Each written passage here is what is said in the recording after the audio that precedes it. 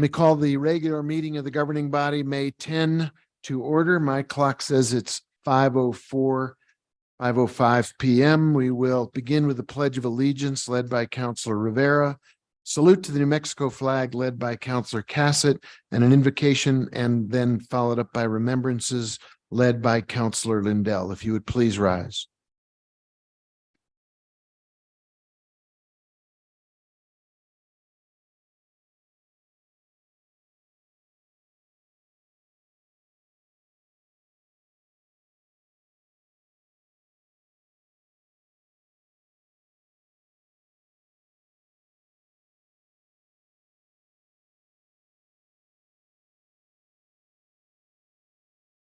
Thank you, Mayor. You join me if you care to in the we version of the Serenity Prayer.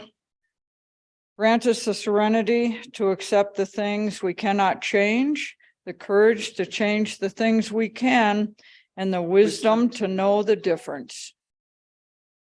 Does anybody have any remembrances tonight? Remembrances from the governing body. Councilor Lindell, do you? I do not. Others? We don't have anyone in particular in mind. Let's just bow our heads and take a minute to think of the people we've lost recently, the people who were taken by COVID or other diseases, afflictions, people in our community who are suffering and who need our compassion and our help. Let's all think of them now as we bow our heads.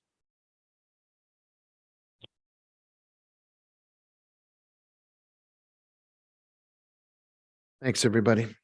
Please be seated. Madam Clerk, could you please call the roll? Yes, Mayor Weber, Present. Councillor Cassett. Here. Councillor Chavez. Here. Councillor Lee Garcia. Present. Councillor Michael Garcia. Present. Councillor Lindell. Here. Councillor Rivera. Here. Councillor Merworth. Here. Councilwoman Villarreal. Present. You have a quorum. Thank you. Are there any changes that you know of to the agenda, Madam Clerk? Yes, Mayor, we did have one item removed from consent. It was item S, and it was pulled by Councillor Lindell and Councillor Chavez. S as in Sam. Yes, Mayor, S as in Sam.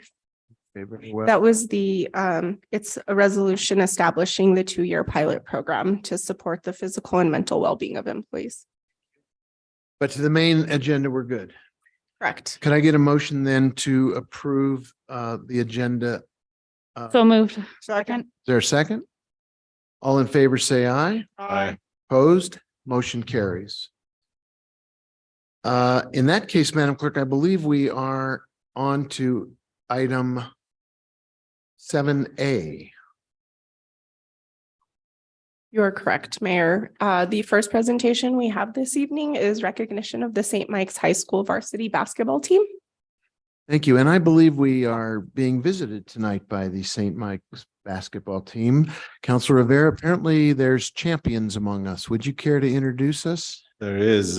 Thank you. Just want to say congratulations to the Horsemen as an alum. I'm so proud of you guys, and every once in a while I like to watch the movie Hoosiers. I don't know if you guys have seen it. I watched it today before the meeting, and just reminded that when you win a state championship, you do it for yourselves, the school, your parents, your coaches, but you also do it for the community. And as a community that represents every part of this city, this governing body is proud of you. And we wanted to recognize you, Coach Garcia, your other coaches, and just bring you up individually and present you with a certificate, and just let you know how grateful we are for all your hard work this year. So congratulations.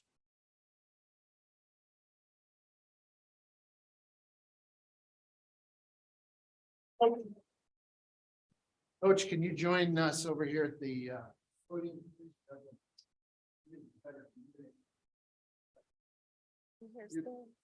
Do the job.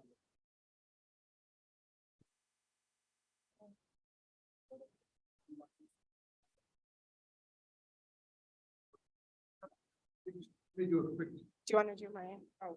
Let me do a quick reading. This is what we're saying in honor of you all for your hard work and your great accomplishments. The city of Santa Fe recognizes the excellent teamwork and athletic skills displayed by the St. Michael's High School varsity boys basketball team in their state championship win at the New Mexico State Basketball Tournament. As Rivera said, thank you for representing Santa Fe across the state of New Mexico with your strength, talent, and determination. We're really grateful to you all. So Coach, if you want to get behind the podium here, Okay. we'll put the mic with you and you can one at a time. Give them the respect and honors. Thank you, Mayor.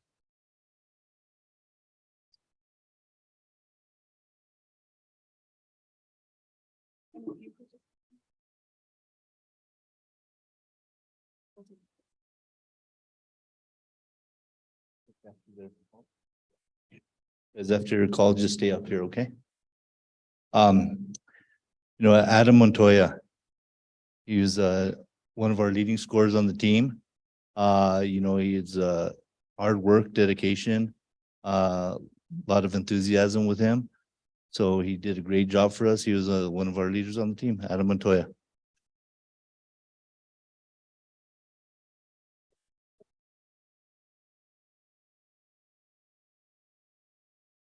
Sabiani Rios.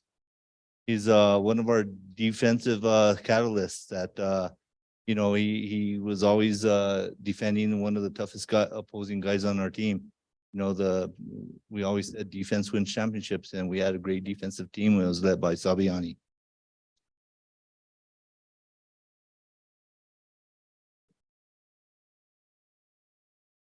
Another great guard on our team is Lucas Gudele.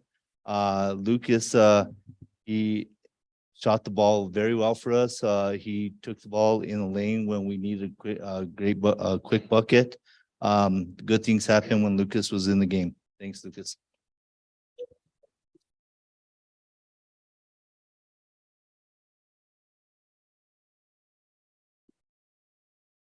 This guy, I always call him our quiet guy, man. Marco Citibaca.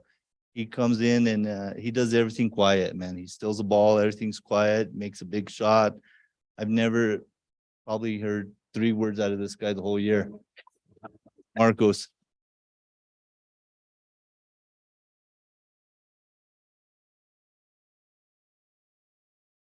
Reed base. This guy came off the bench and he did good things for us. One thing about our team is we were very deep. We had people coming off the bench, and this guy came in, gave us quick points off the bench and good rebounds. Thanks, Reed.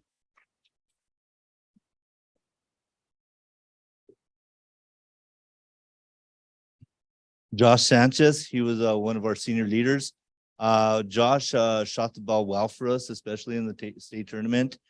He played very well for us in the state tournament, as he did all year long. He was a good senior leader for us.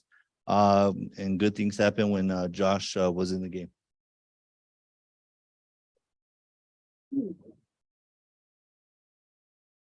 Gage base. Gage over here, he was our leader, off and on the court. He didn't when he did get in the game, good things happened with Gage. And you know what? He was always ready when called upon. Thanks, Gage.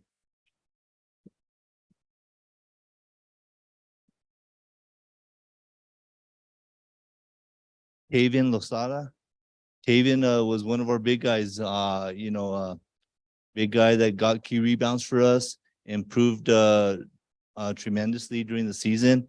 He didn't play with us last year because of eligibility rules, but this year he was ready to go, and we couldn't have won without Tavian. Thanks, Tavian.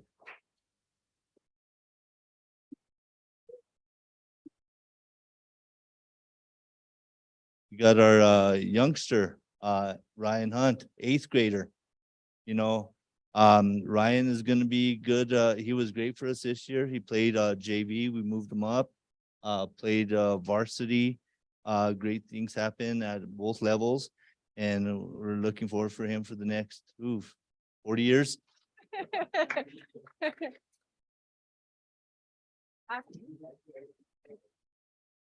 We got our freshman, Donovan Ricker. You know, only a freshman. I mean, hopefully he's gonna grow, you know, some more. You know, good things happen with him and Taven in there. They were like the Twin Towers. Unfortunately, you know, you guys didn't really play too much together at once, huh? But good things happen when Donovan was in the game. Thanks, Donovan.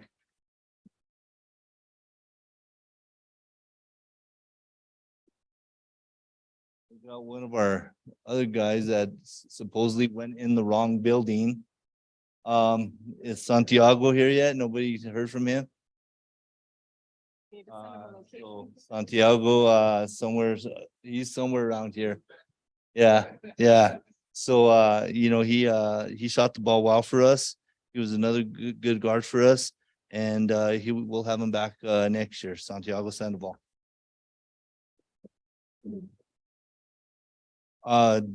Gentleman who couldn't, another, player who's not with us today, Creed Chavez. He's a senior. Creed was very good defensively, another one of our defensive catalysts. You know, when he went in the ball game, you know, he was always called upon to, you know, when Sabi was out of the game or foul trouble, Creed was always able to get their best offensive player, Creed.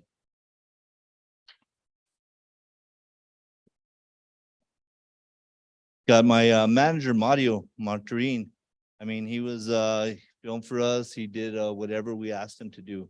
You know, he was there for all levels, you know, Mario.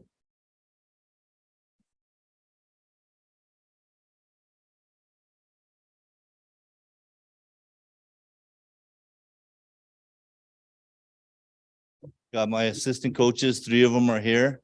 Start with the first one. He was a graduate of St. Mike's, 2009, Jordan.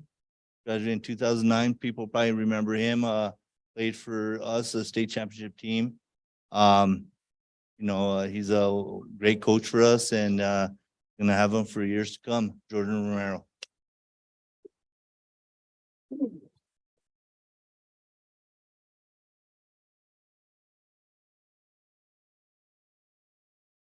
Got my 2 assistants.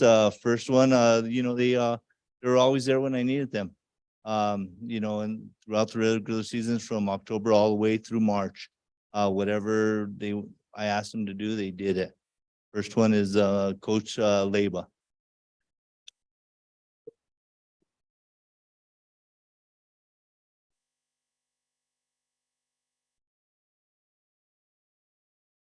My other assistant, varsity assistant also, you know, whenever I needed something, he was always there. He specifically helped with the post players. So he did a great job with the post players. Donald Flores.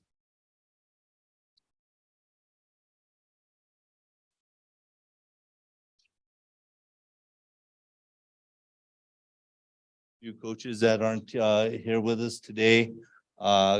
Also, they did tremendously in everything I asked them to do. Our C team coach, Israel Perea.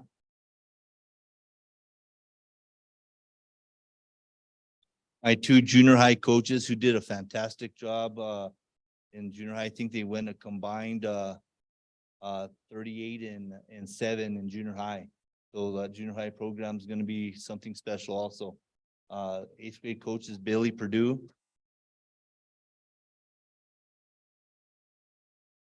And 7th grade coach Johnson Moon.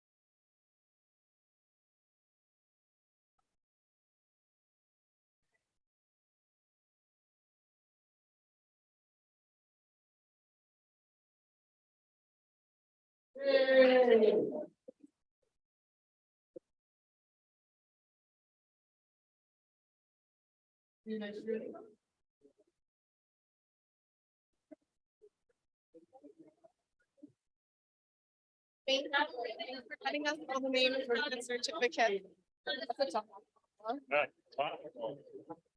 No.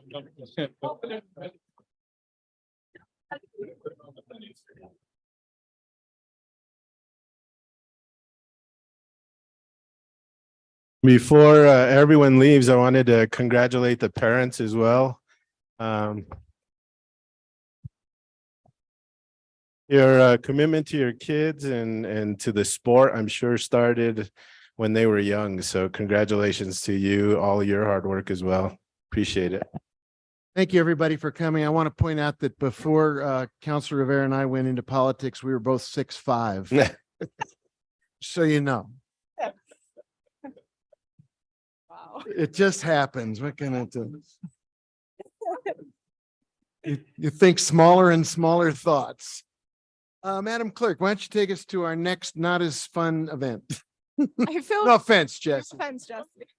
We love you, but you're not wearing a medal, sir. So I told Jesse, I was like, that is a tough act to follow, Jesse. Jesse's tall. Jesse's got some hops. Do you have hops, Jesse?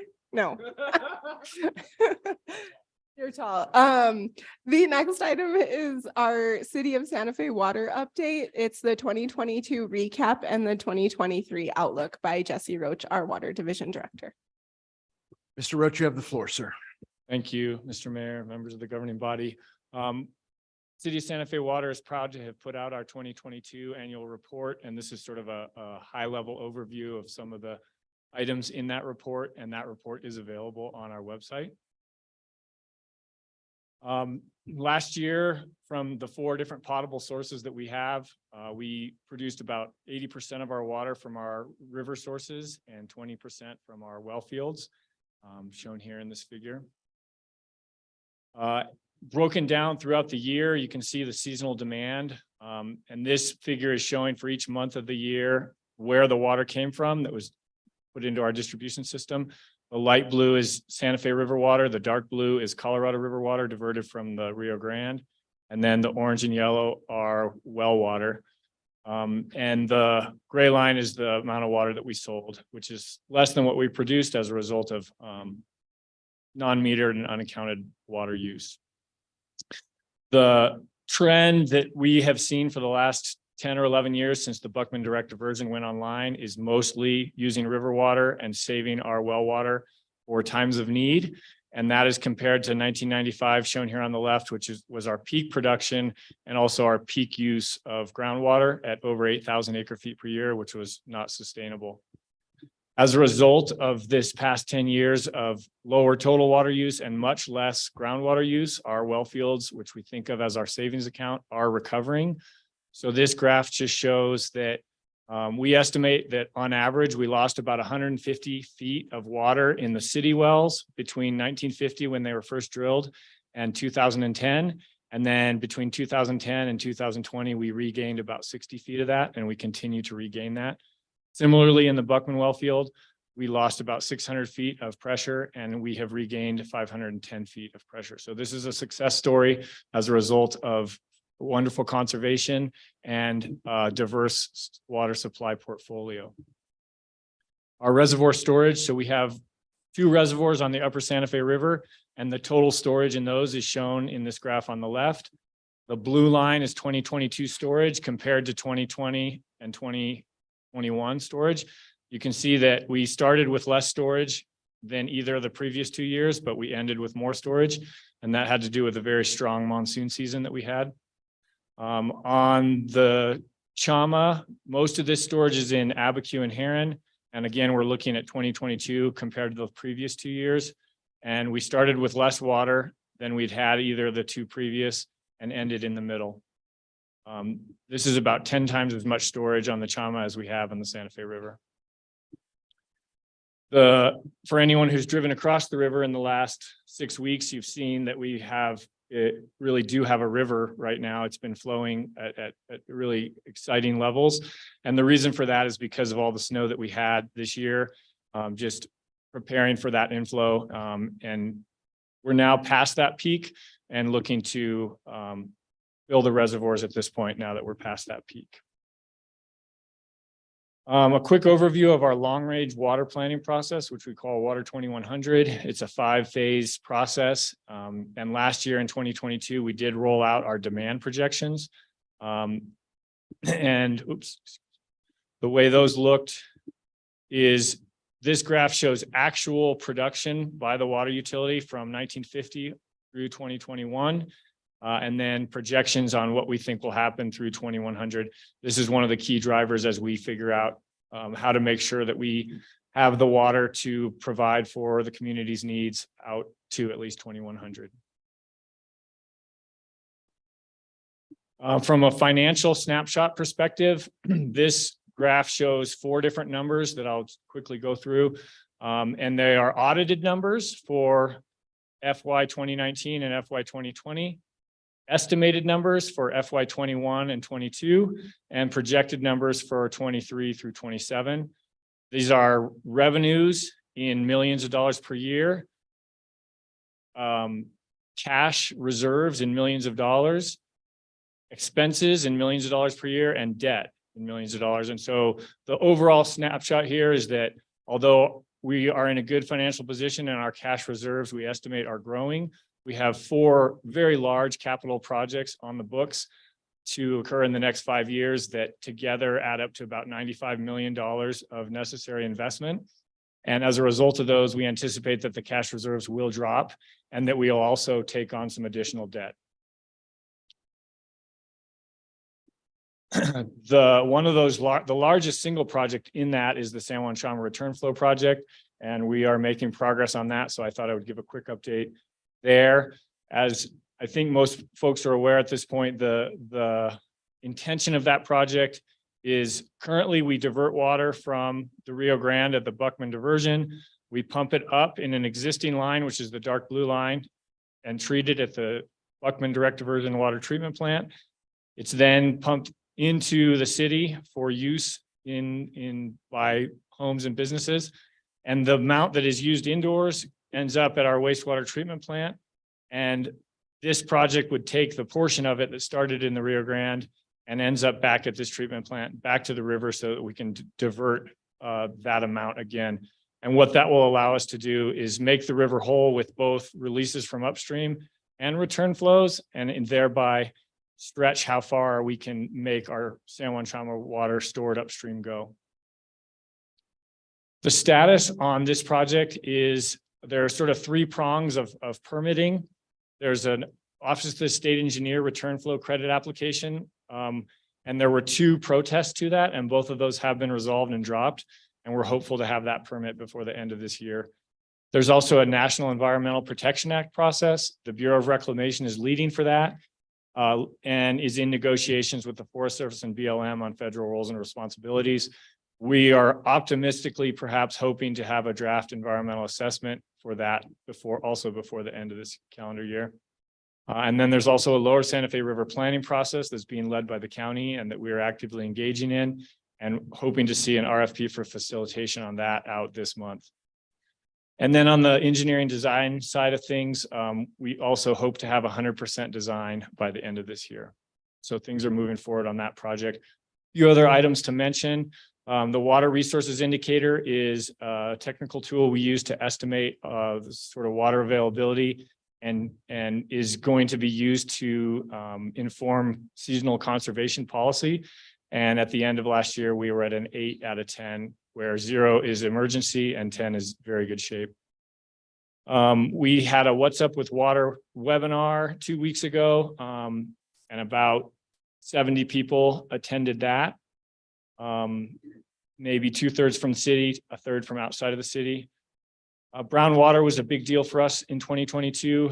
And we're going to start preferentially flushing zones where we saw those issues occurring last year at the end of this month.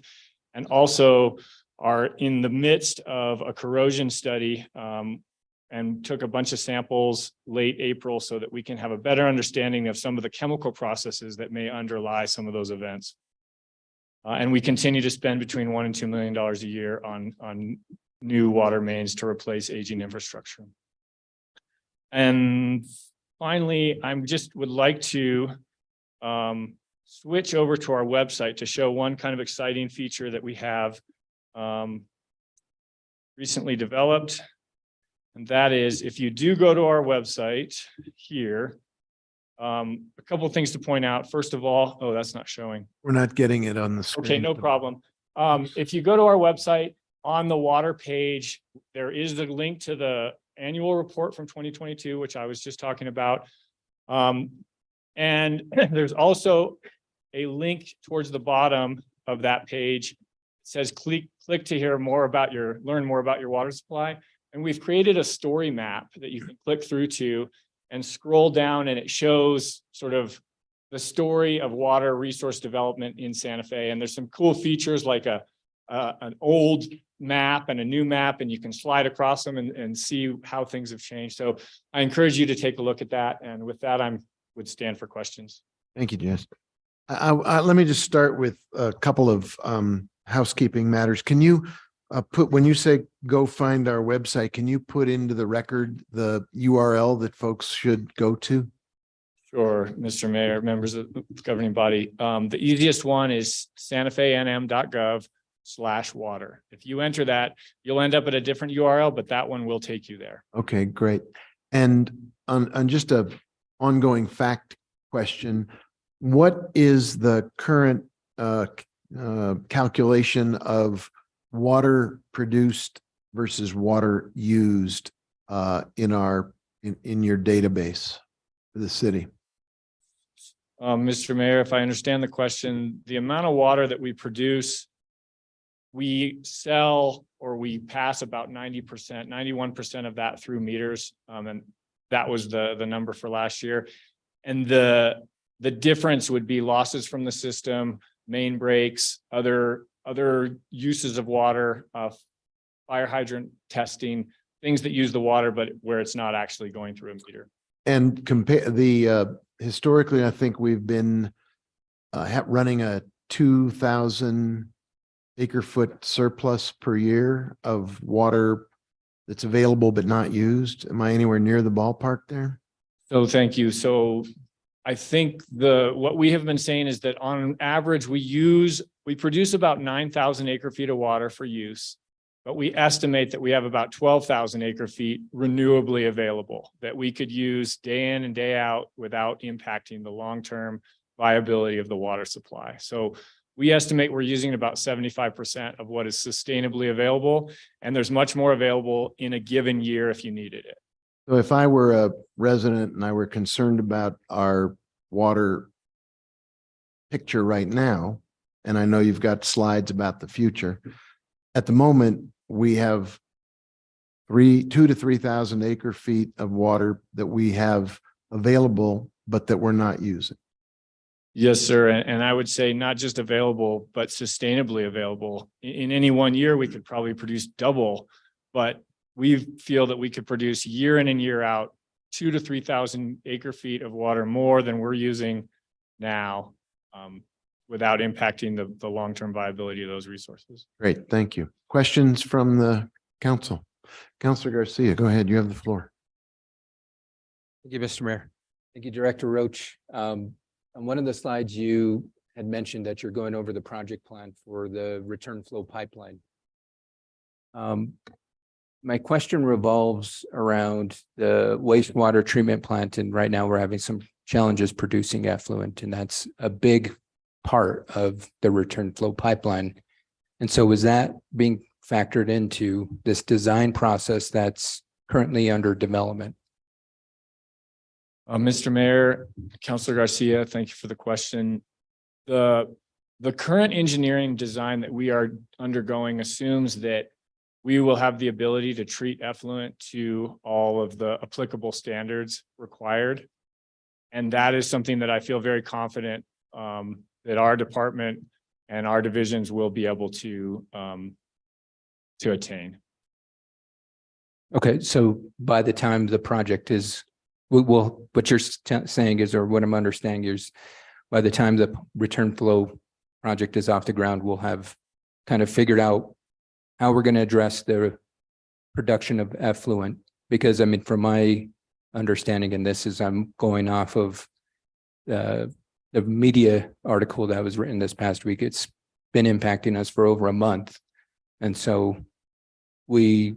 that's as much info as I have. And I know this week at Public Works and Utilities, we requested an update just so we can have a better grip on what's going on. That way we can plan and prepare, et cetera, and the impact.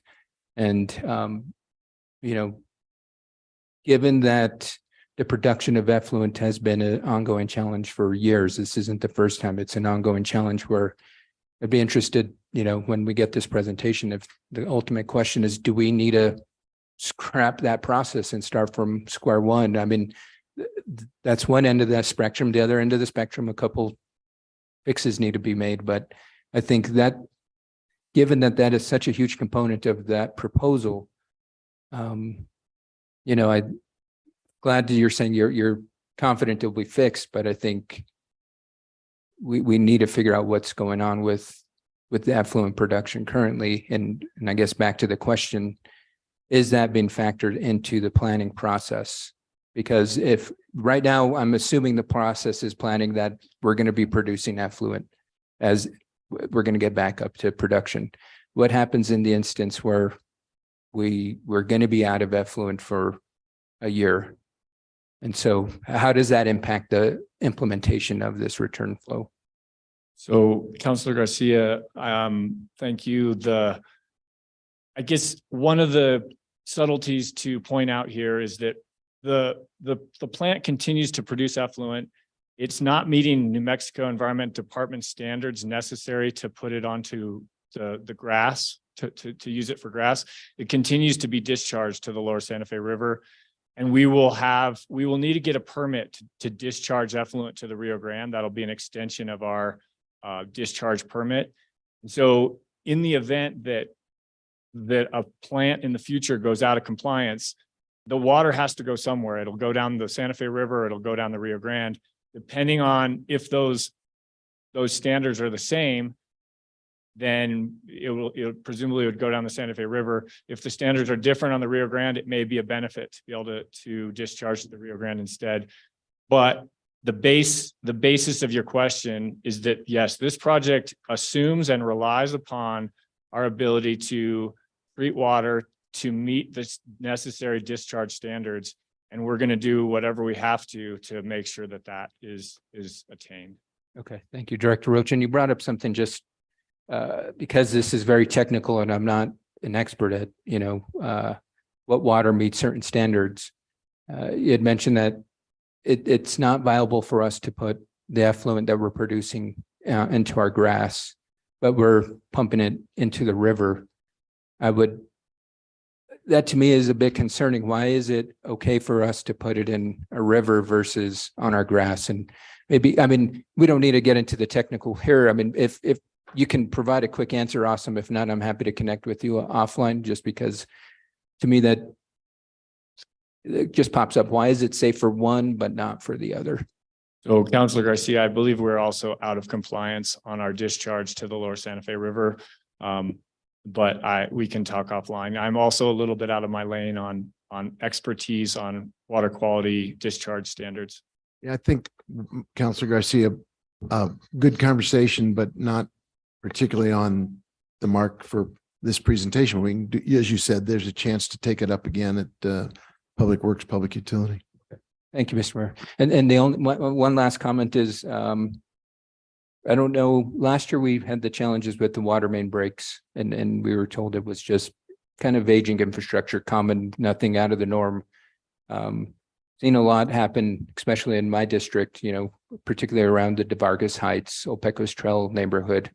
And I'd like to continue that conversation with the offline because would like to know if it is the aging infrastructure or if there's other issues that we can work to remedy, because I've seen some pretty, as you know, some pretty gruesome pictures of water that folks don't want to utilize. And I completely understand it. And we want to make sure that we're trying to remedy the situation as quick as possible and ensuring that folks feel confident that we're working towards this resolution. So thank you, Director Roach. I appreciate all the comments and feedback that you had for my questions. No other questions, Mr. Mayor. Thank you, Yield the floor. Counselor. Anyone else on the presentation?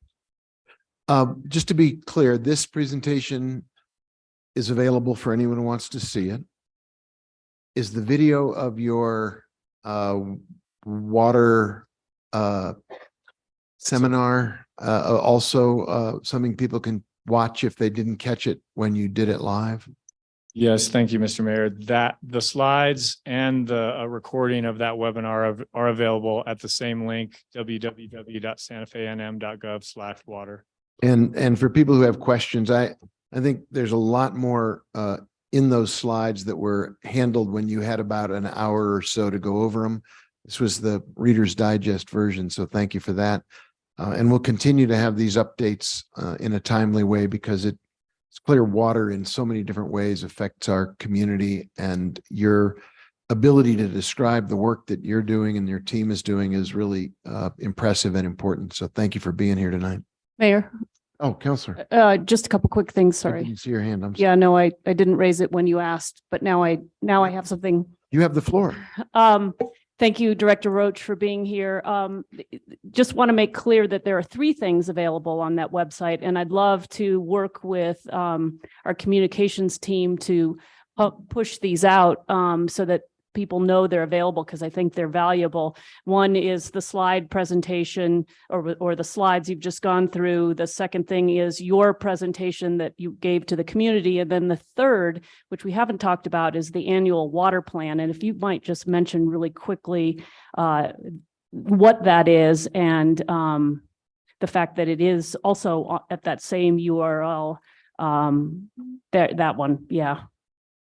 Mr. Mayor, Councilor Romero-Worth, thank you for mentioning that. And we do have the 2022 annual report available there, and it's about 25 pages. And I would say we write this for ourselves to sort of memorialize things that happened during the year, but we also very much write it for the governing body.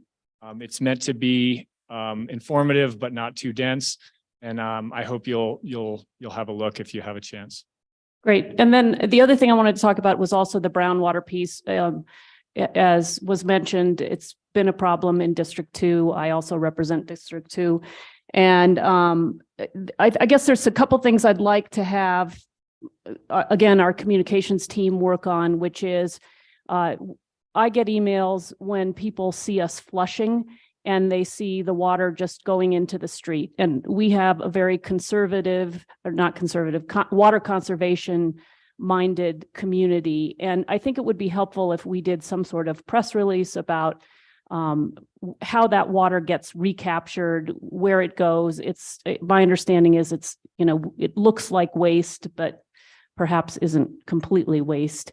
And then also kind of what people should do if they have a problem with brown water in terms of running their cold water through their systems. Don't turn on your hot water and pull that water into your water heater. I just think it would be helpful if we could get out to the community on a broader level, some sort of preventative things that they might do, and then also address a concern that we hear repeatedly. So just would like to flag those 2 things. Okay, thank you. I will mention that we have created a web page with the direction for flushing your own system. And we have a canned alert Santa Fe with a small URL in it that we're hoping to get directed to that. So hopefully that will help in the immediate events, but I appreciate the opportunity for us to work with the communications team to get a broader press release out. Great. Thank you very much. Thank you, Mayor. And while we're at it, put in a plug for Eye on Water. Always something that helps people manage their water supply and not be surprised when they've had a leak and a very large unanticipated bill. So Always, always, always keep an eye on water. Thank you. Thanks for coming. Well, Mayor, now you brought it up. What's eye on water? Mr. Roach. Ion water, we invested heavily in technology to, rather than reading a meter once a month, have the meter electronically metered all the time and sent out on a daily basis. And so as a utility, we can see what all the meters are doing. It's almost in real time. But as a consumer, as a customer, anyone with a water account can also download the app called Ion Water, enter your information and look at your own use, set up alerts so that if your use suddenly jumps, you know about it before you get a big water bill. And also if there's a leak, right? That you, maybe a leaking toilet or leaking irrigation system or that kind of thing, the alert would notify you of that. And hopefully you could address it before it became a major expense for the homeowner or the property owner. Correct. And someday we'll get a mic that fits your height. So sorry. Thanks, Jesse. Thank you. Madam Clerk, what can we do next, ma'am? What's on our agenda? Our next item is the Charter Review Commission presentation. And I believe Nancy Long, yes, the commission chair will be presenting. And I think before the chair presents, Madam City Attorney, do you want to quickly tee up what we're doing tonight? I think this was managed out of your office, and it's good to know how it's framed for what happens now and then what happens down the road. Absolutely, Mayor Weber, councilors, Chair Long, the commission put in a lot of hard work. And this is their report to the governing body, but it is not a vote on the recommendations tonight or a decision about what the governing body wants to do. If the governing body would like to pursue recommendations, a resolution would be appropriate to bring that to the governing body for one or more or all, any set of the recommendations. And that's when the governing body would determine if you would like to put it on the ballot in November. Thank you. You have the floor, Madam Thank you. Chair. Mayor and councilors, it's a pleasure to be here and present our Charter Commission report to you. We made it in by the deadline required by your resolution, which is today. We took right on time. We took our last vote as a commission at our last meeting on Monday on the report. And prior to that, the week before, we did take a final vote on all the recommendations and topics that had come before us since we started meeting last November. In all, you all through your resolution that constituted the Charter Commission, you sent us 9 topics to look at. And we additionally had topics raised by the commission itself, which your resolution encouraged. And we did have some topics that were recommended by the public. And our process was, aside from the topics that you sent to us, which were mandatory that we evaluate and give you a recommendation on, the topics raised by the commission or the public, we took votes on as a commission as to whether we wanted to take that topic up for consideration. I appointed 2 subcommittees that were consisted of commission members. They met in between our regular commission meetings, and beginning in January, we met twice a month. And then these subcommittees were meeting many, many times. So there was a lot of time and thought put into their recommendations coming out of the subcommittees to the commission itself. The subcommittee chairs were Paul Deerdak, what we called our governance subcommittee, and he is here this evening in the event we have any questions that he would need to answer. Peter Ives was the chair of what we called the Human Rights and Social Issues Committee, and he was unable to be here. He is at his nephew's graduation out of state. I will also note that Lily Mae Ortiz is here this evening, and she was also on the commission. So of all the topics that we considered, there are 6 that are recommended for charter amendments. 4 are recommended for governing body consideration, but not as charter amendments. So in other words, these are matters that came up that we thought the governing body may want to look into, but they didn't seem appropriate for a charter amendment. Of course, that's up to you as to whether you want to look into those. And there were 5 proposals that were not considered appropriate for charter amendments, nor that we thought you would want to consider further. And some of those were topics that were sent to us by the council. So the first recommendation for a charter amendment is to provide for a separation of powers between the executive and legislative branches of city government. That encompassed 2 topics that you all sent to us in your resolution. Those were whether the city's mayor should have a purely executive role rather than both executive and legislative roles. And if so, what new rights and limitations should be adopted along with such separation of powers? And whether the roles of the mayor, councilors, and city managers should be better defined, and if so, how? Those were taken up together. And the recommendation is to provide for a separation of powers between the executive and legislative branches of city government. Now, the key components of that are that the mayor would no longer be a member of the council. The council would select a presiding officer to run the meetings. The mayor would have a veto power, which the council can override. The mayor would break council ties since we would have 8 council members. A majority, or the mayor will provide the city council with mayoral messages. A majority of the total possible council is required for appointment of the city manager, city attorney, and city clerk. Right now, it's with consent of the council, so this requires that it be a majority of the total possible council. The mayor must get consent of a majority of the total council membership to remove the manager. And the mayor must get a vote of 6 councilors to remove the city attorney. And the rationale for that is contained in the report as to the higher levels that are required. Currently, the mayor appoints the city manager, city attorney, city clerk with the consent of the governing body. And the mayor currently has the authority to remove the city manager, city attorney, and city clerk without council approval. And this would require that, at least for the city manager and the city attorney.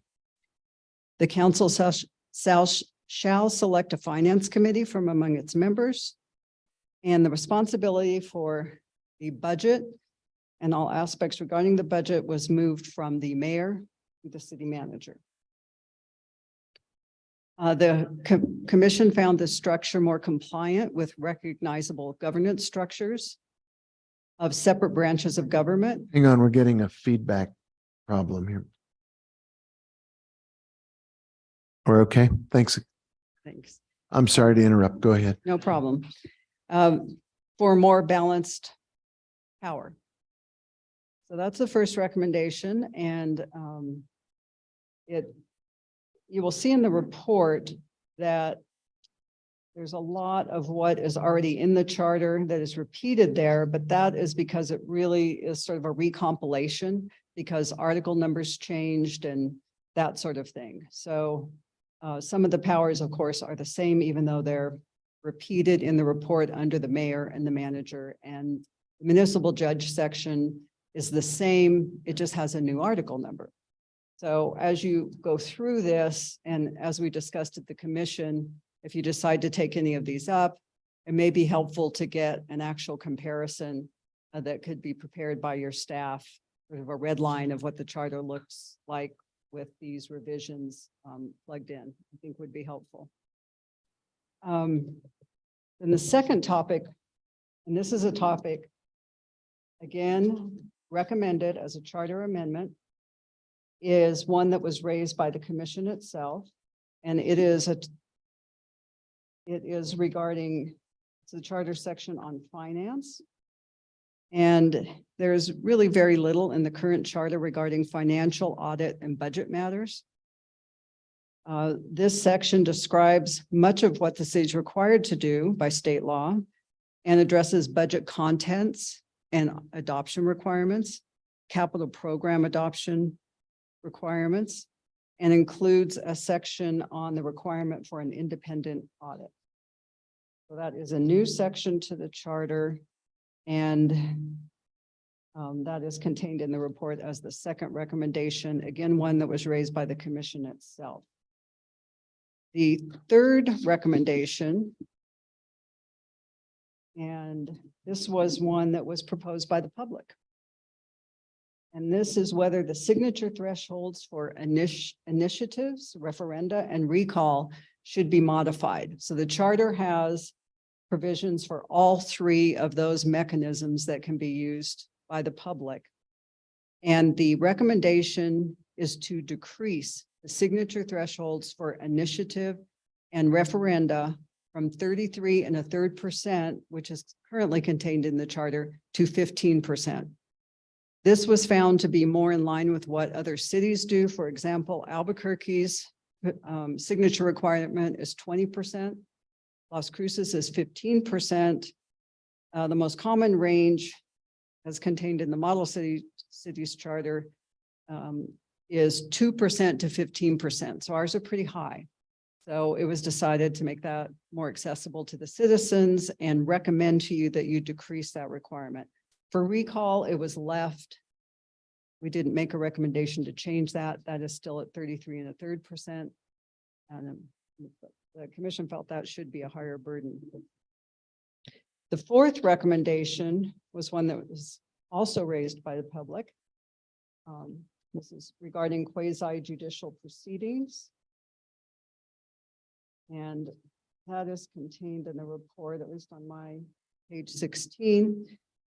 The recommendation is to include a statement in the city charter assuring due process and fairness to both applicants and members of the public of the community who participate in quasi judicial proceedings. And it's just a policy statement without the details, which would have to be worked out if that policy statement is approved. The fifth recommendation is a topic that was raised by the commission itself. And this was a proposed amendment to the charter to improve charter commission proceedings for future charter commissions. The key components of this recommendation are that each counselor may select one member to be on the commission. The mayor would select the 9th member. The commission would elect their own chair and vice chair.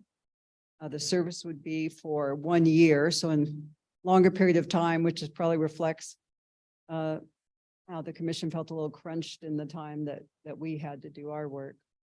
There would be a budget created for commission functions.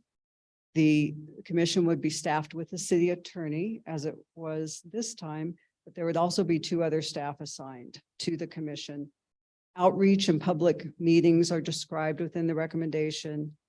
And maybe most, I think what differs most from what this commission is doing in terms of recommendations is that any recommendation by the Charter Commission would go to the voters unless 6 members of the council reject it.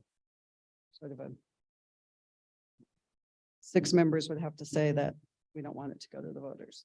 So that was a recommendation that came out of the Charter Commission. And the 6th and final recommendation for a charter amendment is a topic that was referred to us by the council. And that is whether the human and civil rights policy statement should be more specific with regards to breadth of required protections and or the manner in which such rights should be protected. The Charter Commission recommended establishing an Office of Equity and Inclusion and a Human Rights Commission consisting of 5 commissioners. There is some detail about how those are selected. And there's also a policy statement about the rights that would be protected. which is broader than what is currently in the charter. So that again was a topic that was referred to us by the council. Then in terms of items recommended for council consideration by the governing body, but not as appropriate for charter amendments. The first was what we called our food and agriculture topic. And this was raised by the commission. And it was to promote awareness of this issue by addressing hunger and promote sustainable production of food on city land. And the recommendation is that the Human Rights Commission should take this topic up, take this matter up if it is formed. And if not formed, then to the appropriate city appointed body. And again, this would not be a charter amendment, but a topic raised by the commission we thought worthy of governing body consideration. The next topic was a topic referred by the council. Again, I'm still in that area of those that we thought you might want to take a look at, but we're not recommended for charter amendments. And this is a topic referred by the council, whether the counselor should be full-time. The recommendation is to add a staff member, 4 counselors, 1 staff member assigned to each counselor. And the staff member would provide research and legislative assistance, but would not provide campaign assistance. And the recommendation, though, is not to change Santa Fe's counselors to full-time. The thinking was that perhaps by the time Santa Fe reached a population of approximately 100,000, which could occur in the 2030 to 24 decade, that might be a time to look at full-time counselors, but not to make them full-time at this. The third is boards and commissions sunset. This was a topic raised by the commission, and there was some concern that there are many city boards, city committees, city commissions that the city may not really have a handle on, doesn't know if they should still be meeting, are they still really constituted or not? Are there resources that are unnecessarily expended? And should someone really take an assessment of what's going on with boards, committees, and commissions? Again, something just to look into. The next was a topic that was proposed by the public regarding the Open Meetings Act. Mayor and Yes. Madam Chair, I think you need to speak into the mic. When you turn to your right, you're getting away from the mic. And when you do that, nobody is going to be able to hear you on Zoom. Okay, great. Sorry to interrupt the flow. The next one was the Open Meetings Act. This was a topic raised by the public that the city should comply with the Open Meetings Act in all regards. Of course, it has to comply with it, but in terms of advisory committees, which do not necessarily have to comply, but the city does have its own resolution dealing with that. But the recommendation was that all committees, even if advisory, would comply with the Open Meetings Act unless participation by the public is hindered by that in some way. So to take a look at that, but again, no amendment. Then there were matters at the end of the report that were considered by the commission, some of these raised by the council, that we're not recommending for any charter amendment nor recommending for any further evaluation. So the first of those is the number of districts and councils. There were 2 matters that are related that were referred by the council, and this is the appropriate number of city council districts and the appropriate number of city councilors per district. So the recommendation is that the sequence for the next charter commission would be that it would meet before the redistricting commission's work.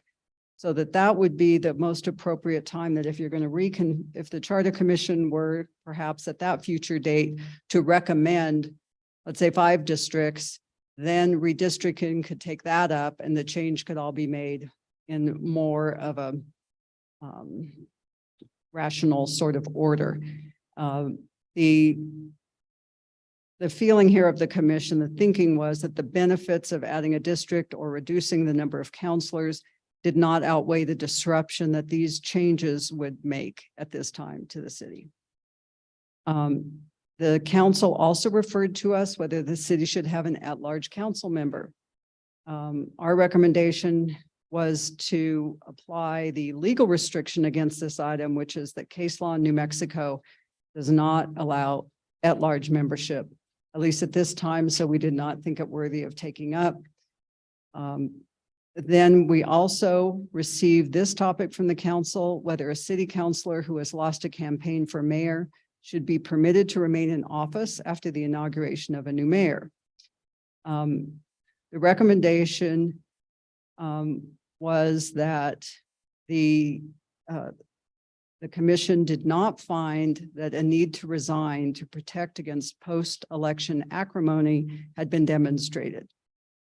The comment in the report is that the commission trusts the voters to express their preferences for counselors at the polls, and that is sufficient incentive for counselors to act in the interests of their constituents. So there is no charter amendment that is recommended there.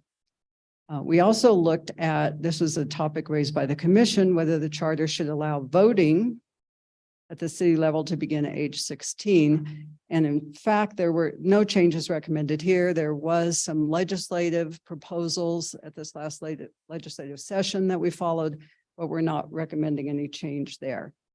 And then lastly was a topic that was raised by the council, and that is term limits. Whether if there was an amendment to the New Mexico Constitution allowing term limits for city officials, the city's charter should include such a limitation. And the thinking of the commission was this should not be considered for a charter amendment unless and until the New Mexico Constitution is amended, which does not allow for the city to have term limits. So those were all of our recommendations.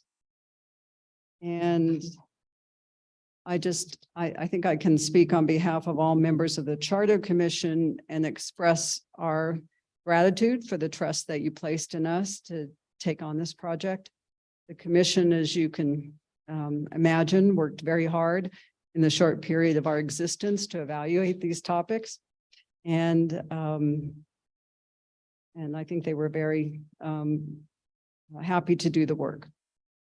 I also want to thank the city attorney's office. They were staffed, they were in the resolution. You made them our staff liaison, but all the attorneys of the office helped us. Aaron had city attorneys, Pat was here tonight, and Marcos. They worked, each one worked with a different subcommittee. So they were not only coming to all of our meetings, they were working with the subcommittees and then doing legal research and writing memos and just providing invaluable assistance to get our work done. So we really appreciate that. So we leave all of this now in your capable hands, but if you should want any further clarification or information, we're happy to stay online to do that, even though our work as a commission is done. Thank you, Madam Chair.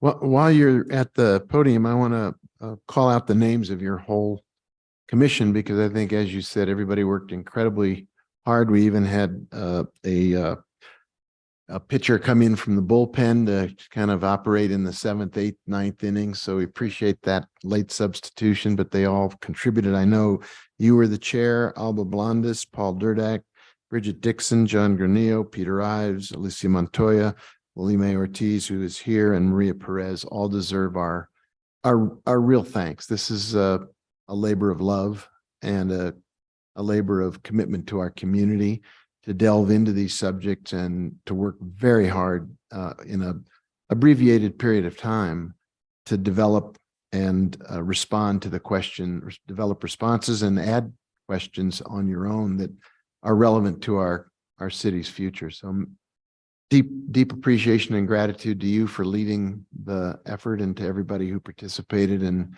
contributed in such an important cause. Many, many thanks to you. Do it. Thank you. Thank you. We'll take it from here. You'll take it from here. Madam Clerk, what's next? The audit update for fiscal year 21 by Emily Oster.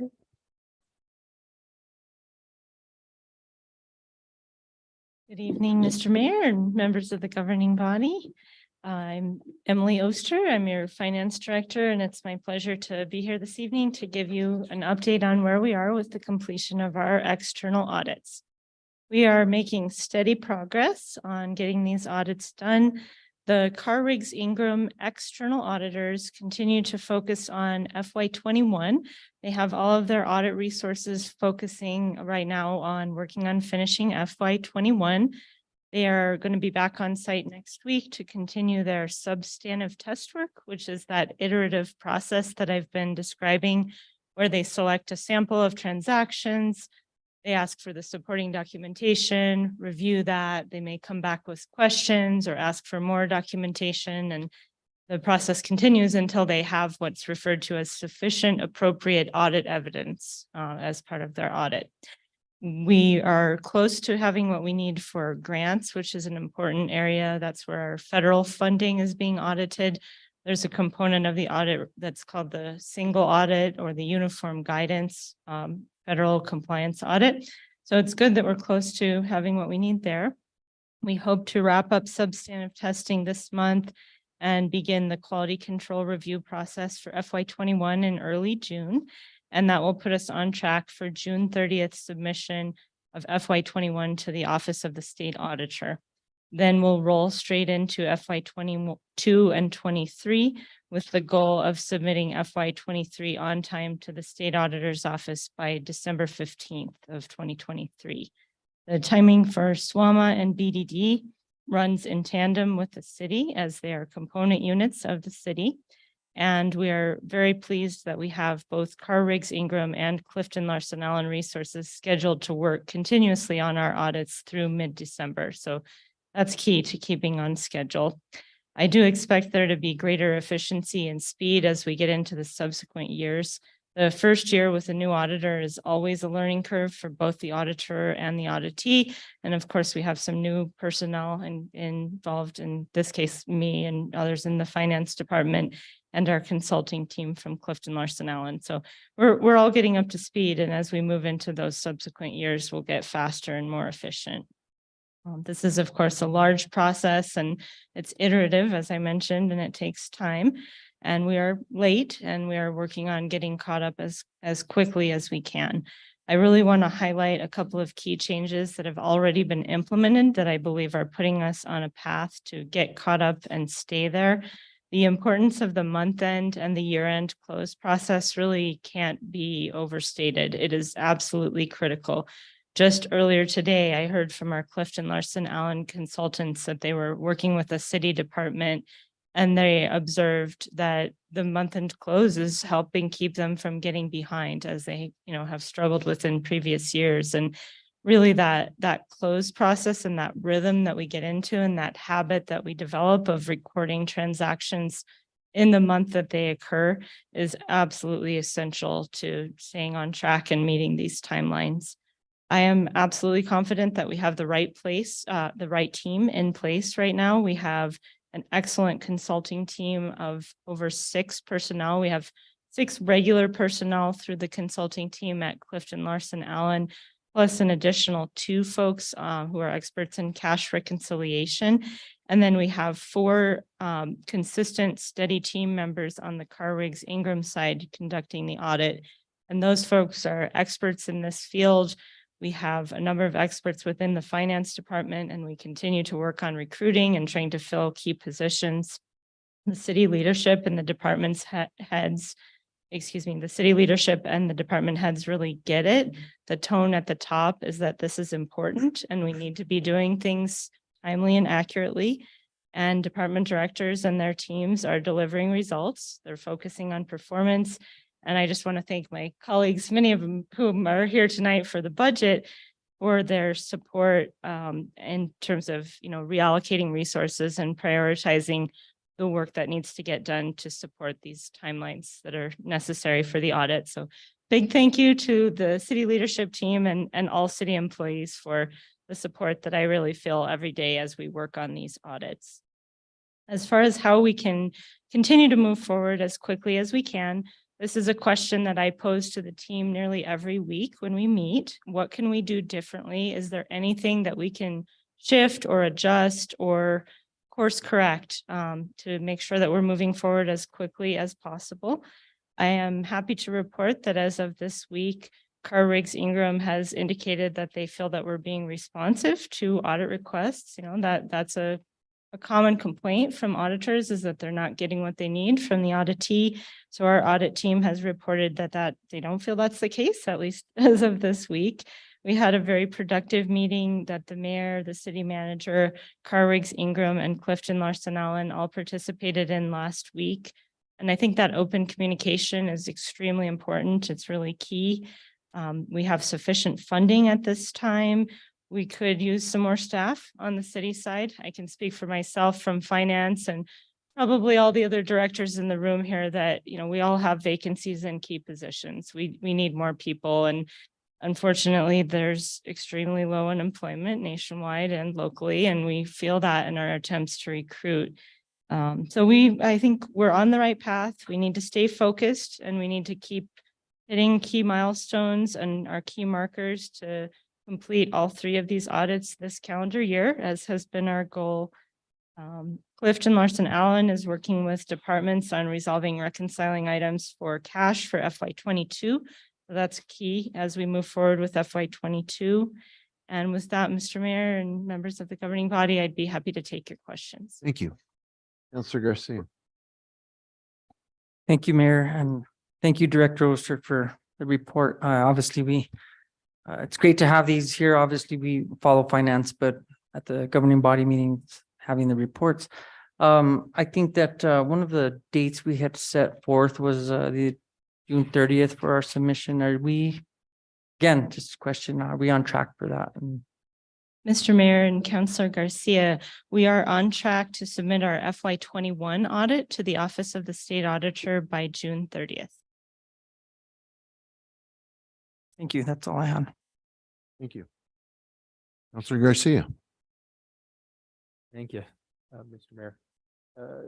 Similar question because I think we had originally planned to have FY22 as well in June. Sounds like that's not going to be the case. And in your report out, we were hoping December is what you said for FY22. Mr. Mayor and Councilor Garcia, so we had set the goal back in October when we first had the entrance conferences of completing the audits as quickly as possible. And we are doing that. And as I said, I think we have the right people in place to get that done. As far as the timeline for FY22, this work is sequential. So, Riggs Ingram is currently focused on completing their audit procedures for FY21. I think it's really important that they are scheduled to work on our audits continuously from now until the end of the calendar year, with the goal of having FY23 submitted on time by December 15th, based on the state auditor's deadlines. As far as FY22, it needs to happen in between FY21 and FY23. But beyond that, I don't have a more specific timeline. I think the goal remains just to make progress every day and to ensure that any roadblocks the team might face are resolved as quickly as possible so we can keep moving forward. And that is why I ask that question at every meeting about, what do we need to adjust? How can we course correct? And I think, this is a lot of work. I think that's really what it comes down to. The workload that we're asking of city staff, of our consultants, of our auditors, it's substantial and taking some time, but we're getting through it. And I really think that we're on the right path. Thank you, Director Oster. And thank you for the clarification. The reason I ask is because you got to get 22 done before you can start working on 23. And if we were planning to do 22 in December, I would find it highly unlikely to complete 23 in December as well. So I'm glad that we're trying to, I think you said as soon as possible. And I think even with that share timeframe, I mean, typically and a municipality will begin in July to get the report done for December. So we're already kind of setting 23 up in a bad space because every month that goes by, it's one less month to complete 23. And I guess my question is, how much work can be done in tandem, 22 and 23, or similar situation, 21 and 22? That way, for example, if we're in a situation where we don't submit 22 until November, that means we've got a month to complete 23. And I don't want to put staff in that position where they're going to be working endless hours to meet, in my professional opinion, at a date that is not achievable. I mean, an audit takes tons of time. And as we've seen with this process, there are so many pieces that are part of this lift that to get an audit done in a month is I'll ask you, can we get a municipal audit done in 1 month if we put ourselves in that position? Because typically it takes the 6 months. And Mr. Mayor and Councilor Garcia, I don't think that we're in that situation. Okay. We're not faced with trying to complete an audit in 1 month. I think, it's May 10th and we're trying to wrap up one audit and complete 2 more. correct, but the fact is that we won't, working off this current timeline, we won't have begun 22 until July, which typically that's when we should begin 23. And that, Mr. Mayor and Councilor, we have begun FY22. We had an entrance conference for FY22 in October. We're currently focused on finishing FY21 so that we can get that submitted. And then the auditors will just roll right through to FY22, 23. That's the plan. okay. And I guess the question back then is how much work can be done in tandem for each of the audits? Because I know that there's some initial work that could be conducted before, but we do need to reconcile numbers, and you can't do that until one audit is submitted. And so, Mr. Mayor and Councilor Garcia, I am optimistic that they'll be able to do more concurrent work with FY22 and 23. As I mentioned, there's a learning curve. Car Rigs Ingram is new to the city. I'm new. Some of our staff are new. We're all getting up to speed. And as we roll into these subsequent years, we'll all have the benefit of having gotten through 21. So, I think that Nope. excuse me. Mr. City Manager, did you want to, I was flagging to you. I did not mean to interrupt the finance director. go ahead, Director Oster? Mr. Mayor and Councilor, I think we're focused on moving forward as quickly as we can every day. And as I said, we have that conversation every week about what can we do differently? Is there anything? What do you need? What can we be providing from the city perspective to ensure that we're moving forward as quickly as we can? great. I think the city manager didn't want to interrupt the director, but didn't want to offer some additional information. As Councilor Chavez let me know earlier, I'm not very good about interrupting. Sorry about that. Mr. Mayor, Councilor Garcia, the easiest, I think, sort of analogy for the public to absorb about where we are right now is since Director Oster joined us in September, she genuinely has been building the audit car as she's driving it, right? And so as she's been working through the first hardest audit to get caught up on 21, more and more of the car is being built. It's able to go faster and faster. That's continuing on with fiscal year 22. To your point, there is a point at which we just can't do any more work until we have that audited final number. But significant work is being done right now by city staff and by the auditing team for 22. And at the same time, one of the biggest takeaways is that what we've implemented around the time that Director Oster came is the fact that we've now done, I believe, 10 successful month-end closes puts us so significantly farther down the road for success. And so I know that Director Oster, I think, often feels pressure from me, and I think sometimes from elected officials to be able to say, it's going to be September, fill in the blank, or, to give a date. And under her good guidance and leadership, she knows that that's a bad place for us to sort of be. But I do genuinely think that the sort of premise that we would do an audit in a month isn't real. But to the finance director's point, we're just not in that place.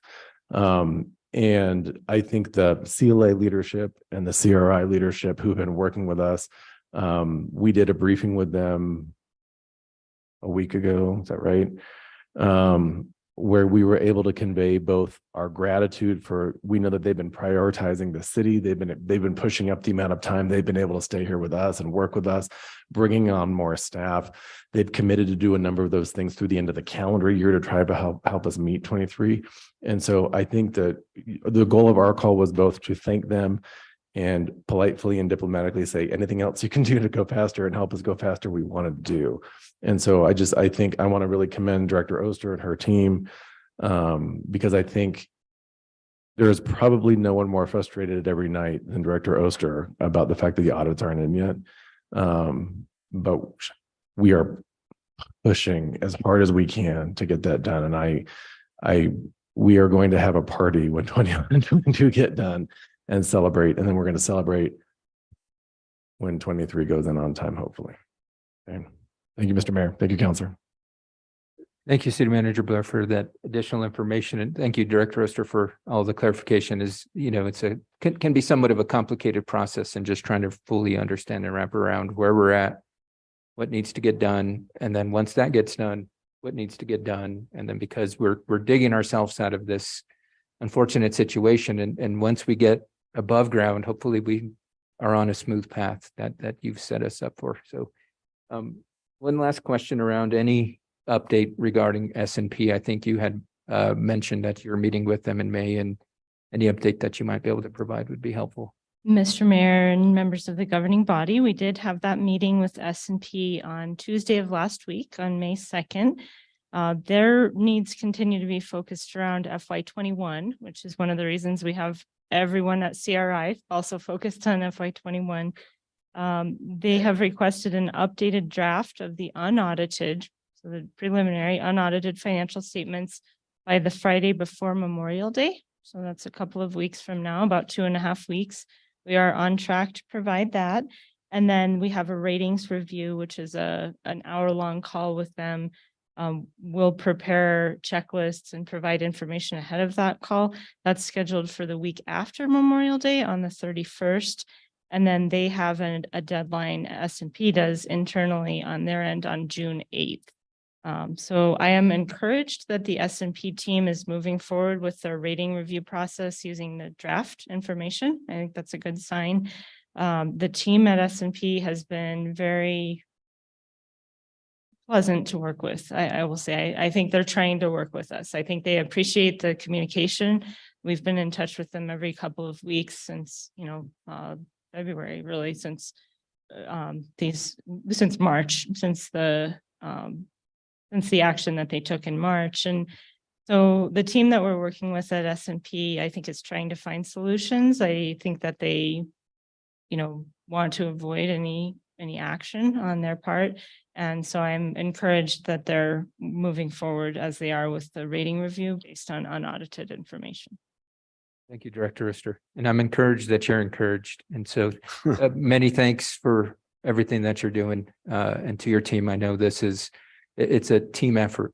And so many thanks to everybody that has their paws on this process. So good luck. And I wish you all the best with meeting the deadlines, and then definitely continue to push positive energy in your direction. Thank you, Mr. Mayor. No other questions. Thank you. Councilor Mayorworth, you have the floor. Thank you. And thank you, Director Oster, for that update. I think it's very helpful to understanding kind of, the day-to-day that you're living in, and the progress we're making, and how these things, build on each other. And it's for us, we're learning with you in a much more detailed way than I think we normally have. So really appreciate the update. I did have two things. One, I just want to confirm, I think we learned this during the budget process, that we are only budgeting for one audit in FY24, which I think the Finance Committee, when we learned that, saw that as a, ray of hope and a sign of progress. And I just wanted, I guess, your confirmation and to give that information out to a larger audience. Mr. Mayor and Chair Romero Worth, that is correct. We are only budgeting for one audit in FY24. Right. So that's encouraging to me. And then, you did talk and the city manager talked about the importance of the month end close that we began, and we are now in the 10th month. But there's one more thing that happens, which is the year end close once we get 2 more months, right? And that is incredible because in the past, we've been trying to do a year end close without having done all the months that led up to the end of the year. And so that also will be an important piece of being able to move forward with the FY23 audit. And maybe you can just touch on that briefly. I just think it's an important piece. It's not just the month end closes, but the fact that we will do a year end close based on those. Mr. Mayor and Councillor, yes, absolutely. We are in the throes of year-end close. We've issued a memo. We're having deadlines for procurement. We'll have deadlines for accounts payable, for budget, for all parts of the financial transaction cycle so that we can work on transitioning out of FY23 and into FY24. As part of that, we can only have 2 years open in the Munis system. So we have to make sure that FY22 is complete so that we can close it out and open FY24. So we issued the memo about a month ago and we'll be providing reminders as the deadlines come upon us. But really they're starting now this month and they go all the way through July so that we can close out our books for FY23 and get FY24 open and ready for business. Yeah, you just slid a little piece of information in there that I hadn't heard before and want to emphasize. So, you mentioned there are a couple of things that have happened that are going to make sure that we don't find ourselves in this place again. One, of course, is doing the month end close and then the year end close and putting the policies and procedures in place to make sure that that continues to happen. But the fact that Munis can only have 2 years open at a time is also going to be a safe check of something that keeps us. At Munis, of course, we did a successful upgrade at the beginning of the year, and that has been an important piece in terms of getting us on track to get these things in, but also a good safety guard in making sure that we in the future don't find ourselves at this place where none of us want to be. Mr. Mayor and Councillor, yes, that's absolutely right. I think that reflects our growth in the Munis system and understanding how to maximize our use of this tool, and those things, about how the system operates can help us, ensure that we're staying on track. And, we had a deadline last Friday on May 5th for any remaining FY22 transactions, and that was really looking ahead to June when we'll be, forced in the system to close FY22 so we can open FY24. Okay, that's very interesting. Just want to thank you for your work, thank your team for your work, and also thank the departments, the directors, both of the departments and the divisions and all the staff that are, as the city manager said, being responsive to you, to our audit team, both internal prep consultants and the external audits. I mean, I think that also is really important, is that everybody is taking this very seriously and being responsive and recognizes how important it is. So thank you to you and really to all of city government. Thank you, Mayor. Others? I want to take a page out of Councillor Mara Worth's book when she asked me what's eye on water, and fair question to translate from the lingo that we use to what actual human beings do when they talk to each other, and triggered also by Councillor Garcia's question about the sequencing of the audits and how some of this stuff works. To those who don't speak finance, it's not necessarily immediately obvious what goes on to produce an audit or to get your books ready. So if you could just briefly describe what a month-end close actually is in English, that'd be really an interesting opportunity. Certainly, Mr. Mayor, I'd be glad to give it a shot. So if you think of it as balancing your checkbook, so you get your bank statement that shows all of your transactions for the month. And I'll go back to when I learned how to do this. So I had a little paper checkbook that came with my checks and you wrote down all your transactions in there and you checked them against your bank statement. So, when you've resolved any discrepancies between your bank statement and your checkbook, that would be a full, month-end close, and that, kind of very oversimplified example. Now, when we're, talking about a large city government, of course, it's orders of magnitude, more transactions. But really what our goal is with the month-end close is, by the time we reach the 10th business day after the end of the calendar month. So in this case, for the month of April, the 10th business day is this Friday, May 12th. And the goal of the month-end close is to ensure that we have all of the activity that happened in the month of April recorded in Munis by that 10th day, so we can close. And I want to clarify that we're not all the way there. We're working towards that goal. For many areas, we are meeting that timeline. For others, we're still, working on getting everything in by that 10th business day. But, when I talk about establishing that routine and establishing that discipline, what it really does is it ensures that we get caught up and then we stay caught up every month. We're making sure that all the activity, all the transactions, everything that happened in the month of April is reflected in Munis, the book of record, by the 10th of the following month. That's the goal. That's the concept of a month-end close. I think that's very helpful as a way of describing what actually has to happen. So thank you. Any other questions of our director? Thank you for being with us. We'll see you again soon. Thank you, Mr. Mayor. Take a break and we'll come back and catch up with you in a little bit. Madam Clerk, where do we go now? Mayor Weber, item 8 is approval of the consent agenda. As I mentioned, we did have item S pulled, so we will be seeking approval of the consent agenda as amended. Okay, can I get a motion? So moved. Second. There's a motion and there's a second. Could you please call a roll on the consent agenda as amended? Counselor Cassett? Yes. Counselor Chavez? Yes. Counselor Lee Garcia? Yes. Counselor Michael Garcia? Yes. Counselor Lindell? Counselor Rivera? Yes. Counselor Mayor Yes. Councilwoman Villarreal? Yes. Mayor Weber? Yes, Motion has been approved. great. And then I think we go to the item that was taken off of consent. We do, and that item is consideration of a resolution sponsored by Counselor Chavez and Counselor Rivera.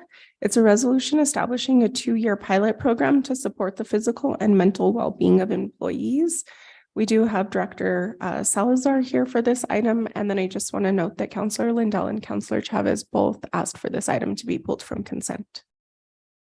I think what I'd do would be to entertain a motion and then we'll have a discussion. Move for approval. Well, actually, you had an amendment you wanted to make. So let's get the main motion on the floor. We'll have conversation. We'll go to an amendment and then we'll go from there. Counselor Rivera, I cut you off. I'm sorry. You were moving for approval. Yes. Is there a second? Second. We have a motion and we have a second. And I think what I'd like to have happen is the people who took it off of consent, and certainly the sponsors, speak first. And then we'll have a staff discussion, and then you have an amendment you'd like to move. Yes, I do have an amendment. I think it was put in the packet today. So you should all have it, I believe. And I'm going to actually turn it over to Director Salazar to go over the amendment. Just to briefly discuss the change. The program would have been initiated after approval, immediately after approval. What this does Mayor is. and Counselor, just a point of order. Could we talk about the underlying bill first and then talk about the amendment? Yeah, I think the first thing we should do is go through the Sorry. proposal. We'll get everything cleared there, and then we'll come back and consider your amendment, if that's okay. That's perfectly okay. So I would turn it over to Counselor Lindell first. Thank you, Counselor. I just have a few comments on this. I've talked with staff some on it. This is a 2-year pilot project, and my concerns about this are it's a pilot project, but we don't have any parameters or any real data points of what we would know makes this project successful or what makes this project one that we should not continue with. It's not, I understand that the budgeting on this and the FIR make clear that these monies are already budgeted. However, I do have a concern about how we determine the success of this. I mean, we're talking about up to 2 hours a week plus a day. So we're talking about I think the math comes out to about 14 days per employee, depending on how many people participate in it. 14 work days is a lot of days. And I'm concerned that we don't have any data points that we're striving for to determine what would make this pilot project, how would we declare that it was a success? Because it's, dollar wise, if you look at that, this is not an inexpensive proposition. I think what's in the FIR, although I'm very, very clear that it's already budgeted money, but I think that it talked about a little bit over $700,000. So, and even at that, that doesn't include, that's only, no, it wasn't 700, it was 3.7 million. And that doesn't include another 40% in benefits. So it's not inexpensive in terms of commitment of resources. Like I said, I'm not looking for answers for this. It wasn't in the resolution. And I think that we need to be very, very careful on how we determine if this is a successful program.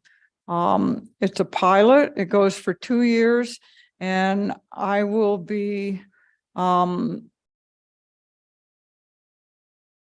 hoping that we set real, true data points to determine program success. So that's all I have, Mayor. Thank you. Thank you, Counselor. I think for people who don't perhaps know as much as Counselor Lindell does, who are unfamiliar with the proposal, maybe what we should do is drop back 5 yards and start from scratch about what is the proposal, where it has been tried. Give us some context and specifics about the proposal that's in front of us, and then we can reflect on the counselor's question about evaluation of its rollout. But let's start with the assumption that not everybody who's watching or listening knows as much about the details as some of the folks on the governing body do. So perhaps Director Salazar, you could just walk us through the big picture and then some of the context that we're working with. Mr. Mayor, members of the governing body, yes, I can do that. I will briefly go over the executive summary for the resolution, and then I will turn it over to Councilors Chavez and Rivera if they would like to add anything. So both Councilors Amanda Chavez and Councilor Chris Rivera introduced a resolution establishing this 2-year pilot program to support physical and mental well-being for city employees. This resolution recognizes the importance of physical and mental wellness. With this resolution, it would provide for 1 day of wellness day leave and up to 2 hours per week of physical and mental fitness leave for city employees. And the details are outlined in the resolution, as well as the exhibit that helps guide the process of this 2-year pilot program. Counselors, would you like to take the baton and run the next lap? Thank you, Mayor, and thank you, Director Salazar. You've been so helpful and responsive. I think that we just heard in an earlier presentation that we have an issue with vacancies. We have an issue with turnover as a city, and I feel like an organization's success is measured by how they value their employees. And I think this is a way for us to value our employees. We have to start with our city staff. Our city staff are the people that are on the front lines actually doing the work and creating the change for the city. We have to acknowledge that and acknowledge how hard that work is, and be an organization that supports their staff in a way that says it's okay to not be okay, and it's okay to prioritize your well-being. On top of that, I think it's really important for a government organization to contribute to ending the stigma around mental health. I think that for us to say that we are going to take care of our staff and acknowledge that their mental well-being is important really does speak volumes to our community. I do want to address, because we have had discussions about data points and accurately measuring the success of this. One is utilization. We want to see if staff will be utilizing the program, and we will be measuring that. We have talked about surveying leadership, because we don't want this to have impact on the functions of the city. We want the city to function normally and successfully, and this leave to not have impact on that. So really talking to leadership about how it's had impact on productivity. We also want to see if it is something that attracts staff to join our team or members to join our team.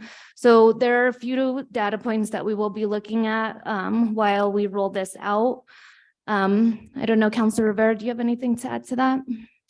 I think Councilwoman Chavez did a good job of summarizing really the discussions that we've had with staff around this, which again, Director Salazar and the Attorney's Office, I think, has been great in providing support for this. And again, just care for our employees. As a former employee, I recognize and still recognize the stress that comes along with some of the work that we do within the city. So I think it's important, again, for people to realize that they need to take care of themselves as much as they do the public and everyone else. So thank you, Mayor. Thank you. Are there questions? One more point, sorry. I'm sorry, I didn't see your hand. I forgot to mention, the 2-hour weekly wellness program is not something that we came up with on our own. This is already being done with the state. So state employees have access to pretty much the same program that we're presenting. So this is something that's active. This is something that is often used in conversations on social media in recruiting with the state. The fact that they offer flexibility weekly for fitness and mental health is something that has been drawing employees. And I think that's something very important to highlight. So we are basically mirroring how they do their 2-hour weekly wellness program. What is different and extra that we have here is the 1 day of leave, of wellness leave that we're adding. So I just wanted to clarify that. Thank you. And if I could have the privilege of Chair raising a couple points that I think you could help us with. You pointed out the state has its own version of this, but other places do as well. And maybe it's embedded in the resolution, but not everybody is going to read the resolution. If you could perhaps just share with us some of the places that have pioneered or advanced the notion that this is a really significant way to take care of your workforce and signal to people who are not city employees, but who are also struggling perhaps with their own well-being, that it's important to be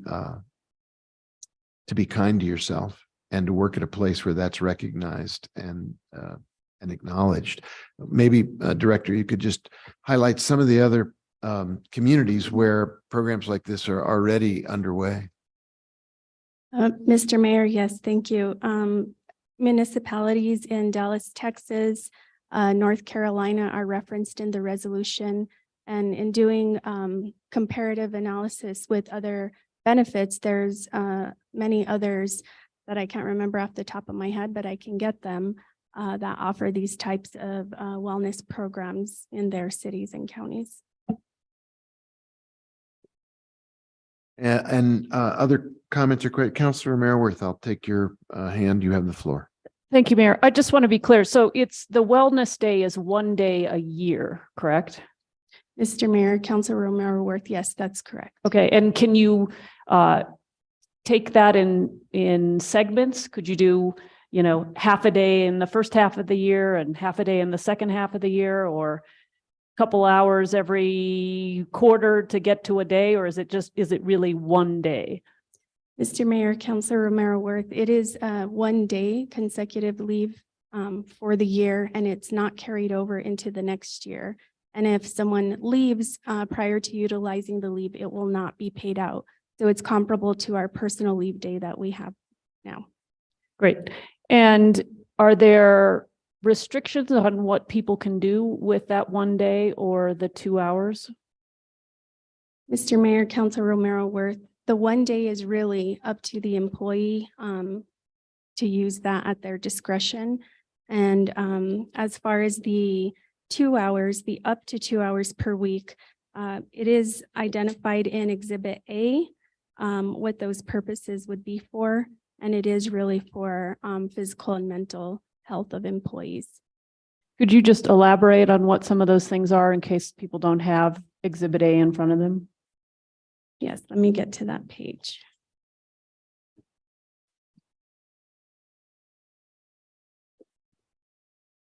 Councilor Romero Worth, it is in the section Rule 13.92, number 3, physical and mental fitness activities are activities that promote physical and/or mental well-being, including physical activity, for example, bicycling, walking, jogging, yoga, weight training, swimming, tennis, volleyball, and racquetball, health risk assessment appraisals, fitness testing, mindfulness and meditation exercises, healthy eating classes, nutrition consultation, health behavior change coaching, and smoking cessation programs.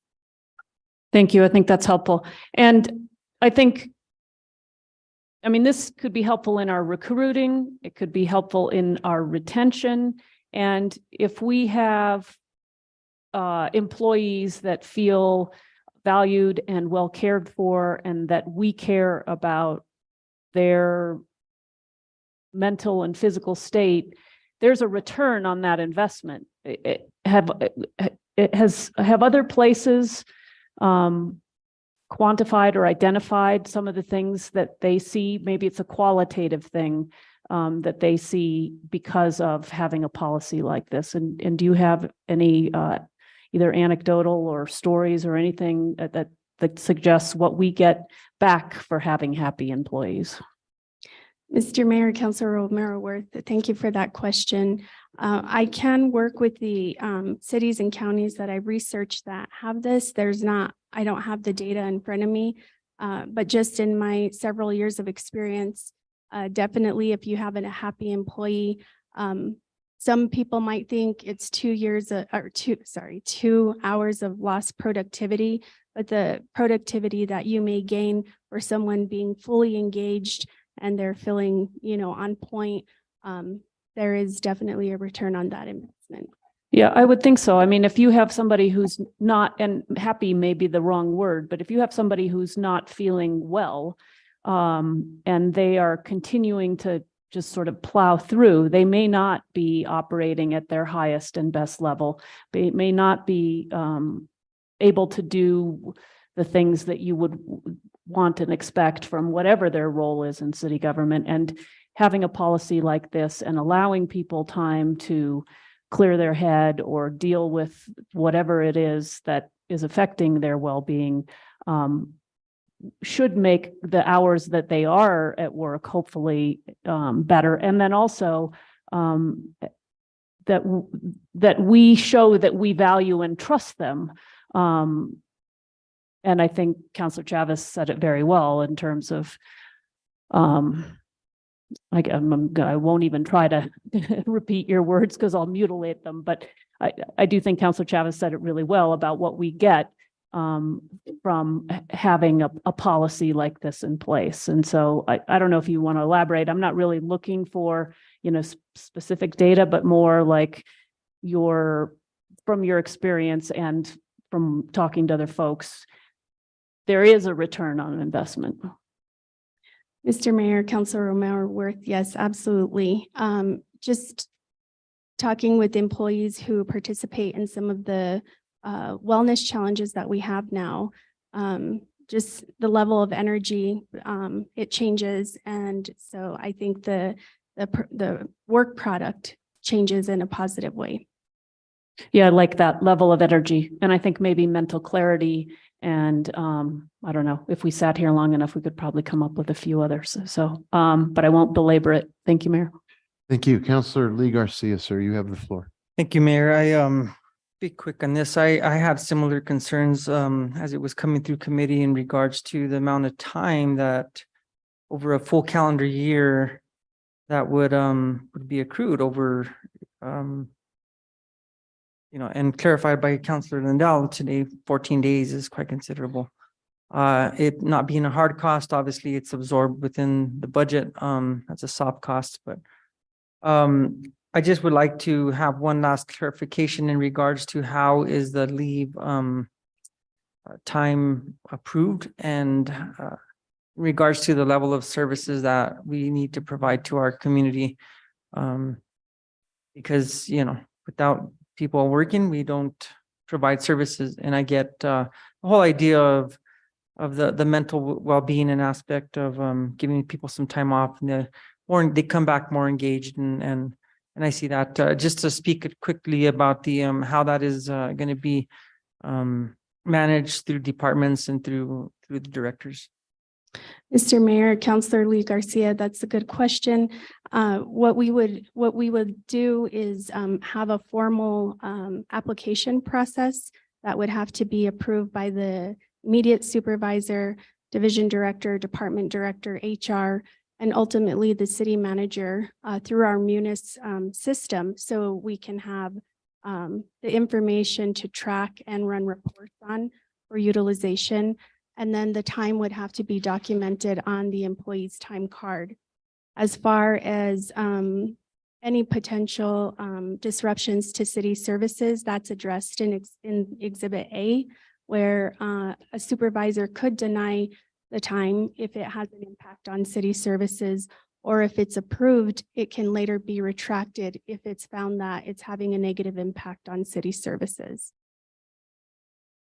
Thank you, Director Salazar. And one last question in regards to the State of New Mexico program, and this may be for the sponsors. How long has that been? Is it also something that's been kind of a pilot? How long has it been running? Do you know? Mr. Mayor, Councillor Lee Garcia, the policy that I have from the state is signed from 2019. Thank you. So that's got a few years. Thank you. No further questions. Thank you, Councillor. The next order of business, I believe, Councillor Chavez, would be your amendment. If you wanted to take us through that, or if you think Director Salazar can walk us through that. Can she move the amendment? Well, I think we need to, yes, please. We have it in our packet. Please do move the amendment so we can. Move to approve. Second. Okay, there's a motion to take up Amendment A in our packet. And maybe you could walk us through what it does, because not everybody has it in front of them.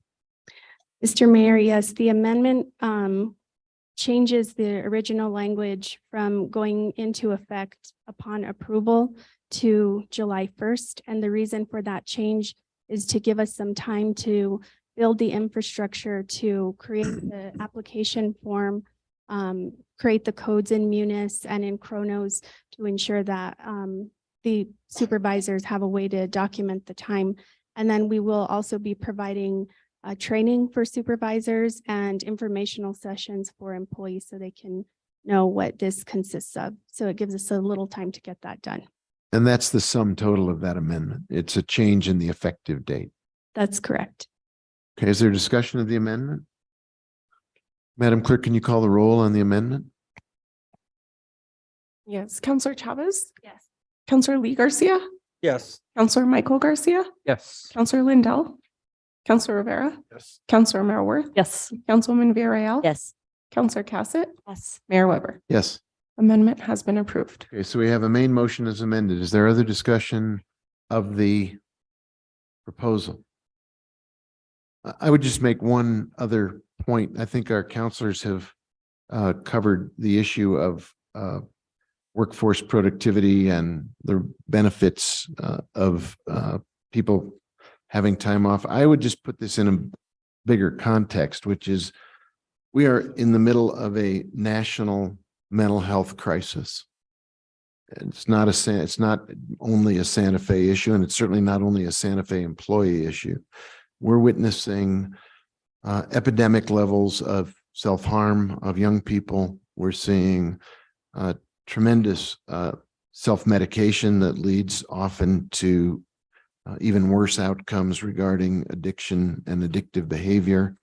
And the root cause of a lot of the social issues that we are struggling to get our hands on, if you trace it back to the root cause, it's mental health and a lack of people feeling they are authorized or allowed to take care of themselves. We've spoken at other council meetings about the stigma that often applies. I'd point out that the NAMI Walk for Mental Health Awareness is Saturday, May 20th. This is Mental Health Month. This is a national crisis, and we need to do our part in a pilot program or any other ways we can discern to send the right message to our employees and to the public at large that mental health is a fundamental part of overall health and of well-being, and that it is important to take care of yourself, your family, when it comes to these invisible issues of mental health that then translate into physical and other significant manifestations that do a lot of harm. So I think it's well worth a pilot project. I think we do need to do our work to evaluate the success factors and to look at other programs that can be our guides and make sure that we update the governing body as to how the program is rolling out and how many people are using it and what they say to us are the benefits, because I think often it's going to be the voice of the user who can be the best, offer the best testimony as to the benefits of a program like this. So I want to thank the counselors for bringing this forward. Anything else? In that case, Madam Clerk, we have a motion as amended. Could you please call the roll? Yes, I do just want to confirm. Counselor Rivera had the motion and Counselor Chavez had the second on the main motion. Yes. Okay, perfect. So this is the main motion as amended. Counselor Lee Garcia, Yes. Counselor Michael Garcia, Yes. Counselor Lindell, Abstain. Counselor Rivera, Yes. Counselor Marworth, Yes. Councilwoman Villarreal, Yes. Counselor Cassett, Yes. Counselor Chavez, Yes. and Mayor Weber. Yes. Motion has been approved. Thank you. Thank you, Director Salazar. Thank you. I note it's a little after 7. I would entertain a motion to alter our agenda to bring petitions from the floor up at this time, and then after that, revert back to our regular order of business. So moved. Second?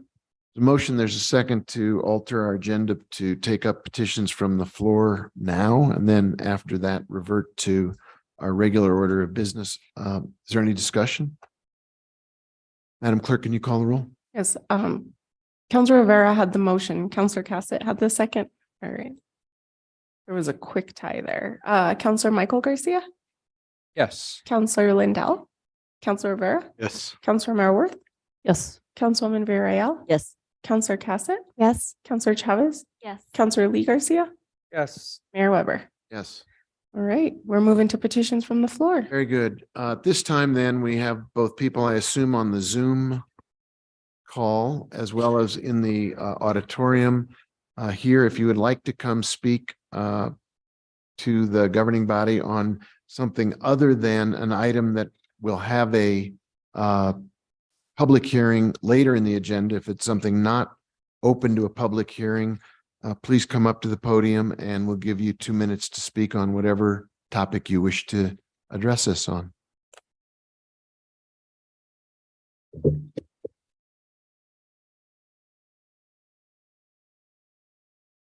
Ron Trujillo, District 4. Counselors, I wish I wasn't even here. I'm addressing District 4 city councilors. Have you seen Franklin Miles Park? It's disgusting. It's dead. Kids are actually playing out there. I think they're going to get hurt. But yet I can go to Rose Park, City Hall, Vargas Park, lush and green. This is a tale of two cities. Why is it the east side of Santa Fe always gets treated better? The parks on the east side look great, fabulous. The parks by your house, Mayor, beautiful, pristine. The parks on my side of town looked like crap. I don't know what you're doing. Don't blame the audit. Don't blame COVID on this. Come on, get things done. These are our kids. These are residents. I use that park a lot. I'm embarrassed to go to that park. We spent $2.3 million renovating Franklin Miles, a park named for General Franklin Miles. If that man was alive right now, he'd be, wow, look at my park. It looks like crap. I don't know what's going on. The second thing I'm here to ask you, I passed a resolution here many years ago dealing with the fishing derby. I see water running down the Santa Fe River. I haven't heard anything. I have spoken with Councilor Rivera, who has informed me that he has spoken with staff. I don't know, because usually the fishing derby takes place now in May, and it hasn't. So that's all I have to say, So I'm addressing you councilors in District 4 because the parks don't look good. So I'm just hoping that you guys do something about it because it's just not fair to the citizens that live in that part of Santa Fe. Thank you. Thank you. Yes, you have the floor. Hi, my name is Shelley Strong. I am here today as a concerned Santa Fe resident. Apparently you're not being heard very well. If you can Oh. get closer to the mic. Okay, my apologies. Is that better? Yes, much better. Thank you. Concerned Santa Fe resident, Shelley Strong. I was attacked by a rider on an ATV on the Arroyo Chamisa pedestrian walking trail the Sunday before last. I was walking my dog and this ATV was coming at my dog very quickly. I jumped in front of my dog thinking maybe they hadn't seen her. They stopped and they yelled at me to get out of the way. And I told them, this is a walking trail. You need to get out of the way. You need to get off the trail. And I stood there and told them to get off the trail. They backed up and I thought maybe they were going onto the dirt trail, onto the arroyo, or that they were going to go around me. But instead they backed up and they drove right into me. They attacked me. I called the police, who asked me if I needed an ambulance, which I didn't. I was injured, but I didn't need an ambulance. And they told me it was not an emergency. I watched this ATV go on and nearly hit 3 other people and other dogs. If it had been a gun, would it have been an emergency? Because that's a deadly weapon. An ATV on a walking trail is a deadly weapon. I have seen in the past years, walking my dog on that trail, that there has been a significant increase in motorcycles and ATVs on those trails. This trail goes behind community centers, public parks, the high school. It's a problem, and we need to do something about it before someone dies. I saw an elderly person have to jump out of the way of this ATV, and they could have died. I could have died. My dog could have died, and we need to do something about it. Better barricades, bike patrol on the bike paths, better signs, something. This happened to me. It can happen to other people who aren't able to come and testify today.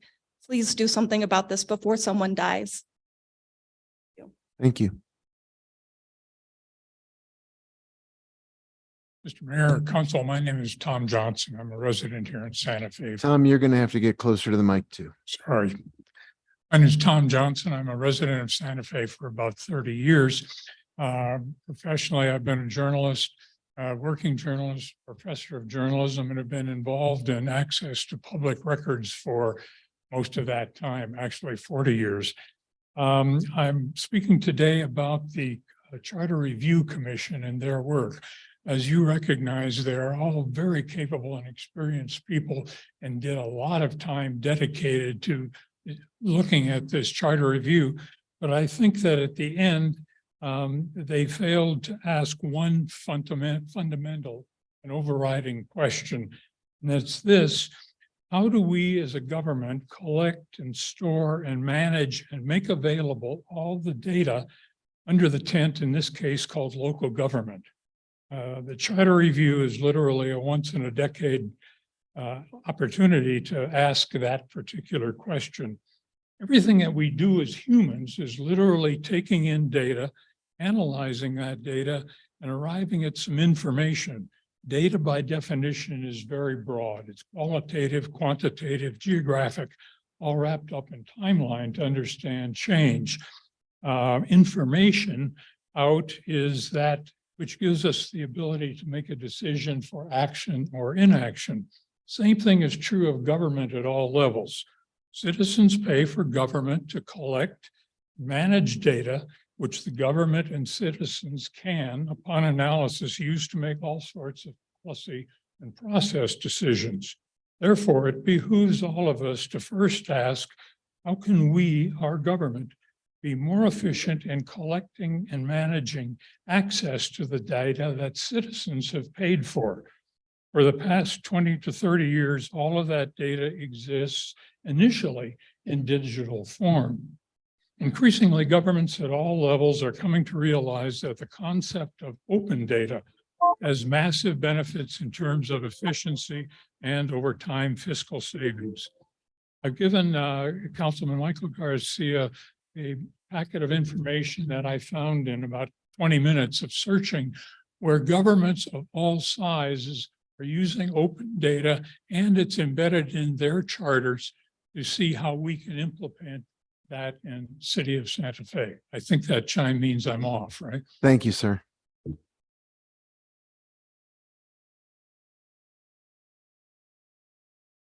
You guys hear me okay? Yes, you're clear. Thank you. My name is David Fresquez. I represent the Hispanic Chamber of Commerce and a small business owner here in Santa Fe, age-friendly senior care. Also MASL, Major Arena Soccer League owner, territory of Santa Fe. My vision of arena soccer is very simple. Is for a kid to be dropped off at the Chavez Center and feeling safe. And in the morning, ice skating around the rink. In the afternoon, playing basketball. Later afternoon, playing swimming with their friends, and anticipation of watching professional soccer at our Chavez Center. The fact is, it's 3% from December through March, not 50%, not 6 weekends, 6 dates. This accounts to 0% all year. This professional sports team is not just for adults. We can have an all-state soccer player, teenager, who hopes to play for the New Mexico United. Now the New Mexico United, now Albuquerque's economy is coming to Santa Fe at our Chavez Center saying, we want that kid to play for our state team because we're always going to cheer for the New Mexico United. But now we have our own Santa Fe team, keeping our local kids safe, keeping our fans here in Santa Fe and our economy here in Santa Fe. I've written a letter to the ICE community sharing a proposal of how do we benefit from professional soccer in Santa Fe? Well, the dasher boards around the ice rink, we reach out to our best business owners to say, how do we do revenue share? So now everyone wins. We sell those dasher boards to the business community, the ICE community gets revenue, Major Arena Soccer gets revenue, more people are in the Chavez Center. More people in the Chavez Center means more foot traffic, more services for all of the people of Santa Fe, all the services that we broadcast, more people will be here. I want to meet with each and every one of you counselors. I can have a presentation. This is a win-win for everybody. The local economy wins, the businesses win, the youth wins, and we have a professional sports team here in Santa Fe. Thank you. Thank you. Anyone else here in the chambers who wishes to bring something to the governing body not on a public hearing later this evening? If not, Madam Clerk, can you go to those who are on the Zoom at this time? Yes, I have Adam Johnson.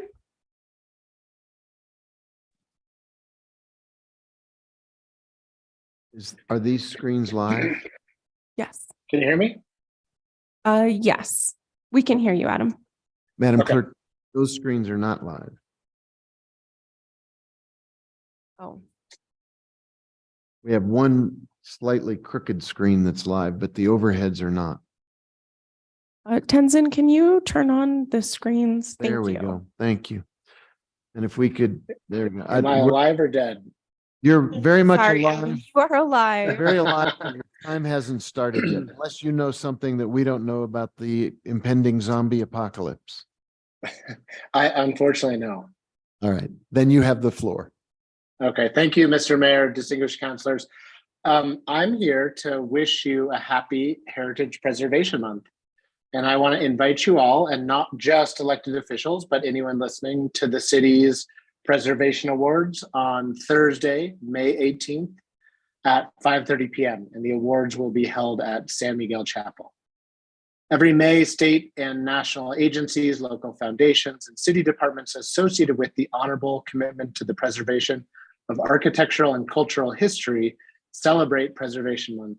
For this 51st year, the City of Santa Fe's Historic Preservation Division, the Old Santa Fe Association, and the Historic Santa Fe Foundation applaud the commitment and contributions by the award recipients to Santa Fe's unique style, history, and heritage. As we all know, but we do sometimes put in the back of mind, historic preservation was essential to making Santa Fe the amazing city that we know and love today. So once again, I want to invite you to the Now we've lost you.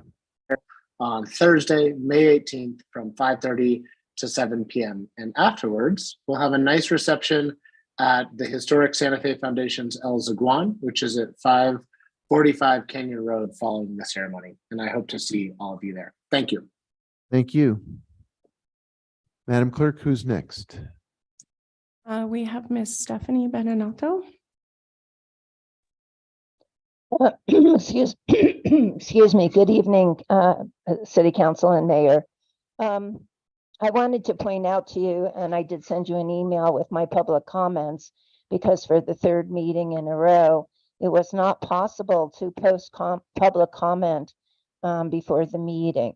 At one point, I was told you had to do it on Tuesday, but even Tuesday did not have any ability to do that. So the city is not coming across as really wanting public participation.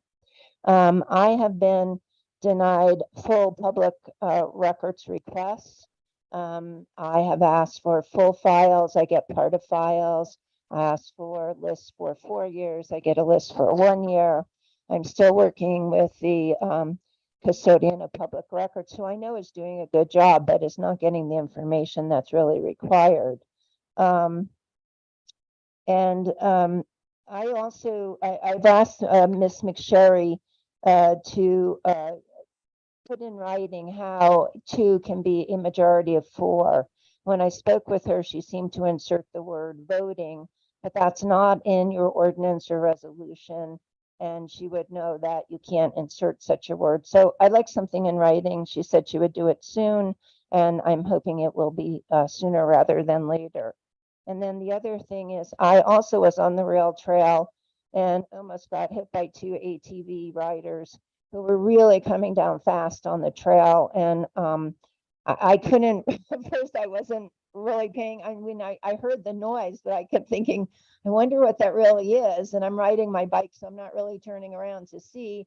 But as it got closer, I see these 2 ATVs bearing down on me. So I got way over and got out of their way, but they were going way too fast. They're motorized. They shouldn't be on that trail at all. I really think that e-bikes even are kind of a menace, because they go quite quickly down these trails. Thank you. Thank you.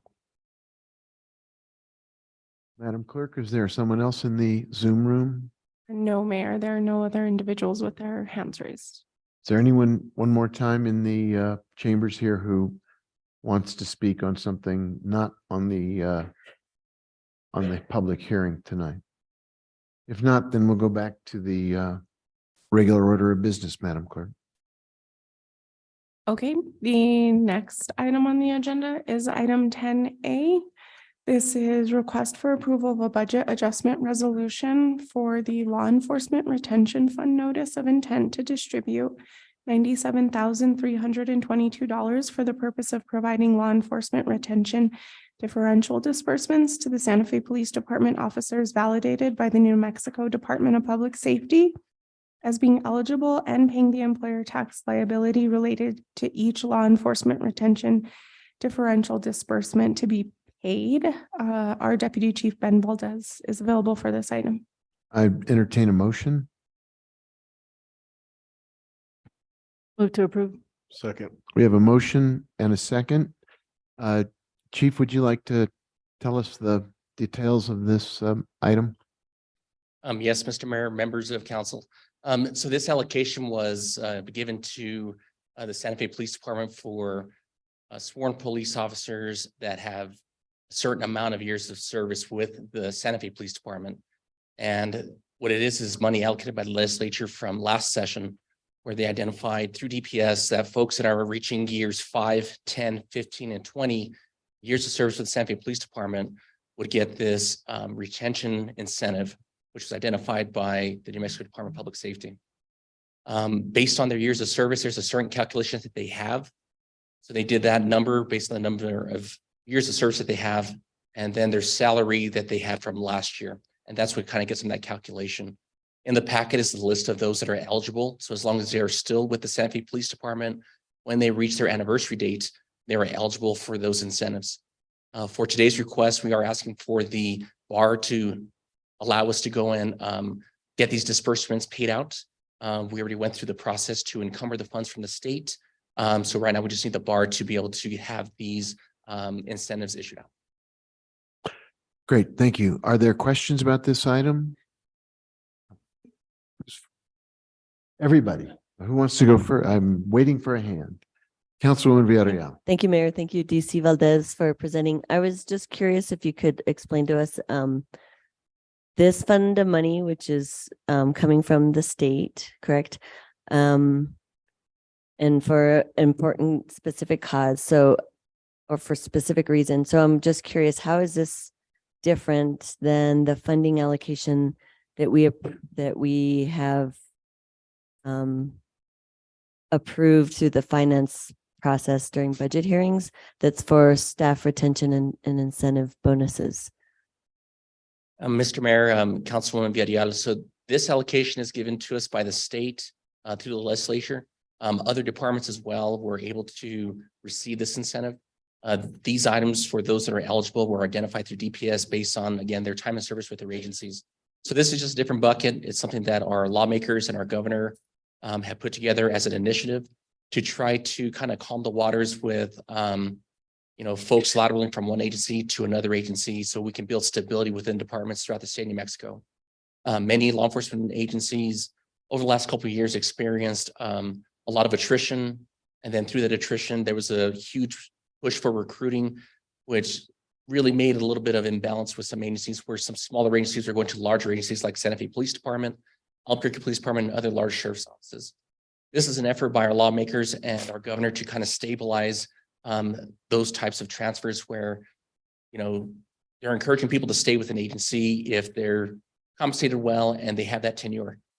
So if they have 20 years of law enforcement, but only 5 years with the city of Santa Fe, they are only eligible for that 5-year incentive. So it really encourages folks to have that outlook to know, like, if I stay with the agency and I hit this benchmark, if the money is still available and it's allocated for that session by that year, then I may also get that. And that's what they're trying to kind of put out there to law enforcement officers to stabilize where they are in their agencies and kind of slow down that movement to some extent. Again, there's going to be some natural attrition where some folks may go from one agency to another, but this is their effort to try to stabilize that, to get folks to stay with an agency if it's a great fit for them, and let them know for their time that they are there. Once they've reached that benchmark, they may be eligible for an incentive that would retain them in that agency. Thank you for the information. So this funding is for tenured officers. Our general fund retention budget is not for tenured. I guess I'm just wondering if there's an overlap or if the money that we allocated are going for new recruits or folks that are just started with the police department. Can you remind me about the other budget amount that we are potentially going to approve tonight? Councilwoman Villarreal, I don't have the details on how that allocation is going to go. I'd probably have to defer to someone in either HR or finance. I do have the information on this material, but on the other incentives, I'm not sure if they have made a decision how that disbursement is going to go. I don't know if Director Salazar can just clarify that for me. That would be great.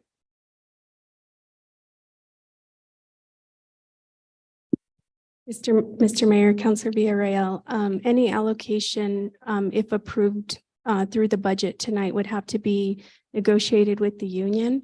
And so we would have to go through that process first. Okay. And then, so is there a potential that the different funding sources could go to tenured officers, or are we envisioning the incentive bonus money to really keep or get new folks that are part of the department to stay? Mr. Mayor, Councilor Villarreal, we have not talked about any details since technically it hasn't been approved yet, but we would work together with the police department management team to talk about what proposals we would introduce for negotiations, but it could potentially impact all employees at the police department in a certified role. Okay, thank you. That's all I have. Good, thank you. And now, Councilor Romero, did you have a question? I know Councilor Garcia does as well. Yeah, I guess I'd like an explanation of why these have only gone to the governing body and why they did not go to finance, and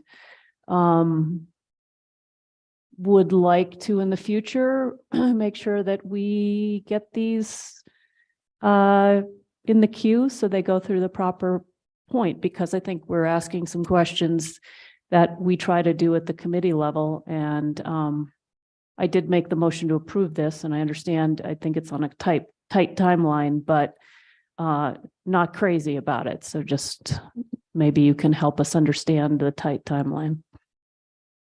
Thank you, Mr. Mayor, Councilmember Worth. I do apologize. We had to bring it before council without going through the other committees. For future ones, we want to make sure that we're able to do that process, to have a dialogue and answer questions and have a discussion. Unfortunately, with these two items, we are in a very tight timeline. If we don't get it through the process and get everything set up for those payments to go out, we will lose this funding because it all has to be expended before June 30th. So in order for our internal processes to take place, to get those disbursements out, especially on this items we're talking about right now, with the bar that allows us to get things rolling, and within a few weeks, these payments can go out. On the item that follows this, that one's going to be a really close one because we still have to work some things through with the Police Officers Association to see how they would like to distribute those funds for retention. Okay, let's see if we can get them in the queue sooner, please. Yes. Councilor Lee Garcia and then Councilor Cassidy. Mayor, I have similar concerns, but one question for clarification is that it's based on level years of service and then salary of the officers. Is that correct? Mr. Mayor, Councilor Lee Garcia, yes, sir. So based on what their salary was last year, they had to do the calculation because when DPS was given the funding allocation, they had to find a way to distribute it. There was different ways they looked at it. The way that they saw that would be most equitable and fair was if they identified those benchmarks, and then they had to do the formula based on how the disbursement would go, because they have that lot and they're looking at law enforcement officers throughout the state to disperse it to. They also want to make sure, as if I may, that it was something meaningful, because they could have easily said it goes to everyone in the state, but then again, that would have been a lower amount. So they just wanted to build in those benchmarks to encourage folks to stay with agencies if it's working out for them to kind of stabilize people in their communities and their agencies. Thank you, DC. One last question, and I guess it will also just be based upon the allocated funding, would depend on the amount that people would get. I'm sorry, Councilor Garcia, can you clarify that again? Yeah, so obviously just based upon the funding that's available. Yes, Counselor. So DPS did the formula, and on this allocation, they identified how much each employee would be eligible to receive. So what they allocated is what we would pay out. It also included applicable taxes. So all that's been included in the package and the allocation that DPS provided to us. Thank you. No further questions. Thank you, Counselor. Counselor Cassett. Thank you, Mr. Mayor. Thank you, DC, for being here. I also have a question on timing, which is that, and I'm sorry if I missed the explanation for this somewhere, but it says that we were supposed to have this notice in no later than Wednesday, March 15th. And it's May 10th. Can you help me understand how we will still be able to receive these funds? Oh, I am right. Okay, great. Thank you. Absolutely, Mr. Mayor, Councilor Cassett. So in order for us to encumber the funds, that was our deadline. We met that deadline. We had it signed through the approval process. This request is only the request for the bar to be able to get the money out the door. So we did meet the deadline to encumber the funds based on the proposed memo that we had first off. While we're going through our internal process, we looked at this, and again, this is the first time we've done this with the state. There's been a big learning curve. I know with the municipal league, they put out a lot of training. They've done presentations to get people up to speed. And to speak to the delay on this, these items, again, this funding was allocated last session. They found a way to put the money out there. We provided our numbers last June. So around this time last year, we received these lists probably about February of this year. And we had to find our way to navigate through it, but also with their deadlines of, I believe it was that March deadline. So we did meet that first deadline. Right now, we just need to get those payments out. And in order to do that, the mechanism is we need a bar to show that on our books, here's where that came from. And we're getting those payments out. So that's what the bar request is for this item. Okay, thank you. The memo says item and issue, and it's request for the approval of the Law Enforcement Retention Fund notice of intent to distribute. So although there is a bar and the caption does say bar, when you read that memo, it sounds like we were supposed to approve. So that's where the confusion's coming for me. So just in the future, if we can make sure that we are clear that we have received these funds already, that letter of intent was already approved, and we are just barring the dollars over to police department so that we can, barring an actual verb, sure, why not? So that we can disperse them by the deadline. Yes, ma'am. I'll make sure that's done in the future. Thank you. Yes, ma'am. No further questions? Any other questions or comments? Councilor Rivera, I see your hand. You have the floor, sir. Thank you, Chief, and I'm glad the legislature is able to do this.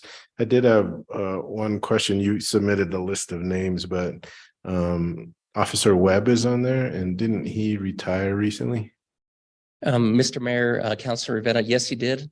However, when he retired after reaching his eligibility date. So based off that information, he would be eligible for his retention, because he did meet that benchmark. Although he has separated, he met that timeline. So as long as they meet that timeline within the allocated period, then they are eligible. Now, if we have someone that they meet that timeline on June 1st, but they depart before then at that point, they would not be eligible. But since he did reach that timeline before he retired, he will be eligible. Interesting. Thank you. Any other questions or comments? DC Valdez, I think you gave a good explanation as the benefit of this program. I have asked in the past the governor, as we saw this issue of officers moving sometimes to Santa Fe, which we're glad to see, that it is a really challenging problem. I liken it to free agency in the NBA or MLB, and it's really not good for communities for our public safety officers to be, while they are elite individuals, I don't think it's really should be comparable to free agency in the professional sports arena. And so trying to create a program and a financial incentive to change it so that there's not a market for officers like there is for point guards seems to me to be a very good program, and I think we should support it, and I think we should seek to have it expanded so that it applies to other public safety personnel as well. These people are too important to get into an auction for their services that just drives everybody's budget out of control. So I appreciate your explaining it. I think it is a good step in the right direction, and I hope we can expand it. Thank you. Other questions or comments on the item before us? If not, Madam Clerk, could you please call the roll?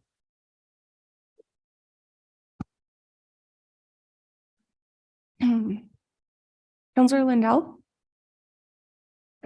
Yes. Counselor Rivera, Yes. Counselor Mayor Worth, Yes.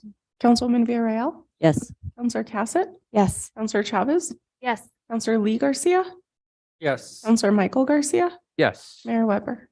Yes, Motion has been approved. thank you. But don't go away. But wait, there's more. Madam next. Clerk, can you take us to 10B, please? Yes, request for approval of a budget adjustment resolution for the Associated Department of Finance and Administration certification to allocate 22-ZG1016-48 in the amount of $112,500 for fiscal year 2023 for recruitment and retention stipends for law enforcement officers at Santa Fe Police Department. Can I get a motion on this item? To approve. Second. There's a motion to approve from Counselor Garcia and a second from Counselor Cassett. Maybe you could briefly take us through this item too, please. Yes, Mr. Mayor, and I'm really grateful these two items are going forward together, because when we first saw how these were being distributed, it was a bit confusing. So fortunately, they're together so we can contrast the difference between the two. So this allocation is being provided through DFA, and it is intended for recruitment and retention of law enforcement officers who meet certain criteria. So the first one is either folks that are going to join our team, become certified, and they agree to be with us for 1 year. The next one is going to be for people that lateral over to an agency, and they give 1 year service in exchange for a retention that they receive through this allocation. The last one is for 6 months, if they stay with us for 6 months, for item number 2 as a lateral. The last one is for folks that we already have within our organization that are certified. And if they agree to stay for a period of 1 year, they are eligible for this incentive. Now, with these incentives, these are intended to allow departments to have those discussions with their collective bargaining units, if they have one, or with their officers, to kind of see how they would like to disperse these funds. Based on our evaluation of what we're looking at and on what the intent was of these fundings, it's to increase investigative capability and to build on community engagement through community policing.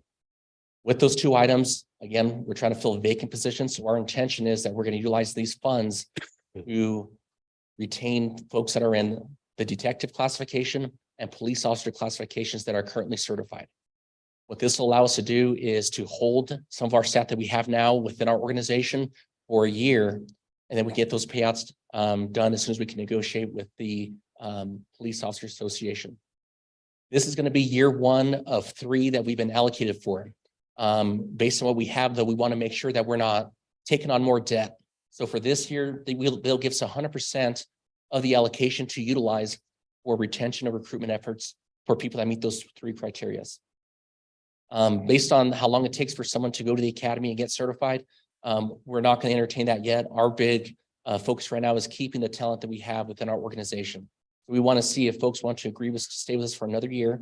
We'll give them this allocation. And again, it's going to address the positions that are currently vacant, which are detective and police officer classification. Next year, we're going to get another allocation based on the way that they have it set up now. We will be able to utilize 50% of the 112,000. So what that means is that we contribute 50% and the state will contribute 50%. So we have a strategy in how we may be able to achieve that. And one way we're looking at doing that is currently we offer a hiring incentive for lateral police officers that want to join our team.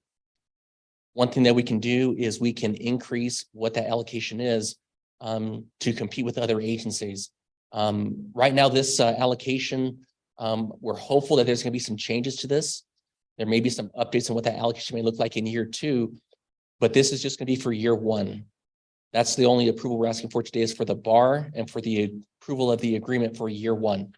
When we get that allocation for year 2, if there's changes to this document or what they're able to allocate to us based on what they discussed in this year's legislative session, Then we'll come back and ask for that approval from governing body. Based on the way that they put this allocation out there, it does require approval from the municipality or the town's governing body to make it happen. So that's what we brought before this body to have your consideration for that. With this will allow us to start the negotiations process with our Police Officers Association so we can find out how would you like to see these funds go. Right now, again, our vision is we want to address the positions that are vacant so we can try to get those positions filled. Currently, we've been able to see the fruits of our labor with bringing down our vacancies. We've cut them in half from this time last year, which is pretty amazing. I know it gives our folks in operations like DC Chaplain additional resources to address other concerns within our community. And that's been apparent with the operations they've been able to run in the first quarter of this year and what they've been doing now in the beginning of the second quarter. So things are looking really good for us in that arena. Any way we can attract folks to come over, it's going to be really helpful for us. One thing we have seen is Santa Fe is very attractive for people to come and join our team. They have liked what they've heard from their colleagues that have joined our team. And again, it's kind of, it helps us kind of define what we want to do with this. But again, we can still kind of stabilize the workforce to some extent. So I know the governor's intent is to stabilize it. But again, some folks, they may be looking for a change. Maybe they're looking for a different type of challenge. Maybe they come from a small agency and they want to get different experience working in the city of Santa Fe or other opportunities that they have. Our biggest recruiters, I'm telling you right now, are our officers out there on the line doing the job. They're letting people know what they love about working here and serving our community. They've been doing a tremendous job and we're trying to capitalize on that. This will help us with keeping those folks in our doors within our organization and helping us sell the agency for, again, the great agency that it is. Next year, we can change our strategy to see what we want to do with the money that's allocated to us by the state and to see how it's going to work. But one thing that I am mindful of, I don't want the city to have to encumber additional debt. So based on the scale that they have for the allocation right now for year 2, which is close, if it's going to be 50% of 112, whatever we currently have budgeted for incentives for the upcoming year, our intent is to utilize that. And that could be our 50%. And we'll ask the state to utilize their 50% to increase that yield to attract additional talent. That's what we're looking to do. If we're able to get to 0 vacancies, then I think that'd be our time and our opportunity to say, now we need to look at retention hard, because for us, the more people we can keep in our organization benefits our community. They know our community, they know our processes, they know the job. It's very helpful for us. Everyone knows Santa Fe Police is different. We're the city different. That's the way it is. That is our reputation throughout the state. And when people come here and see what they're able to do and the way they're able to contribute to our mission, it's amazing. We want to keep those folks here. Some people are getting close to retirement. We also need to hang on to them too. So if we get to 0 vacancies, our next strategy needs to be to keep people that have that institutional knowledge. So a lot of things we could try to look at with this.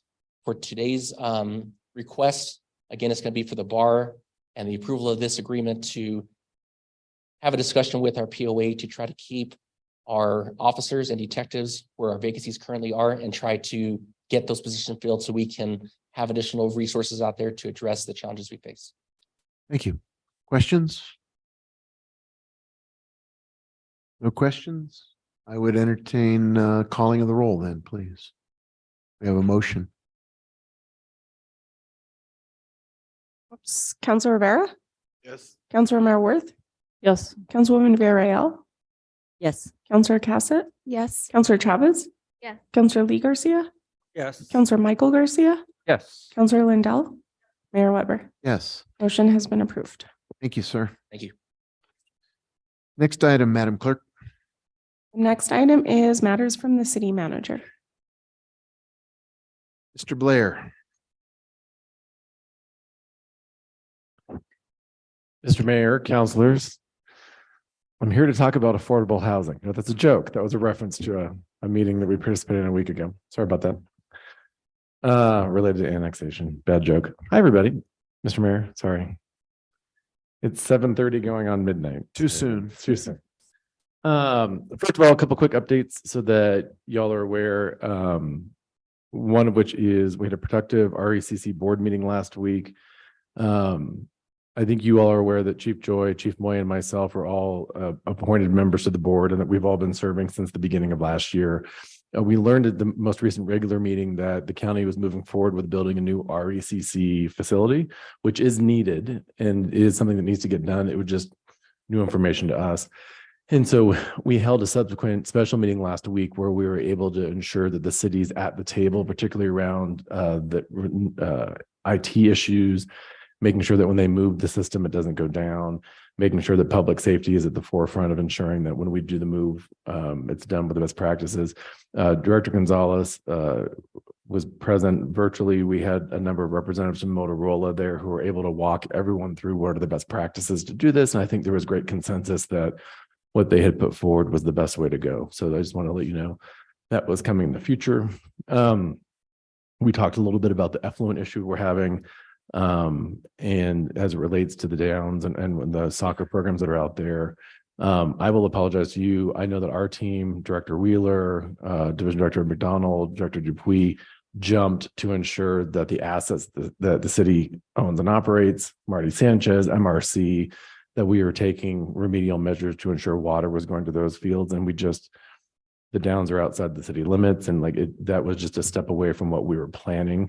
That being said, I think Director McDonald in particular deserves yeoman's credit in I think what was a few short hours, getting the entire youth soccer operation at the Downs rescheduled taking place at Swan Park. So there's no interruption of these games. It's confusing, it's disruptive for parents, but the kids are going to get to play through the rest of the season, and real kudos to Director McDonald for making that happen so quickly. Beyond that, we are working with some of the youth soccer leadership and the adult amateur soccer leadership as well to try to see if there aren't things that we can be doing now to improve the existing facilities at Salvador Perez, at the MRC, and at other locations, just because we know that while pickleball may be the most popular growing sport, soccer is still clearly the most popular sport in Santa Fe, and we want to make sure all of our residents have access to play those sports. You might have heard that a culvert went out on West Alameda. The mayor and I did a site visit with the Director Wheeler last week and her team. I think that the city clerk is working with Councilor Villarreal and Councilor Lindell to schedule a community meeting for later in May. At that point, we'll have designs back. We'll have a timeline. We'll know how quickly it can get done. I think a press release went out, or information to the community went out earlier this week with that information, but just wanted to make sure you were aware that those things were coming. Want to flag real quick, I texted all of you counselors this morning about the online threats, school shootings that were happening all across New Mexico. I will flag for you, I don't think I went into too much detail this morning, but I had a really productive conversation with the superintendent about what they were doing. They were clearly totally on top of it. Chief Joy and his team were working with the FBI and were on top of it. And I'm grateful for their continued leadership and calm in these situations that clearly cause a lot of angst for parents and for people in our community. I want to switch over to fire briefly to make sure that you all are aware that there is a small fire that's been burning in Mora County for a brief period of time, and that we have 4 wildland fire employees who are heading up later tonight to help support the operation to bring that fire to a close. I think Chief Moya will have more information in the next few days about sort of our role and what we're doing, but I'm very proud of our team for continuing to play a role regionally in ensuring fire safety for everyone. You may have seen on Friday that the WHO announced that the global pandemic was over. So that has brought an end to my contract signing authority for contracts over $60,000. I think there is still interest from a staff perspective about considering a resolution or an ordinance to change that to a more permanent status so that we're in line with the other municipalities in the region and county governments. In particular, I think for the staff, there's a frustration around a lot of the contracts we're bringing now are multi-year contracts. And so if $60,000 is the limit for a 3 or a 4-year contract, those are pretty small contracts. And so we're going to be having, I think, more information for you all in the coming weeks and months about what this does to slowing down city government, to have to ensure that we're hitting all the correct committees and then that sort of stuff, and figuring out if there isn't some way that we can ensure that you get greater information to give so you feel reassured about what we're doing and how we're doing it. So more to come on that, but just so you are aware, I've had to reject contracts that are over $60,000 at this point going forward. So that's done. Flagging as well. We don't have a decision yet, but just so you are aware, the state is bringing their COVID leave policy to a close. And so we will take a look at our COVID leave policy in light of that and consider making any possible changes from that. Two things I want to flag. I know that Chief Choi is here right now. Chief Choi and a number of our officers are flying to Washington, D.C. tomorrow for National Police Week. The reason that we're having such a good number of officers who are going is because they're honoring Officer Duran, who was killed in the line of duty last year. So there'll be a number of activities they're participating in. I believe Officer Duran's family is going as well, and our police force are going in support of them. But hopefully when it's completed, Officer Joy will be willing to come back and talk to us all a little bit more about all of that. Finally, for me, I just want to add, the back half of the room is filled with the majority of our senior leadership team. They look like angry troublemakers right now, and you'll notice that they all sat in the back. Nobody sat in the front row to pay attention. That's okay. They're probably watching the basketball game on their phones, but this is really the backbone of the city of Santa Fe. And we fed them tonight because we're making them sit around now. Usually when items are on consent, they get a clue as to whether they have to be here or not, and we've allowed them to go home, but they're all here on the off chance that one of you will ask something related to their department and they wanted to be here. But I'd be remiss if I didn't take the opportunity to say how grateful I am for the hard work that these people do every single day. They are intelligent, they are vibrant, they're creative public servants, and they are under fire every single day.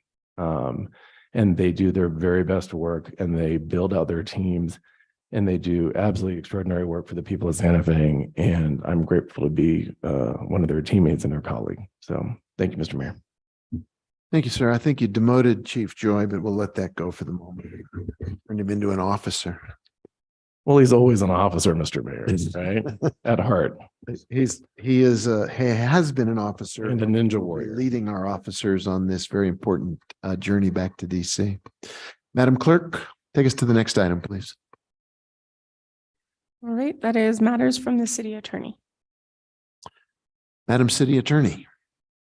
Thank you, Mayor, members of the governing body. Just a couple of things. I will send out some more details, but this afternoon we did get some good news in our golf course case. There had been 9 counterclaims filed against the city. The city moved to dismiss 7 of those. 6 of them were successful for dismissal. The remainder, I think we anticipate we can get dismissed after some additional discovery, which is ongoing. So that is good news that we can move forward in that case. I did want to give kudos to the team who worked with me and with the Charter Commission. Chair Long mentioned that Marcos Martinez and Pat Figali worked with the subcommittees throughout the process. While I was here, Jesse Guillen was also highly involved. Connor Murphy was involved. Marcy has become involved, and Jeff Norris was also quite helpful. So there was a lot of us involved with those meetings, and there was a lot of research involved. So I did want to give kudos to all of them because it was extremely helpful for me to have them all help out. And that's it. Thank you. Thank you very much. I think, Madam Clerk, you are next. That is true. I am next. I have a few updates. One, I just wanted to note that we've been working with the Recreation Department and MIAB and really give kudos to the Recreation Division. We have a series of teen night events scheduled for the whole summer, which is really exciting. They're moving not only from GCC to Fort Marcy and then to Bicentennial Pool. We'll be sending out information on that. We also will launch our Movie in the Park series on June 2nd, starting at Swan Park. And I know I've mentioned, but we are doing a double movie this year for every single series, which is pretty cool. And those will start at 6 and 8:15. And lastly, probably the most exciting thing that I want to talk about tonight is that we did kick off the date in which individuals can start to qualify for public campaign financing. That was on Monday, but I really want to take this opportunity to note that we've officially launched the online portal that allows candidates to collect $5 qualifying contributions. And as soon as the Secretary of State releases the form, you can also collect nominating petition signatures electronically, which is very, very, very exciting. And I want to say that this absolutely would not have been possible without our IT department. I want to thank Manuel Gonzalez his commitment to this project and also helping me stay calm. I don't know where Manuel is. During this project is really amazing. And I just want to thank EJ Duran, Carla Monroe from IT. She was our project manager, Melissa Litzenberg. They really were phenomenal. This was a huge lift. Geraldine Cardenas from my department, our assistant city clerk, and then Diane Senna and Clarence Romero from finance. I really want to thank everyone because this is not just a city clerk's project. This really, again, IT and finance, we're all in on this. So just want to note, it's really exciting. You can access it through the city clerk's webpage. I actually just received the QR code for the website also, which will be distributed to candidates. And yeah, it's kind of cool to be working through this. I do know this is the first time we've been using an online portal, and I believe we're the second municipality in the state of New Mexico to start this project. So while I acknowledge we have a few hiccups to get through, it's really exciting that this big lift was done. And then I also just want to note for anybody watching on Zoom or YouTube, if the closed captioning looks differently, tonight we are trying a live transcription as part of an ADA compliance request. So we do have someone transcribing the meeting live, and we also will have live transcriptions in Spanish. We already have them and we've shared them with the chain breakers. It's part of a request that we received through the ADA compliance office acting officer, which is Regina Wheeler at this time, and the Mayor's Advisory on Disability. So that's what I have, but very excited to announce those items tonight. Thank you. Communications from the governing body. I will start to my left with Councillor Chavez. Thank you, Mayor Weber. I want to just acknowledge that May is Mental Health Awareness Month, and we have a lot of really positive things happening around mental health. This Saturday at the Genoveva Chavez Center from 9 a.m. to 2:30, LifeLink is hosting a mental health and well-being festival. There will be sessions around dance, fitness, improving mental health, art therapy, even parenting workshops and more. And there will be free lunch. Most importantly about this festival is there's a huge list of resources, resource providers that will be present, just giving individuals information and opportunities. So that is going to be an important event if you have time to stop by and visit. On May 20th, next Saturday, NAMI Walks for Mental Health is going to take place at Alto Bicentennial Park at 8:30 a.m. I went to this walk last year and it was just a wonderful celebration of advocating for mental health. So if you're available or if you want to participate in, they're going through, it's a fundraising process, this walk, and so you could visit their site, donate money for their advocacy around mental health. So I think that's it. Thank you, Mayor. Thank you. Councillor Rivera, we'll just go down the line, sir. We have nothing this evening. Thank you, Mayor. Councillor Garcia, sir. Thank you, Mr. Mayor. Earlier, the city manager mentioned kind of an ENN meeting for the design around the Alameda culvert project, design project. And I didn't know if that could be changed because I think that date conflicts with the county meeting deciding annexation, and we don't want conflicting folks. If folks got to be at one or the other, we want folks to participate in both processes. So if we can look into if we could accommodate maybe a different date for our design meeting. Next, I just want to give I guess a quick shout out to Vince Daniels, who recently retired from the city of Santa Fe after 30 years of service. Vince was with the Economic Development Department. So kudos to Vince and well wishes as he heads off into retirement. This week is Public Service Recognition Week. So kudos to the team in the back, as well as the entire city force for their dedicated service to our great city.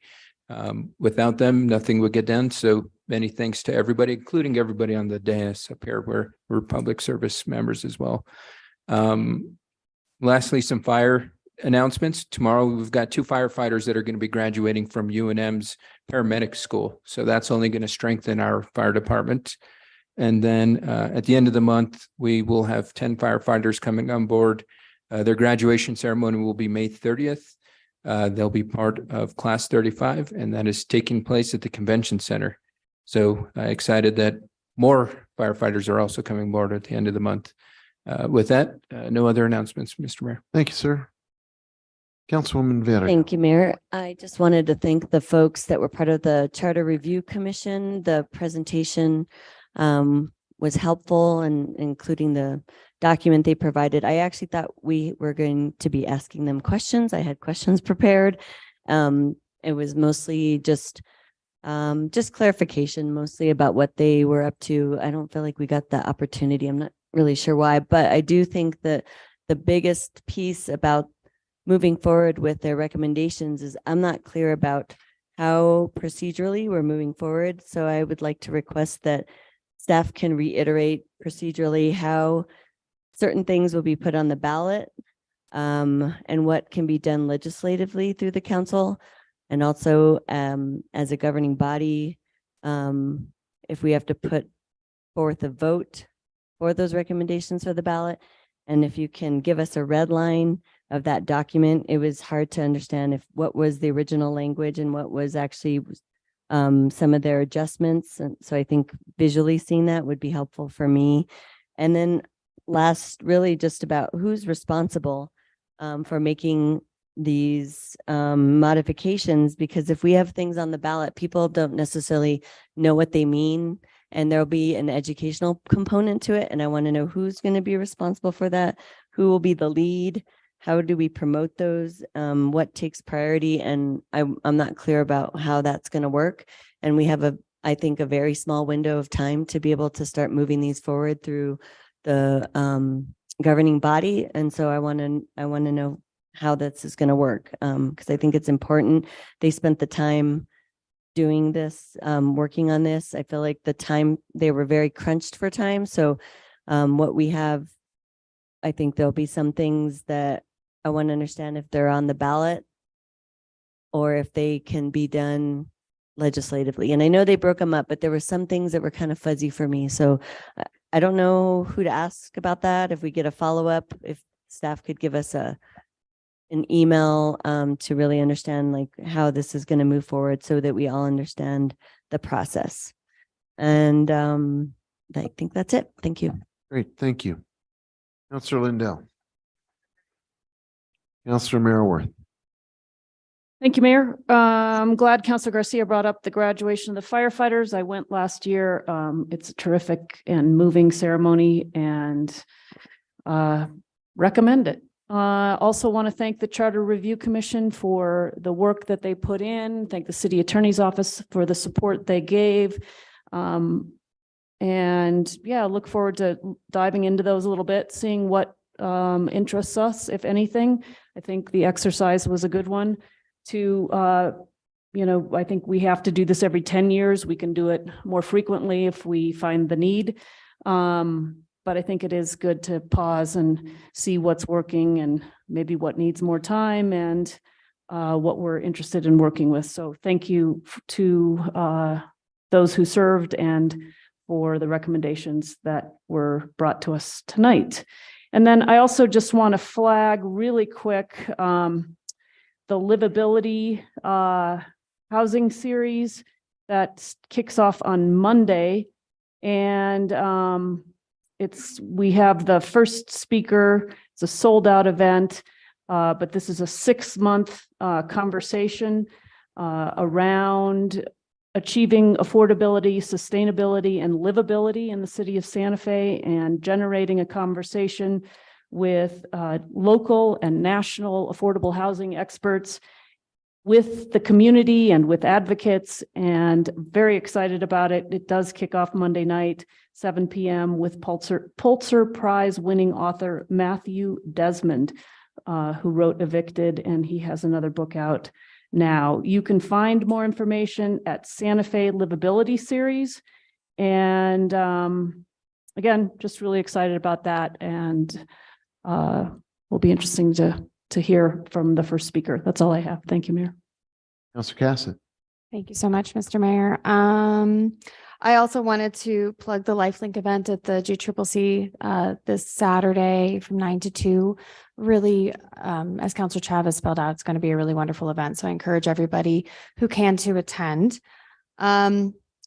As Councilor Maraworth just mentioned, the Livability Series kickoff, also something that I am really excited, have really enjoyed working with Councilor Maraworth and community partners on developing this. I think it's going to be a really wonderful opportunity for this discussion in this community about this really important topic. So also encourage members of the community to visit the website and please attend. There's going to be 6 months, I believe, of talks. So I think it's going to be a really great opportunity to dive into some complex issues around housing.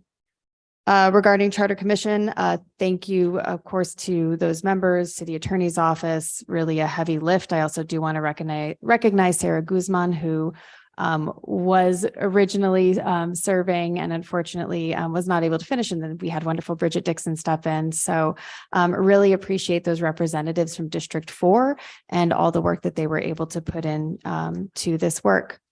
Lastly, I did want to address the comments that were made about Franklin Miles Park, because our park staff have actually been working incredibly hard to address this issue. So it was found on, I believe, May 3rd, that there was an issue with the irrigation at Franklin Miles. This was something that we would not have been able to detect until the irrigation was turned on for the late spring, summer seasons. Of course, we don't have it on during the winter. We do need a new pump, and we do have to be manually watering Franklin Miles right now. Normally it is on an automatic watering schedule, but because of this issue with the pump, we do have to manually water so we can turn off the water so we do not have a constant 24-hour leak, as we all know how important it is not to waste water. So Nathan Size has been working incredibly hard to be manually watering. And it has, of course, put him behind on some of his scheduled maintenance, because of course this is it's a larger amount of time that he's going to have to put towards watering. In addition, with those weeds, we did get an update also on May 4th that they're working on removing them from the fields. And the crusher fines, which I don't know what that exactly means, but they're using 2 methods. And one is that new foam steam weed removal that we'll be able to see. I believe it's next week. We're going to get to have a demonstration of that, which I'm very excited for. And again, really want to thank the Parks Department for looking back at Director McDonald back in the room and all of her wonderful work at finding a way that we can address the challenge of weeds, understanding that the city of Santa Fe has an ordinance that prevents us from using herbicides, because again, that's one of the values of our community, is that we want to be a sustainable community. We want to be a green community, and we don't want to be putting chemicals into the ground. And that's wonderful, but also does result in our maintenance requiring a lot more staff time and person power to really move this through. So there's the steam cleaner, and there is another method that they are using as I go through the email. They have a new drag that they're using around the baseball field. So they're cleaning up 4 of the fields so that the Little League can be using them for their practices. My kiddo actually practices over there. So I really want to recognize the Parks Department, because this is a challenge.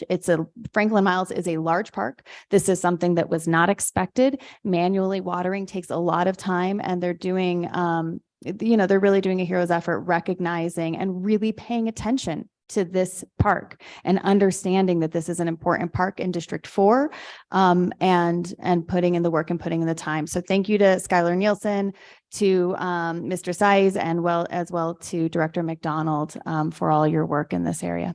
Thank you so much, Mr. Mayor. Thank you, Councilor. Councilor Garcia, sir. Thank you, Mayor. Nothing tonight. Thanks. Okay. Well, it is time of year when things start picking up. So there's a lot to pay attention to. We mentioned Mental Health Awareness Month. It's also Jewish American Heritage Month. And if you haven't been to any of our 3 libraries, there's a great display that our librarian team has put together of books and materials regarding the contribution of Jewish American people to Santa Fe, to New Mexico. Obviously, it's a very deep and rich tradition. God bless you. And strikes deep into our community's identity. I really appreciate the work that our librarian team did to pull that material together and to demonstrate just how rich the resource base is. So pass on my thanks to them. Speaking of reading and libraries, kick off to summer literacy community events, Saturday, May 13th, Nino Terra Community School, 12 to 4. For those of you who may not be tracking this, Sunday, the 14th of May is Mother's Day. Just saying, everybody. International Literary Festival runs from the 19th to the 21st at the Community Center. Once again, an astounding group of local storytellers. It's not just writers and authors, it's storytelling of all kinds. Please support this remarkable event. This is the second year they've pulled it together, and I think it's a real testimony to the kind of people who are in our community, who are storytellers and writers, as well as people who want to come here to be part of this festival. Century Bike Race, Saturday, May 21st at the Rail Yard. Early birds, first race starts at 7 a.m., second race starts at 8 a.m. Really important part of our outdoor offerings, and we are now, it was announced yesterday, Santa Fe will be the host of the Outdoor Economics Conference statewide that will bring all kinds of people to our community to talk about the importance of the outdoor economy, but also how important the outdoors is to our health and our well-being, and how much really we are fortunate, how fortunate we are to live in a place where the outdoors is a integral part to our way of life. Couple other things. I do want to pay my respects to Officer Duran and his family and thank our police team for going back to Memorial Day and Police Week. It's an observance here in the United States, paying tribute to local, state, and federal police officers who have died or been disabled in the line of duty, celebrated every May 15th.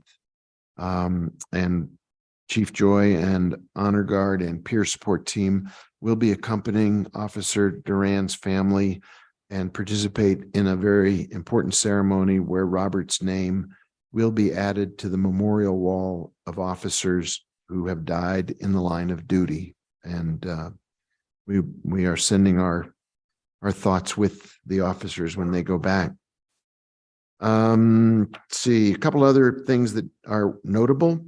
The NDI Gala was Saturday night. Congratulations to all our amazing dancers and also to our police and fire folks who in some ways just stole the show the way they do. They get up there and dance with the kids and lift them up and move around and have so much life and just love of our community. It was very beautiful to see our first responders doing the dance and doing it proud. On the 7th, our friends at the Delancey Street program had an amazing Cinco de Mayo celebration out in their part of the past Espanola out in beautiful grounds. Every year our friends at Delancey Street are selling Christmas trees, and they have a moving van program, and they have a catering service, and they are offering people who are in trouble a route to redemption and pulling their lives together. And it's a great program. It would be remiss not to note that Councilor Rivera and Councilwoman Villarreal have announced they are not going to stand for re-election.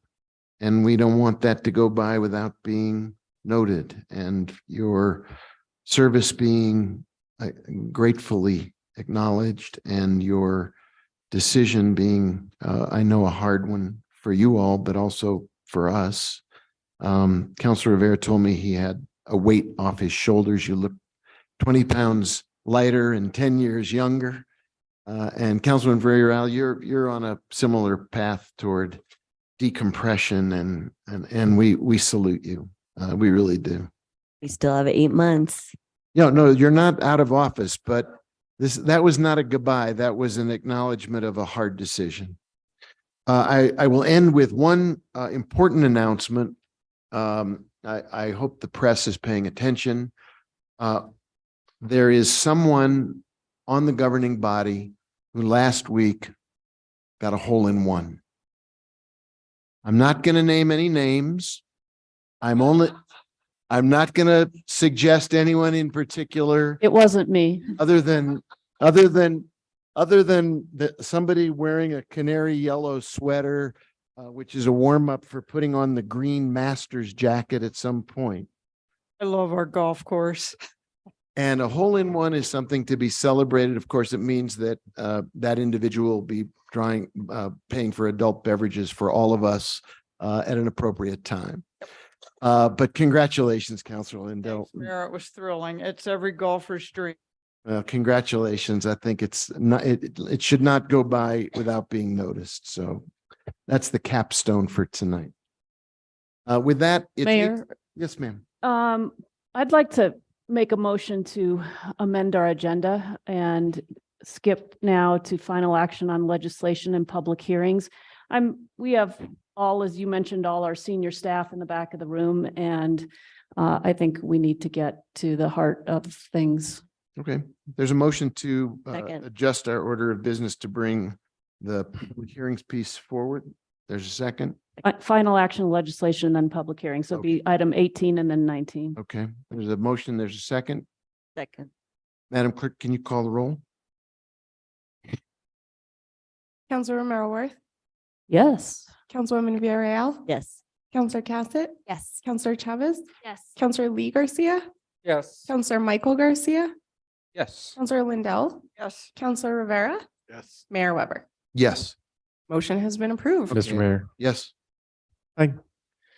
Sir, I wanted to see if you would be willing to endure a 5-minute break of some sort so everyone can get up, stretch their legs. I'll remind all the governing body and staff that we still have food and dessert and things if people need a little snack that might help us all be a little lighter or a little heavier for the next part of the discussion. Yeah, I think a 10-minute stretch is a good idea. Let's adjourn till 8:30 and we'll come back. Okay, we stand adjourned. We have to get. Good idea.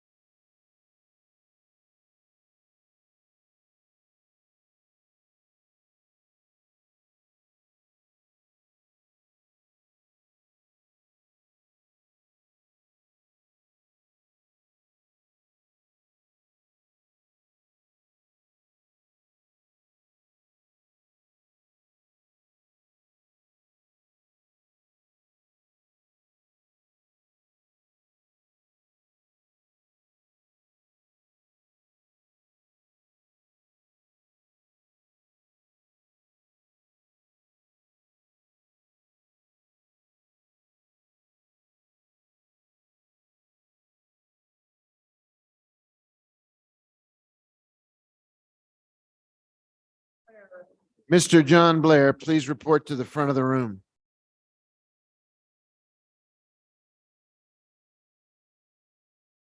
The late John Blair. Will the late John Blair please come to the front of the room?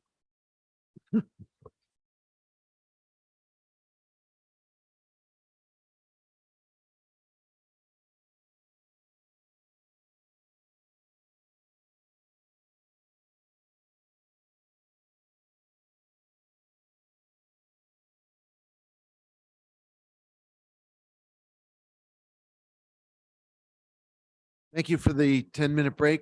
We're back at 8:31. And Madam Clerk, can you take us to the next item on the agenda as we have amended the agenda? Yes, so we amended the agenda to move to item 18A. Final action on legislation. This is consideration of a bill number 2023-10. It's a bill approving the sale of a city-owned building and improvements located at 730 Alto Street within the city and county of Santa Fe, New Mexico by the city of Santa Fe to the Duran Family Trust as a condition of a settlement agreement. Move to approve. There's a motion, there's a second. Are there questions or discussion on this item? Madam Clerk, do you want to call the roll in that case? I do. I just want to clarify. I have Councilor Romero Worth as the second. And Oh. Counselor Lindell. I had Lindell as the motion. Did I swap you two? You need to swap us. All right. Oh, Counselor Garcia, before we go to a vote. Thank you, Mr. Mayor. Given this is a public hearing, did we ask if folks are from the public want to speak? This one's not a public We hearing. haven't hit the public hearing part yet. This is just committee five- review process. It states it's a public hearing. Oh. It's in the wrong part of the It's in agenda. the wrong department, but you're right, you read it. We actually, it's not, it's in the right section. We just normally put in parentheses on the agenda for added clarification that So it- there's also a public. This is a public hearing, so let us at this time entertain anyone who wishes to, in the room or on the Zoom, offer thoughts on this ordinance. I believe there might be somebody in the Zoom room. If you're here in the chambers and you want to speak to this, please come forward now. Otherwise, we'll go to the Zoom room. Good catch, Counselor Garcia. We're gonna find you. We have Stephanie Beninato. Okay, and we have some folks moving their way forward too. Do you want me to go But, first? let's go to Zoom first since that's started. Go ahead, you have the floor. Thank you, Stephanie Beninato. I think that my concern is that this has been discussed, I think, several times in executive session. And there has been not very much detail about it. And I do wonder why the city has expended so much time, really, because I think you've been in executive session like maybe 3 times on this matter. There are 3 items on the agenda concerning it. So a little discussion about that might be helpful for the public to understand the parameters of this settlement. Thank you. Thank you. Anyone else? I'm sorry, excuse me. Other people who wish to speak on the item regarding the approving the sale of the city-owned building and improvements at 730 Alto Street. Members of the public on Zoom? No. Members of the public in this room? No. Members of the governing body? Councilor Rivera. Wanted to ask a clarifying question for Ms. McSherry, since it wasn't noticed appropriately as a public hearing. Is that a problem? Mayor, Councilor Rivera, are you saying on the agenda, the words public hearing weren't there? Is that what you're asking about? I'm looking at it at Prime, on Prime Gov, the one that we sign into, and it doesn't say anything about public hearing. So under the committee review, it does. But I guess to answer your question, even if it didn't, there is no legal problem. It was published in the newspaper. And we do provide public hearings for all bills. Okay, just double checking. Yep, good cautionary note. Any other comments about this item? In that case, Madam Clerk, could you please call the roll? Yes, Councilwoman Villarreal, Yes. Counselor Cassett, Yes. Counselor Chavez, Yes. Counselor Lee Garcia, Yes. Counselor Michael Garcia, Yes. Counselor Lindell, Yes. Counselor Rivera, Yes. Counselor Mayor Worth, Yes. Mayor Weber. Yes. Motion has been approved. Thank you. If you'll take us to the next item, and it also under committee review stipulates this as a public hearing, so we'll handle it as such. Madam Clerk, item B. Yes, this is consideration of a bill relating to the City of Santa Fe's Office of Economic Development Plan Ordinance, Section 11-11-5 SFCC 1987, approving and adopting a local economic development project participation agreement between the City of Santa Fe and Parting Stone for design, development, and construction of tenant improvements, lease payments, and expansion of a corporate headquarters, a local economic development project. Move to approve. Second. Madam Clerk, is this a public hearing? Counselor Lindell, or Mayor Pro Tem Lindell. Yes, it is. As this is a Director Brown, would you like to address this first? Thank you, Madam Chair and Mr. Mayor, members of the council. Good evening. I would actually want my staff to sort of speak toward this legislation, but I just wanted to state for the record that I'm very proud of this growth company, Parting Stone. They have been with us and working with the city and the resources that we've been offering since 2019. They were part of one of our last BizMix cohorts, and we're excited about their third business expansion and the exciting news that they had with their win with Shark Tank. And so I just wanted to say that this is a very stellar example of what economic development is all about. And we're excited about the fact that the state and the city is invested in their growth and their future. So if you have any questions, there's a representative here, and also Mr. Dalbor from the team can give you some data, but I just want to state that for the record. Thank you, Ms. Brown. Questions about this item? Oh, it's a public hearing, but I thought I was out for a second. Did you want Mr. Brown to do something before we take testimony? Let's go to the public hearing piece then. If there's anyone in the room who wishes to speak on this item, or Madam Clerk in the Zoom room, we should take that and then we'll come back to the governing body. Anyone who wants to speak about this item? We do have someone on Zoom. Peter Mitchell would like to speak on this item. Very good. Can everyone hear me? Yes, sir. Good evening, Mayor, members of the council. Yes, I just wanted to reiterate what Director Brown was saying. We've worked with this company, with the state. Since 2017, I actually was on a review committee when they were applying for an innovation voucher with our science and technology department back in 2016 or 2017. And so I just want to reiterate what Rich was saying.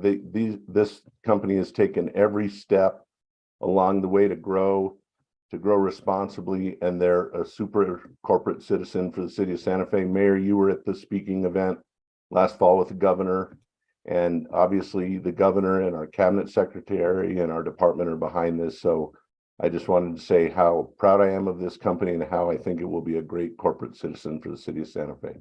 Thank you, Mayor. Thank you, sir. Anyone else who wishes to speak as part of the public hearing? Madam Clerk, no one's hands up. No, Mayor. Very good. In that case, we'll come back to the members of the governing body. If you have questions for Mr. Brown or team, this would be the time to ask them. If there are no questions, Madam Clerk, I think we should call the roll. Counselor Cassett? Yes. Counselor Chavez? Yes. Counselor Lee Garcia? Yes. Counselor Michael Garcia? Yes. Counselor Lindell? Yes. Counselor Rivera? Yes. Counselor Mayor Worth? Yes. Councilwoman Villarreal? Yes. Mayor Weber? Yes. Motion has been approved. Thank you. Thank you. Very good. Nice job. Next item, Madam Clerk. The next item is 19A. It's request for approval of the 2023 through 2028 Consolidated Plan for submittal to the U.S. Department of Housing and Urban Development, also known as HUD, as a condition to the city's Community Development Block Grant, also known as CDBG program. And Cody is here to discuss this item. Move to approve. There's a motion, there's a second. Let's go to Mr. Minich and have him talk with us, and then we will take public testimony. Are you trying to activate the screen, sir? Yes, sir. There's a screen. And make sure you're really close enough to the mic because sometimes it doesn't pick up things.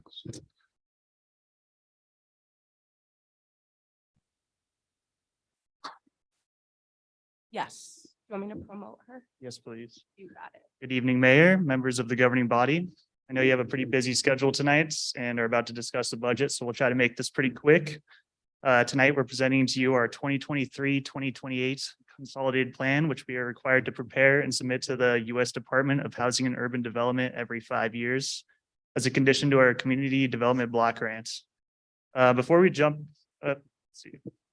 first, we'll talk a little bit about the background, and then our colleague, Avelia Bueno of Root Policy, who helped us prepare the needs assessment and market analysis, will discuss the trends.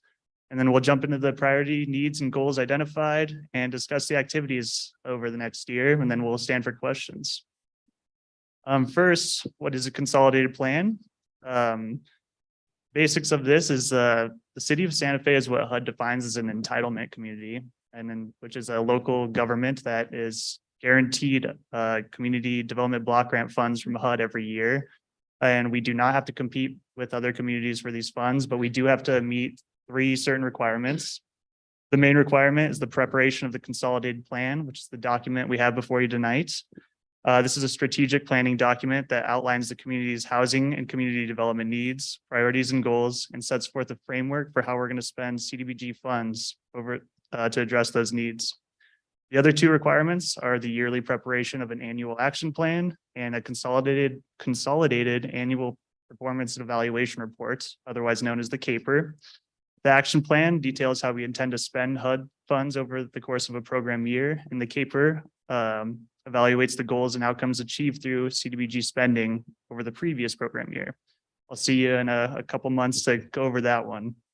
Apologies if some of this is a sort of redundant info for you, but I want to be clear what the consolidated plan does. And that's ultimately about HUD funding and providing a framework and strategy on how we spend that. Preparing the consolidated plan, the action plan, the CAPER is and presenting them to you is a really important and necessary practice to keep these funds flowing in our community. And with that, I'll turn it over to Avelia. Thank you, Cody. I'm gonna go very briefly over the market trends that we found during putting together the consolidated plan. One of the exercises that we do for this plan is called a rental gap analysis, where we compare the distribution of renters with the distribution of units priced affordably for renters in different price brackets. As we can see, there is a shortage of units priced at 625 or less. That's one of the biggest shortages in the city. And that shortage, that shortage has decreased between 2015 and 21. That has mainly been due to the outflow of lower income renters, not the migration of units to higher price brackets, which is what we would expect in such hot housing markets like we have right now in Santa Fe. So that means that investment into those lower price units have paid out. We've been able to retain the units, but the community has been losing its lower income renters. Next, we show some trends on cost burden. There are over 4,000 severely cost burden households in the city, and many of them are lower income. The big majority of them are low and moderate income. Severe cost burden is when renters or owners pay more than 50% of their income in housing costs. So it puts them in a very disadvantaged economic position to absorb any other economic shocks. We've seen an increase in the number of severely cost burden households who are owners and are elderly. And this doesn't even include repair costs that they might also have to deal with. In the next slide, we can see that cost burden has been expanded to higher income brackets as well. While it is unfortunate but expected that we see very high rates of cost burden at lower income brackets, we've seen that cost burden among renters and owners has rapidly increased to those renters and owners with incomes between $50,000 and $75,000. That's also a reflection of how tight the market is, with the cost burden expanded rapidly into those middle income brackets. In terms of homelessness, on the next slide, exact counts for homeless individuals are very hard, and the point in time counts that we get from HUD are very imprecise. But what we heard from community engagements in terms of trends in the market is that service providers are very cost burdened, and some are at risk of losing their home as well, and in need of affordable housing. So even to provide the services that are needed to provide an opportunity for people to exit homelessness, we need more housing in those middle income brackets. And in this tight housing market, there's a lot of difficulty finding landlords who accept vouchers. They are more likely to rent in the private market or short-term rentals.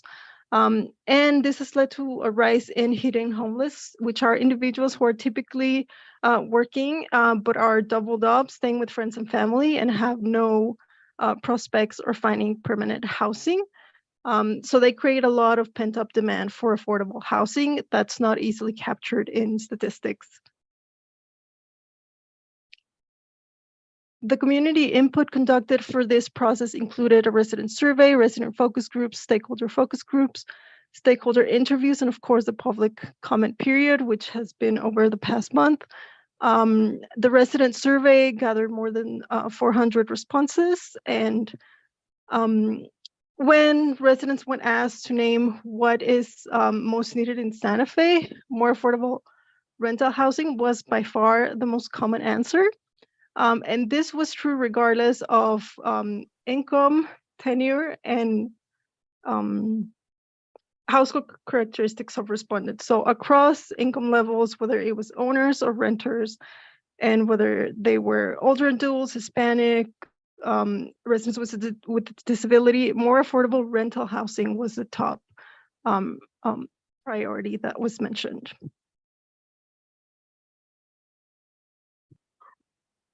Thanks, Amelia.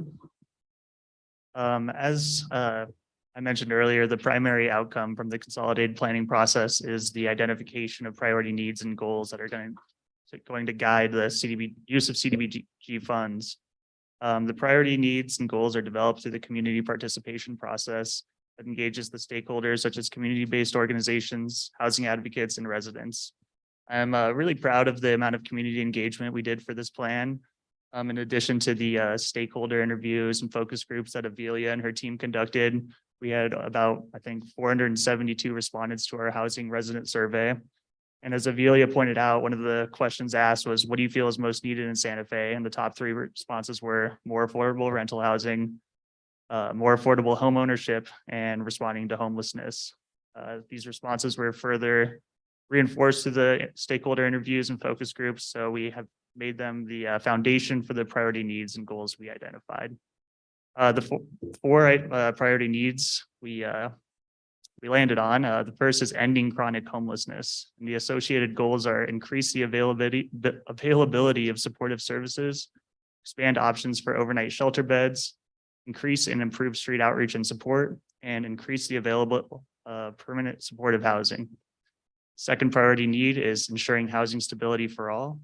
And the associated goals are expanded choices for affordable rental opportunities, expanded choices for affordable home buying opportunities, and improving the condition and preserving affordable rental housing. Third priority need is ensuring homeownership is sustainable for all. And the associated goals are provide for owner-occupied housing rehabilitation, provide for energy efficiency upgrades and accessibility, and maintain financial stability for low and moderate income homeowners. And the final kind of grab bag priority need is the improving social determinants of health and addressing emerging needs. And those associated goals are increase economic opportunities for low and moderate income populations, expand public facilities and infrastructure for low and moderate income populations. And sorry, this is an old table. 4C we broke out into two after some feedback from one of our colleagues in the Metropolitan Planning Organization. So that's now expand access to open spaces and parks, and a different goal, expand access to transportation. And finally, increase programming to prevent displacement. Over the next year, 2023 to 2024, our CDBG funded activities are Santa Fe Habitat for Humanity's home repair program, Santa Fe Public School Adelante programs, expanded school liaison project, interfaith community shelters, summer safe haven for all at Pete's Place, youth shelters and family services, transitional living and street outreach programs, HomeWise's mortgage principal reduction program, St. Elizabeth shelters going to replace their heating and air conditioning units at Sunrisa Family Supportive Living Program. And YouthWorks is going to upgrade their nonprofit facility into a commercial kitchen called the Social Justice Kitchen, which will provide job training to youth. In addition to that, we are going to be continuing funding the El Camino Real Academy Safe Routes to School Connector Trail project, which we began funding last year or this year. And with that, we will stand for questions and comments, feedback from the governing body and the floor, and we have Director Ladd in the wings to help field questions as well. Thank you. Terrific. Councilwoman Villarreal, do you want to comment on this in any way? This is something I know you've had your personal touch applied to. Actually, I just wanted to thank the staff because the format is a little unwieldy that we have to deal with the HUD CDBG program. And so I think they make it work, and there's a lot of important points made. The goals in there are some of the things that some of us are trying to achieve through different policy measures. So I think we're on the right track, although there's so much more to do. The other thing is I want to thank Avilia Bueno, that's the consultant that had been assisting with us, because this was pretty impressive. If you look at who responded to the survey, 400 is a pretty high amount. And I want to thank the service providers because they really wanted to make sure that their constituencies were feeding into the and sharing their lived experience that went into the survey and then into the results. So I think it's a nice blend of the structure that we have to follow with HUD, and then also just the lived experience and the qualitative data that's important. And it's sobering. If we look at the data that we just saw, that's just a snapshot. There's just a lot of need. And obviously, the priority of making sure that we have housing stability by increasing affordable housing stock for both rental and homeownership is very key to all of this. So just want to thank staff again and the community that participated in this. And I hope that we can move forward with various policy options to address these issues. Thank you. Thank you. Other questions or comments at this time regarding the report? I would just like to, first of all, thank you for the enormous amount of work that went into this. I spent some time over the weekend going through it in some detail. It is in some ways a real positive comment about all the different avenues we're exploring to meet the affordable housing needs and the priority around ending chronic homelessness. Mr. Blair was making a bit of an ironic joke earlier when he said, "Oh, I want to talk about affordable housing," but that is appropriate. This is a I talked earlier about the mental health, behavioral health crisis. We're similarly dealing with a homelessness crisis and severe needs for affordable housing of all kinds in all parts of our community. There's interesting, important, and illuminating data in here about the senior citizens in our community who are at risk. There's also inspiring data in here about the work that Rich Brown and others and his team have done to extend free Wi-Fi to people so that they are able to access what is now basically a public utility of life, and that is the internet and the services of the internet. We have to do work to get the vouchers that are out there able to be used. That's a crying need.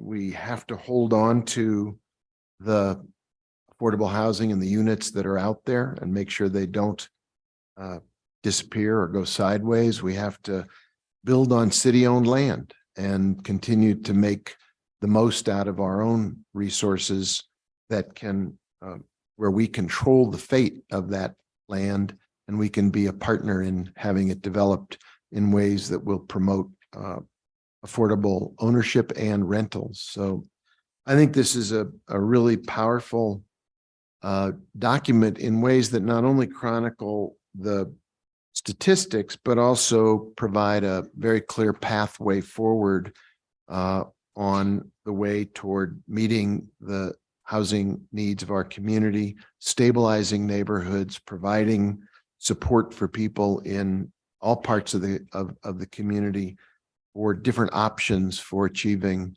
affordable housing. So I recommend for anybody who hasn't gone through this, please do it. It's a very powerful and important piece of work. The community, if you're in the room and you're with chain breakers, this is a book you need to read, and come back and sit down with us as we talk about our Hopewell Man plans. If you're in other parts of the city, it's relevant as well. That's not geographically specific. It's just a remarkable and important roadmap to meeting what is a national need, but we've already been working on it. We've got a good track record. We got more to do. So thank you so much for your hard work and for the support you got from your consulting team as well. Anyone else? Madam Clerk, we have a motion. I'm going to call the roll. We don't have a motion? Public hearing. We already went, we didn't do public hearing first? I thought we already went to the public hearing part. I'm losing track of things. And we don't even have a motion. All right, well, we should hear from people who are here to testify about it. If We do have a motion. Yes, Oh, we we have have a a motion. We went to staff. We need- before public hearing. Yes. So let's do the public hearing part. Apologies. Because what we've been doing previously was the public hearing and then the staff report. Okay. If we have anybody in the room who is eager to testify on this HUD document, please come forward. And if we have anyone on the Zoom who wishes to speak to the HUD document, please raise your hand. All good? Come on up and talk to us. We'll give you 2 minutes to speak to us on this HUD report.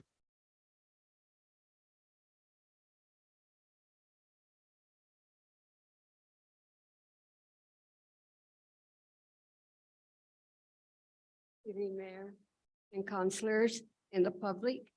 I'd like to also state that. We need your name. My name is Christella Vigil. I'm a resident at Country Club Mobile Home Park. And I'm a senior, as you can see. I'm a lifetime member of this community. I would like to say that one of the things that I think we failed to do also is not to include the middle-class people who are barely making it. It would be nice if that would be included also. I know that we as senior citizens are having a hard time also. And I also was just thinking a minute ago as you were speaking, that we also don't have any help for people who live in trailers who the trailers are falling apart and no one has offered, or there's no one that has brought it to legislation or whatever has happened. But I'd like for y'all to think about that, because people, you can't find anybody to help you.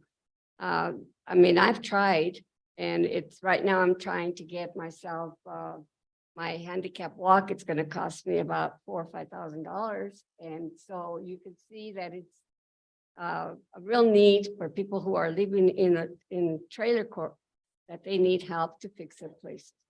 Thank you. Thank you for calling that out. Appreciate Yeah. it. Anyone else in the room or on Zoom who wants to speak to the HUD document now?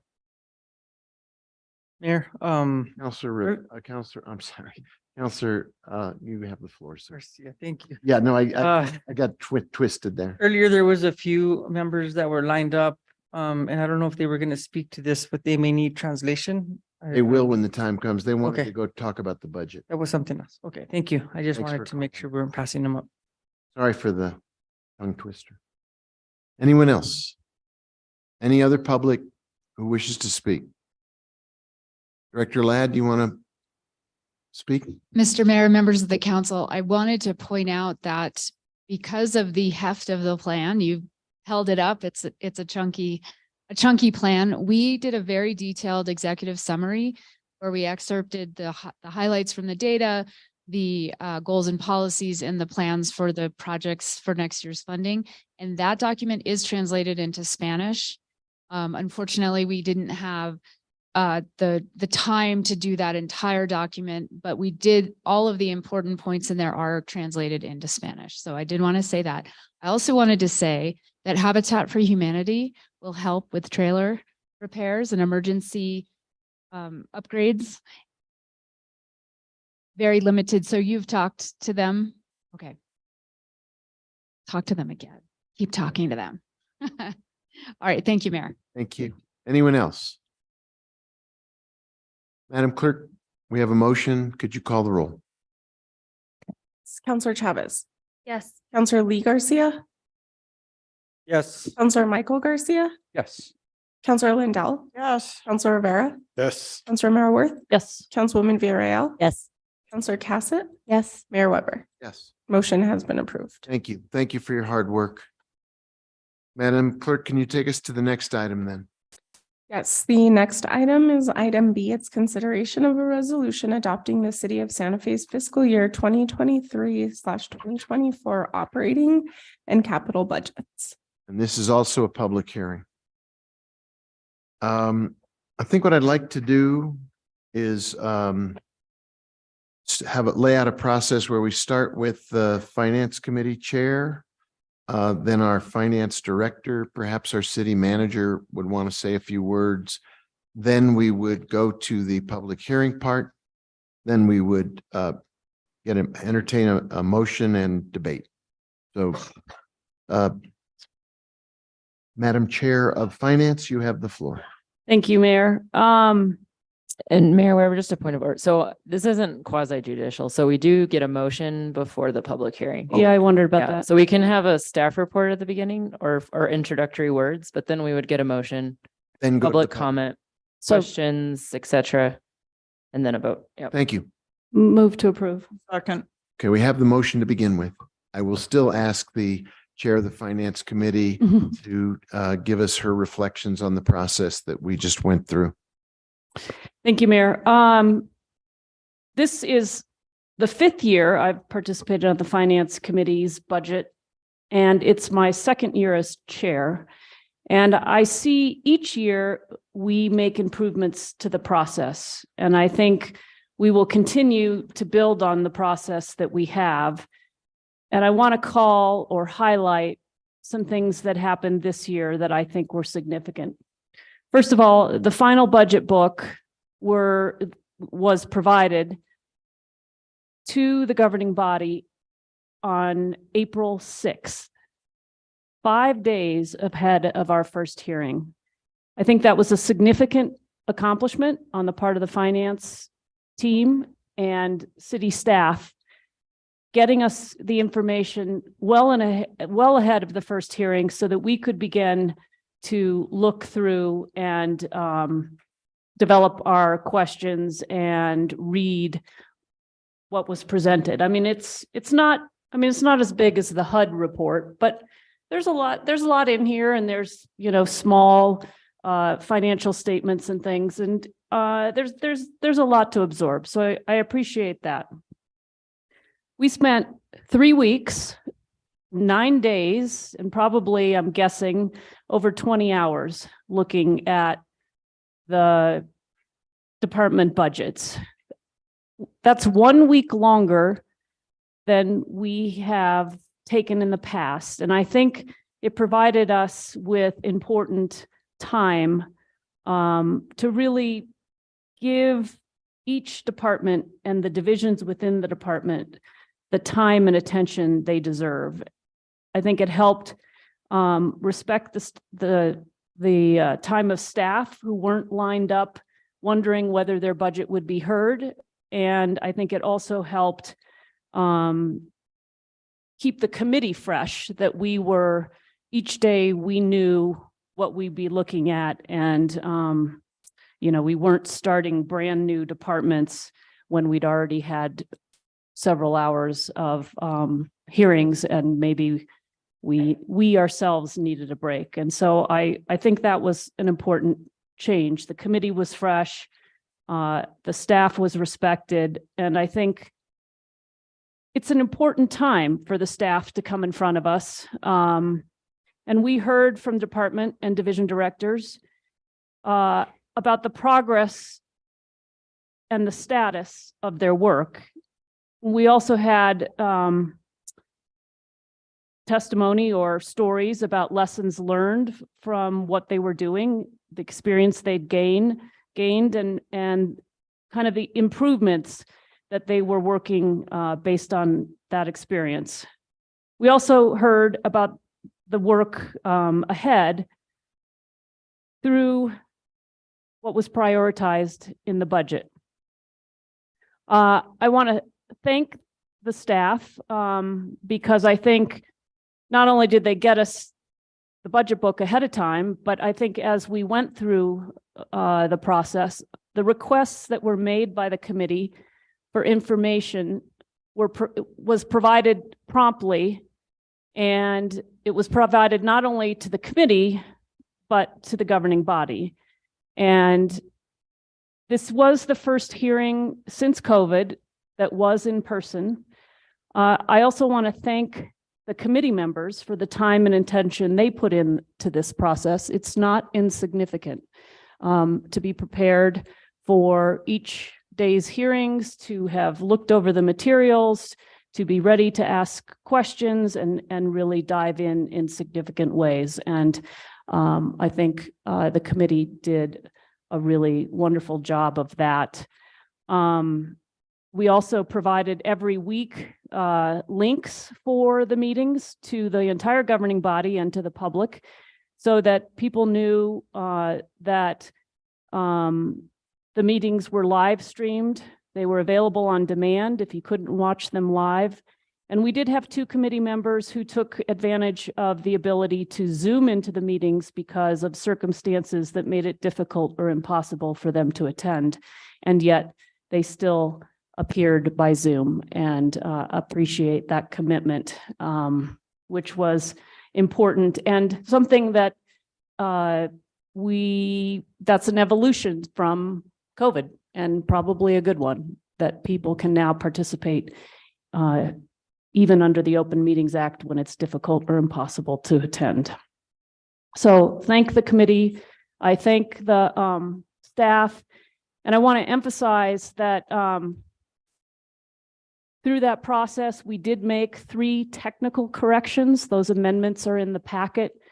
The committee did adopt them, and I guess we can talk about them if need be. They were technical corrections. I think some of them are pretty self-explanatory, but we can certainly dive into them if we need to. Those amendments are now part of the resolution. We won't be voting on them again tonight. We did also this year, I guess I would also say, stand up a process by which amendments could be made, and those 3 technical amendments were made through that process. And I think that was also a significant improvement over past years. So the Finance Committee did adopt this budget as it was amended with the 3 technical corrections unanimously. And we are here tonight to do some highlights of what the budget presents and to get a little bit more data and technical elements of the budget. And just wanted to kind of kick off with the process and the commitment and the work that has gone in to what is in front of the governing body tonight. So thank you, Mayor. Thank you, Madam Chair. And I'd be remiss if I didn't note your service as the chair in guiding everyone through that. The committee worked very, very hard. You also had to steer the ship. So thank you for that. Thank you, Mayor. Director Oster, long time no see. Would you like to give us a presentation around the budget, and then we'll go to the city manager for any thoughts, and then to the public for their input? Thank you, Mr. Mayor, and thank you, members of the governing body. It's my pleasure to be with you this evening to present the FY24 recommended budget. I would like to start out with a few thank yous as well. I'd like to recognize some of the finance team that are here in the room. And if you all don't mind standing up or waving so that folks can see you. We have the amazing Ms. Alexis Lotero, who is the Assistant Finance Director and a budget guru. Thank you, Alexis. And then we have Andy Hopkins. Andy is our budget officer. Andy is a bastion of knowledge about city government and budget. So we're super lucky to have Andy. Next up, I'd like to recognize Anita Medina. Anita is the queen of the POL, which means she knows about all positions and all position actions and keeps us all straight and organized. Next, I'd like to recognize Janelle Chavez. Janelle is the newest member of the budget team, and she has jumped right in. We're so glad to have Janelle on board. And then we have one member of the team that wasn't able to be here tonight, and that is Amanda Romero, and she's also been a huge contributor. So I'm very, very grateful for the work that the team has done, and really want to give credit where it's due to those folks and Amanda for putting together the document that we're going to be reviewing. I also want to thank Chair Romero Worth for leading us through such an orderly and organized and humane process for the budget this year, as well as the members of the Finance Committee who, as the chair mentioned, participated in, I would agree, over 20 hours of hearings on this budget and asked many thoughtful questions and helped us identify some technical corrections that we needed to make and then get those done through amendments. And then I would like to thank all the leadership here of the city, both on the dais and then out in the audience, for your participation. This budget was really led by directors, and we'll talk about a couple of examples of that as I go through the presentation. But really, I think I am very proud of this budget. I think it's a strong, sustainable, and responsible budget. And I think it incorporates valuable input from all of our stakeholders and the folks that are actually in the programs in the front lines that are going to be deploying these funds to invest in our community of Santa Fe. So thank you all for getting us to this point. And with that, I'll dive into it. As I said, I'm very proud of this. I think it's a good budget. I think, we have a lot of good things that we can talk about here. So I'm pleased to be able to highlight some of those for you. Just to set the stage a little bit, I want to start with some numbers. I am an accountant, so I'm going to go a little bit wonky on you. So in terms of our total picture across all funds, about 44% of our proposed revenues across all funds are from taxes. And 36% of proposed expenditures from all funds are related to salaries and benefits. So that includes things like utilities that are enterprise funded. That when you're looking at it, a holistic view of the city as a whole, you can keep that breakdown in mind. When you go down to the general fund level, the amount of expenditures in relation to revenue that are for salaries and benefits gets even bigger. So 82% of all proposed revenues for the general fund are related to taxes, and 63% of the proposed expenditures for the general fund are salaries and benefits. So as we talk about the budget, I just wanted you to have that information to keep in mind. Personnel, salaries and benefits they're our biggest resource and they're our biggest investment, and you'll see that reflected as we move throughout this budget. I mentioned, as I started to talk about the budget, that I believe this is a sustainable budget. And I think that's really important in these uncertain economic times.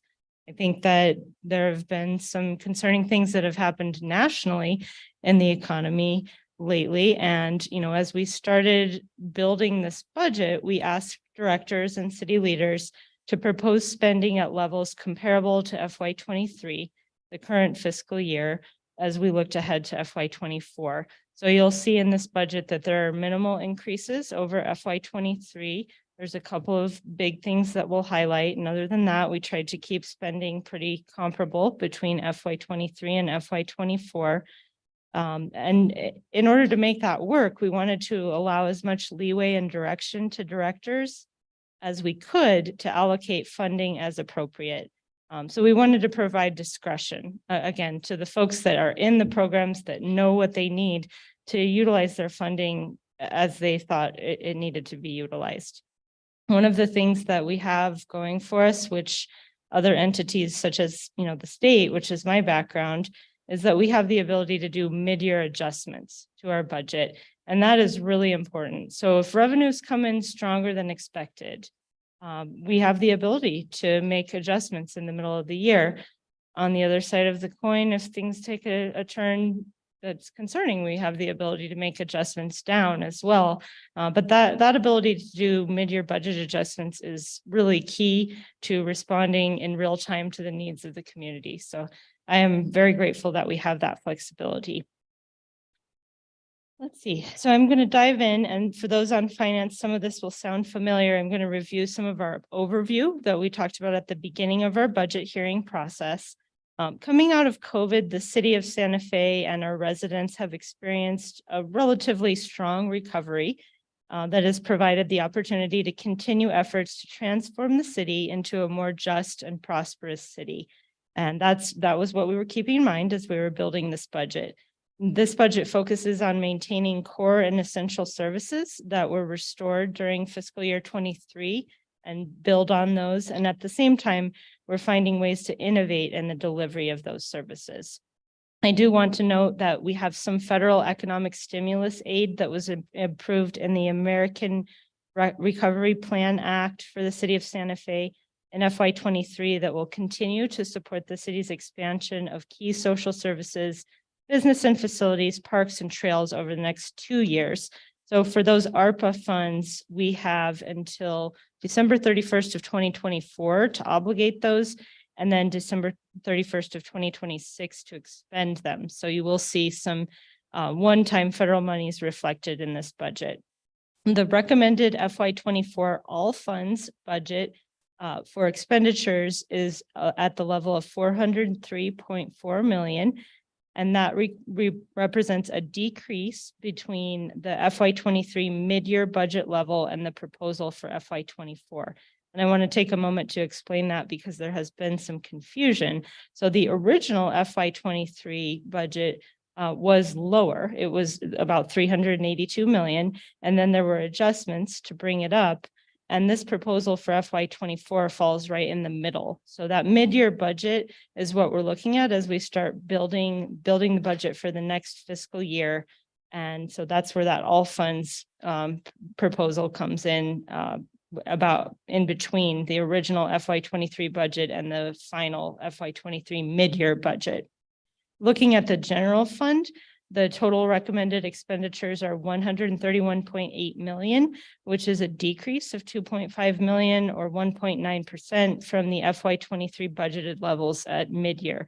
And again, that mid-year budget is the final. The original budget was lower. So let's see. So I just want to highlight again that at the all funds level, we are proposing approximately 36% of expenditures to be for salaries and benefits. And then at the general fund level, that goes up to 63%. So a significant portion of this budget invests in salaries and benefits for city employees. I'd like to take you through a couple of highlights. The FY24 recommended budget, again, is a fiscally responsible budget that focuses on strategic investments in critical areas. And I just want to emphasize again that these were areas that were identified by the entire leadership team of directors as the most critical needs at this time. Affordable housing is a critical need. I think we're all aware that we need to invest in affordable housing here in the city of Santa Fe. And this budget includes $4.2 million to fund housing assistance services through the affordable housing program. We have an investment in contracted homeless services of $1.5 million.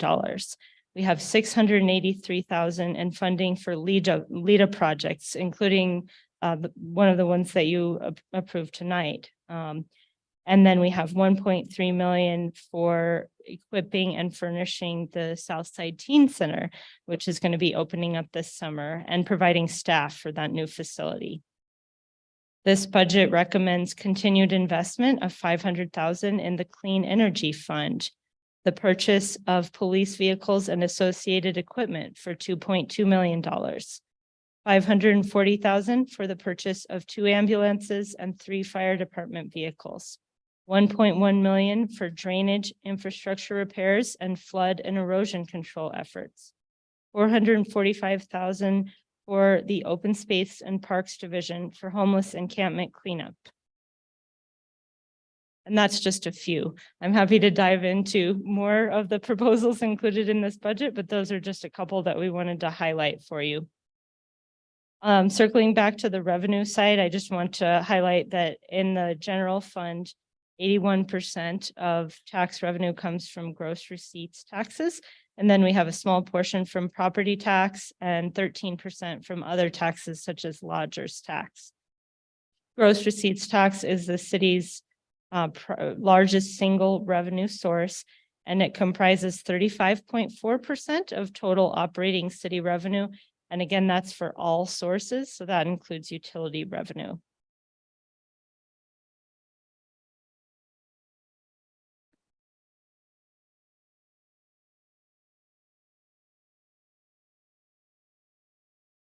I'd like to speak just for a moment about Amendment A to the budget, which added the detail of our capital allocation plan into the budget.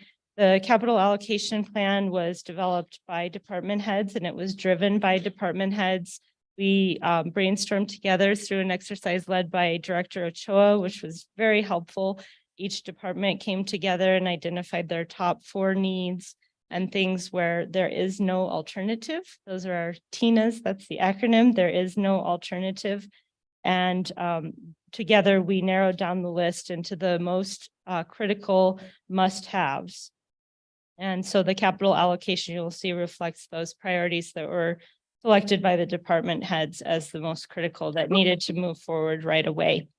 And the last thing that I wanted to mention before I turn the floor over to public comment is the salary increase. And I mentioned that exercise where we identified priorities where there was no alternative. And one of the ones that I felt very strongly about was that we needed to protect employee net pay. We needed to put together a salary proposal that ensured that no city employee would see a decrease in their net pay when this new budget goes into effect.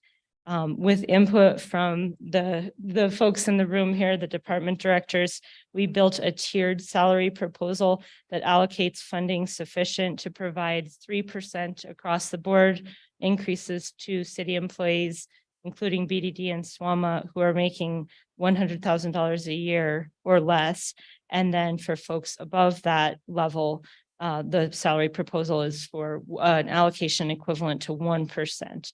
And that builds on previous year's increases, including last year's historic 8% across the board increase.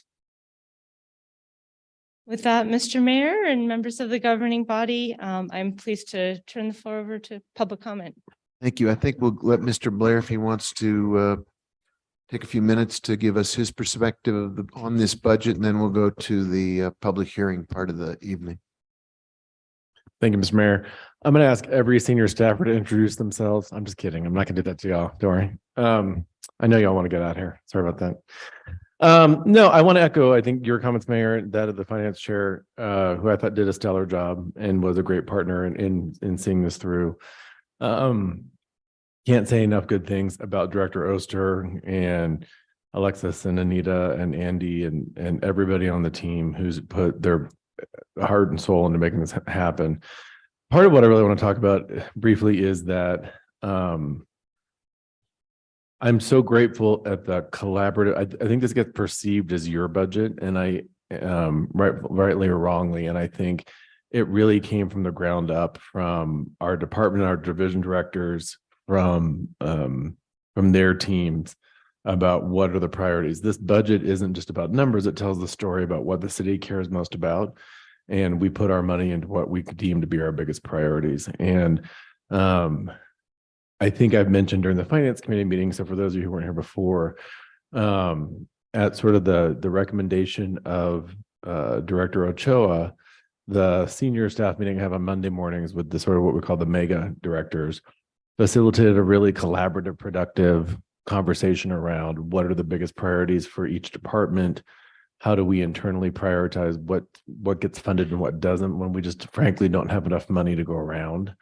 And I think it was a great opportunity for Kira Ochoa to get to use the dry erase board, but it also was I think a really productive way in which the senior staff don't often get to be thinkers and to be collaborative and to be able to be policy wonks about what's best for their community. And so with a willingness to say, I know that I need X million dollars, but I'm willing to take a significantly smaller portion because I recognize your project's important for the city, or the new acronym we all learned, TINA, there is no alternative, these things that have to get done this year. So all of the staff who are here tonight clearly are here in part because they wanted some free barbecue, but they're also here because of the significant time and energy that they have put in to really put together the best budget they can to serve the people in this community. And I'm grateful for that. And I want to thank all the finance committee members who sat through hour after hour of finance committee meetings. It's not easy.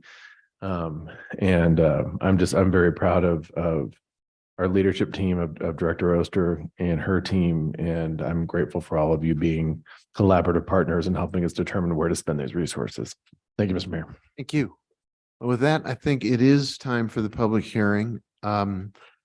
If you are in the room and you want to speak to the budget, please come up to the microphone and introduce yourself. If we need to do Spanish, English translation, we can make that happen. We also, I'm sure, have people on the Zoom who would like to speak to the budget. The city clerk will keep the clock and give everybody who wants to speak 2 minutes to give us your thoughts on the city budget. And please do introduce yourself. Amazon? Okay. Hi, my name is Itzali Reina. I live in District 3, Country Club Garden Mobile Home Park. And I'm here representing Chainbreaker, and Chainbreaker is a member-based organization that works to expand access to affordable transportation and sustainable communities for working families in Santa Fe, New Mexico. And over the last 6 months, Chainbreaker has organized a renters committee in Country Club. And the residents have learned about their rights as renters, opportunities to become a homeowner, and how an eviction works in mobile home parks. Many Chainbreaker members and leaders of this committee have come here to talk about why they support the Eviction Prevention Fund. During the pandemic, Chainbreaker worked with the city to help distribute eviction prevention money through direct cash assistance. And we saw hundreds of renters benefit from this. And we want to thank Julie Sanchez, her department, and all of the city staff for making this possible, because the residents at risk of eviction will benefit from this. Now the Country Club Committee will be talking about their situation and the risk of eviction, and we recommend you to approve the budget and the fund and make it accessible for folks that are facing eviction. And thank you again. And I also will be translating for the next speaker. Thank you so much.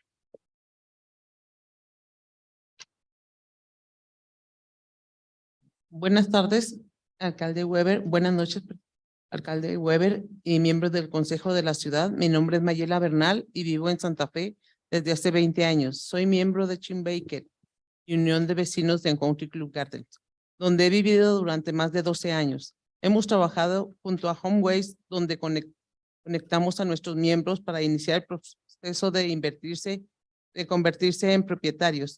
Pero cada vez que damos un paso adelante, otro desafío nos hace retroceder. Ahora, el aumento de los precios del gas natural afecta la estabilidad de mi hogar. Desde enero comenzamos a ver errores en nuestros cobros de renta y tarifas de gas. Sabemos que el gas natural ha estado subiendo, pero para nosotros fue un aumento del 1,500%. Pasó de 50 a $800. Desde entonces hemos pagado lo que está en nuestro contrato, más lo que es razonable. Según los recibos anteriores, y solicitamos una factura detallada de Country Club, pero solo hemos recibido represalias.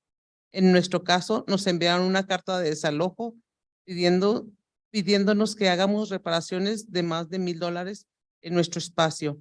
Creo que esta es una represalia para nuestro derecho a organizarnos.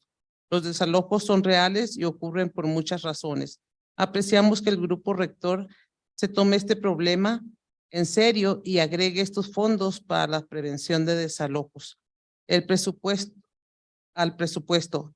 Este es un paso en la dirección correcta para reconocer la crisis de desalojos y ayudar a personas como yo y mis vecinos.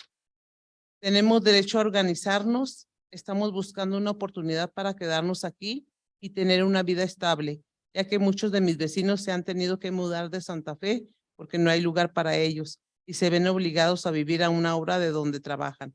Esperamos seguir colaborando con el alcalde y el ayuntamiento para que los inquilinos no tengan que afrontar el trauma de las acciones de represalia. Gracias. Gracias. Right. So I'm going to be translating. My name is Mayela Bernal, and I have lived in Santa Fe for 20 years. I am a Chainbreaker member and tenant union at the Country Club Gardens, where I have lived for more than 12 years. We have worked along with HomeWise, where we have connected our members to start the process of owning a home. But whenever we take one step forward, another challenge shows up that tries to knock us back. Now rising gas prices are threatening my household stability. Since January, we began to see mistakes in our monthly bills and gas rates. We know that gas has been going up, but for us, it was an increase of 1,500%. It went from $50 to $800. Since then, we have paid what it's on our lease and what is reasonable according to previous receipts. And we requested an itemized bill from Country Club Mobile Home Park, but we have only received retaliation. In our case, they sent us an eviction letter asking us to make repairs for more than $1,000 in our space. And I believe that this is retaliation for our right to organize. Evictions are real and happen to me for many reasons. We appreciate the governing body taking this issue seriously and adding this eviction prevention funding to the budget. This is a step in the right direction to recognize the eviction crisis and help support people like me and my neighbors. We have the right to organize, and we're looking for an opportunity to stay here and have a stable life, since many of my neighbors have had to move out of Santa Fe because there is no place for them. And they're forced to live an hour away from where they work. We hope to continue collaborating with the mayor and city council so that renters do not have to face the trauma of retaliatory action. Thank you.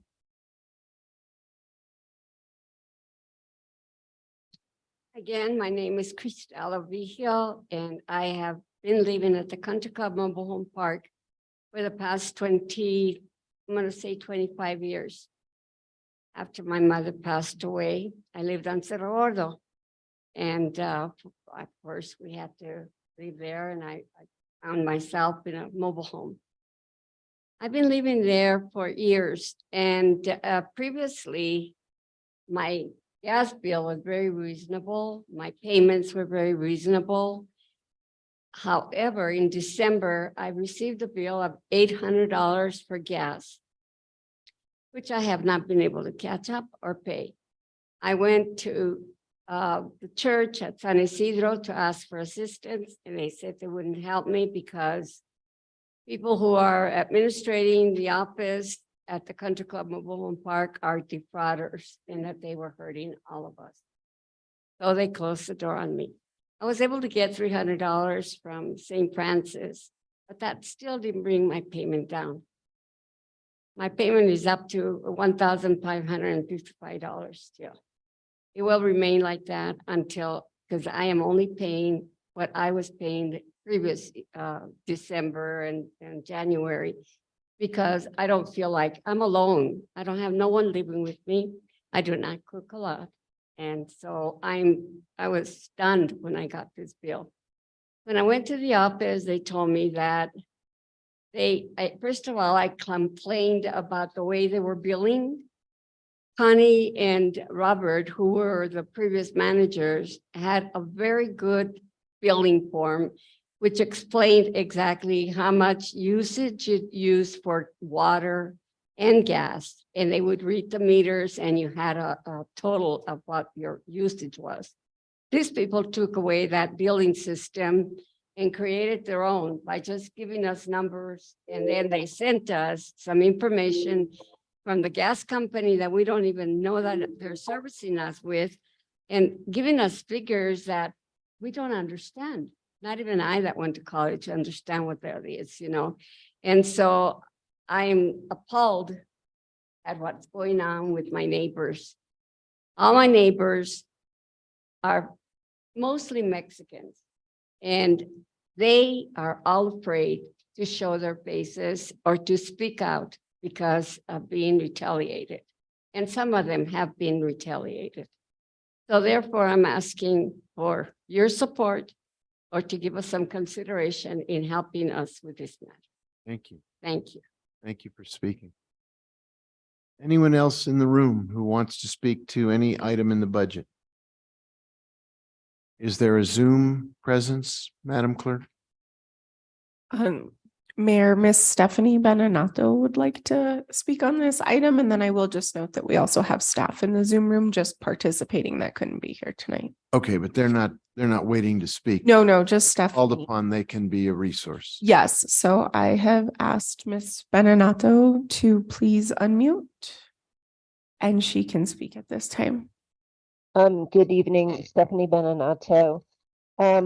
I guess I just have a trouble with the idea that, given that you have mostly a flat budget, that is what you had in 2022, you're supposed to be doing now, how that actually preserves all the fundamental services that we have, given that I heard that the budget, the major increase, and I don't know if it was 40 or 60%, but went to city employee benefits. So I don't see how that maintains basic services. I would have liked to have heard that the libraries are going to be open 7 days a week, that they have money to do hybrid presentations, which apparently they do not have at this point, that the BOA meetings would actually be up on YouTube, that recreational facilities would actually be open at least 7 days a week in 2 different locations. Those to me are basic city services that we haven't had for quite some time, and it doesn't seem that we will have any time in the near future. And I have to say, in terms of the wellness, I didn't really hear anything about more counseling, mental health. I mean, mindfulness, yes, but in terms of actual mental health aid, I didn't really hear that in terms of the list of wellness activities that would be covered. I didn't hear it as a separate item. And to me, more counseling would be something better to have than another day off. If you've been a witness to some horrific accident, some, other type of thing like that, I'm not sure a day off a year is going to help. That counseling would help, and giving people more opportunity, not so much to go, but to pay for that counseling, to me would be a lot more helpful than another day off. Thank you. Others in the Zoom room, Madam Clerk? No, Mayor. Not at this time. That was it. Anyone else here in the chambers who wishes to speak? I will then turn to the governing body. We have a motion, we have comments and opportunities to discuss the budget as it is in front of us now. Councilor Rivera, you have the floor, sir. Thank you, Mayor.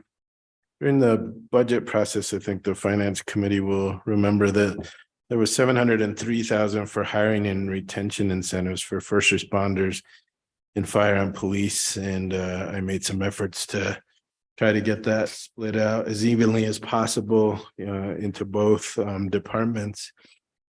But in light of the information we had tonight with police receiving additional retention and hiring incentives from the legislature, I'm now rethinking if that mix should be a little bit weighted more towards fire than towards police. And I've drafted a quick amendment that I could send to the city attorney, but I guess would just like to have some discussion on Great. it. Yeah, I think discussion is appropriate, Counselor. We have, I believe that the data of the current split is at hand. Am I correct, Director Oster? Mr. Mayor and councilors, yes, the 703,000 is currently allocated to be split roughly 45% to fire and 55% to police.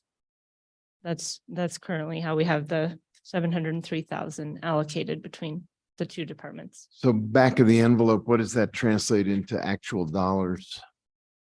Mr. Mayor, that translates into 316,000 for fire and 387,000 for police. And I believe what we heard, sorry, Mayor, I believe what we heard tonight was incentives for police for this year as well as for next year. So that doubles it up. So the amendment that I was proposing was looking at a 70-30 split, 70 for fire, 30 for police, to kind of counter that a little bit and make it so that's a little bit, or seemingly a little bit fairer for both departments. Okay, discussion among governing body? And actually, I think the counselor is waiting to have some conversation before he actually produces the amendment, if I take your process correctly. I guess I have a question, Mayor. Yes. Director Oster, is it just as easy as just throwing out a percentage? Aren't there a number of factors that have to be taken into consideration? Yeah, maybe you can elaborate. Mr. Mayor and councilors and Chair Romero-Worth, yes, we would need to I would need to confer with staff about what adjustments would need to be made to the resolution. Multiple pages of the resolution would be affected by this change. But not just that, but it's not just that simple. You don't just say this percentage over here and this percentage over here. Aren't there like collective bargaining agreements and pay hierarchies? And I mean, this isn't just a question of moving percentages, and I think there's a lot of complexity underneath those percentages. Mr. Mayor and Councilor, I'm joined by several of our experts here as far as the implications for collective bargaining and human resources. I'm going to turn it over to my colleague, Burns Salzer. Mr. Mayor, Councilor Romero-Worth, an allocation be made, and then you would go to the table for negotiations with the unions.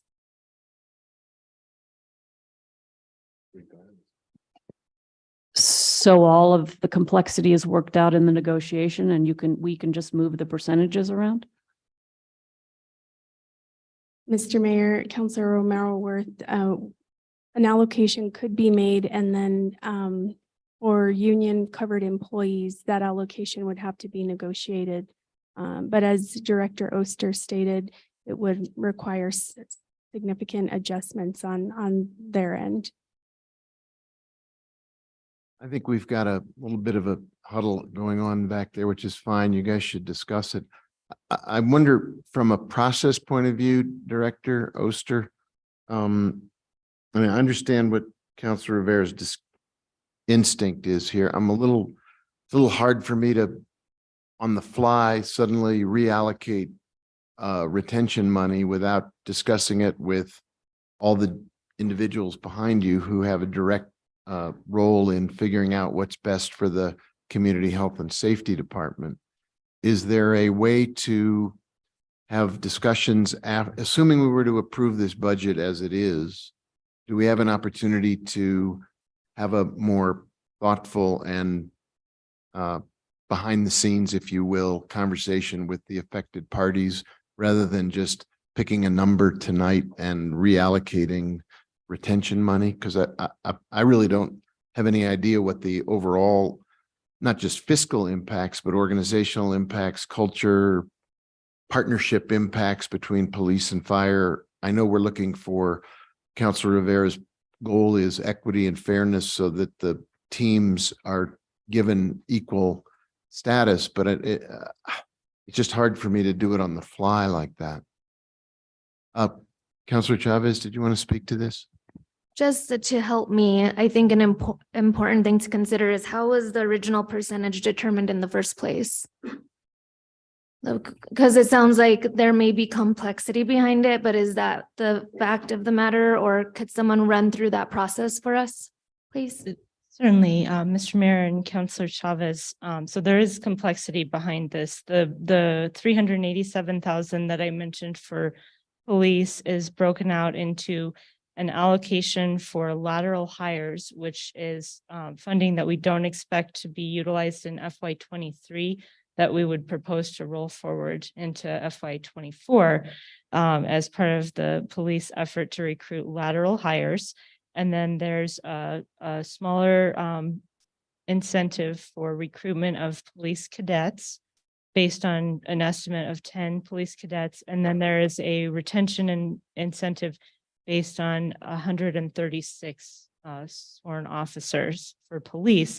And then on the fire side, we had estimated 12 new hire incentives at $1,000 and 152 retention incentives for certified firefighters at $2,000 per firefighter. So there is some complexity behind the calculation of those proposed numbers. So each of those categories would have to be adjusted individually.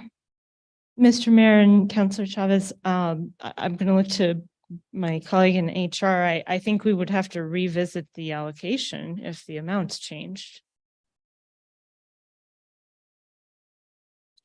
Thank you. We have another hand up from Councilor Cassett, and then I'll come back around, Councilor Rivera and others. Yeah, I guess my question on this is process in terms of what our capability is. We are in this really challenging place where we do have to pass the budget, but it does sound like this is something to explore. And where would we be able to potentially come back and make an amendment of this sort afterwards? I mean, could we come back with a bar in 2 weeks after we have time to really dig through the numbers? Mr. Mayor and Councilor Cassett, I was just sending a message to my amazing budget team to ask them the same question. So let me ask if Alexis or Andy, could you come down and see? I'm going to make sure we get you the correct information.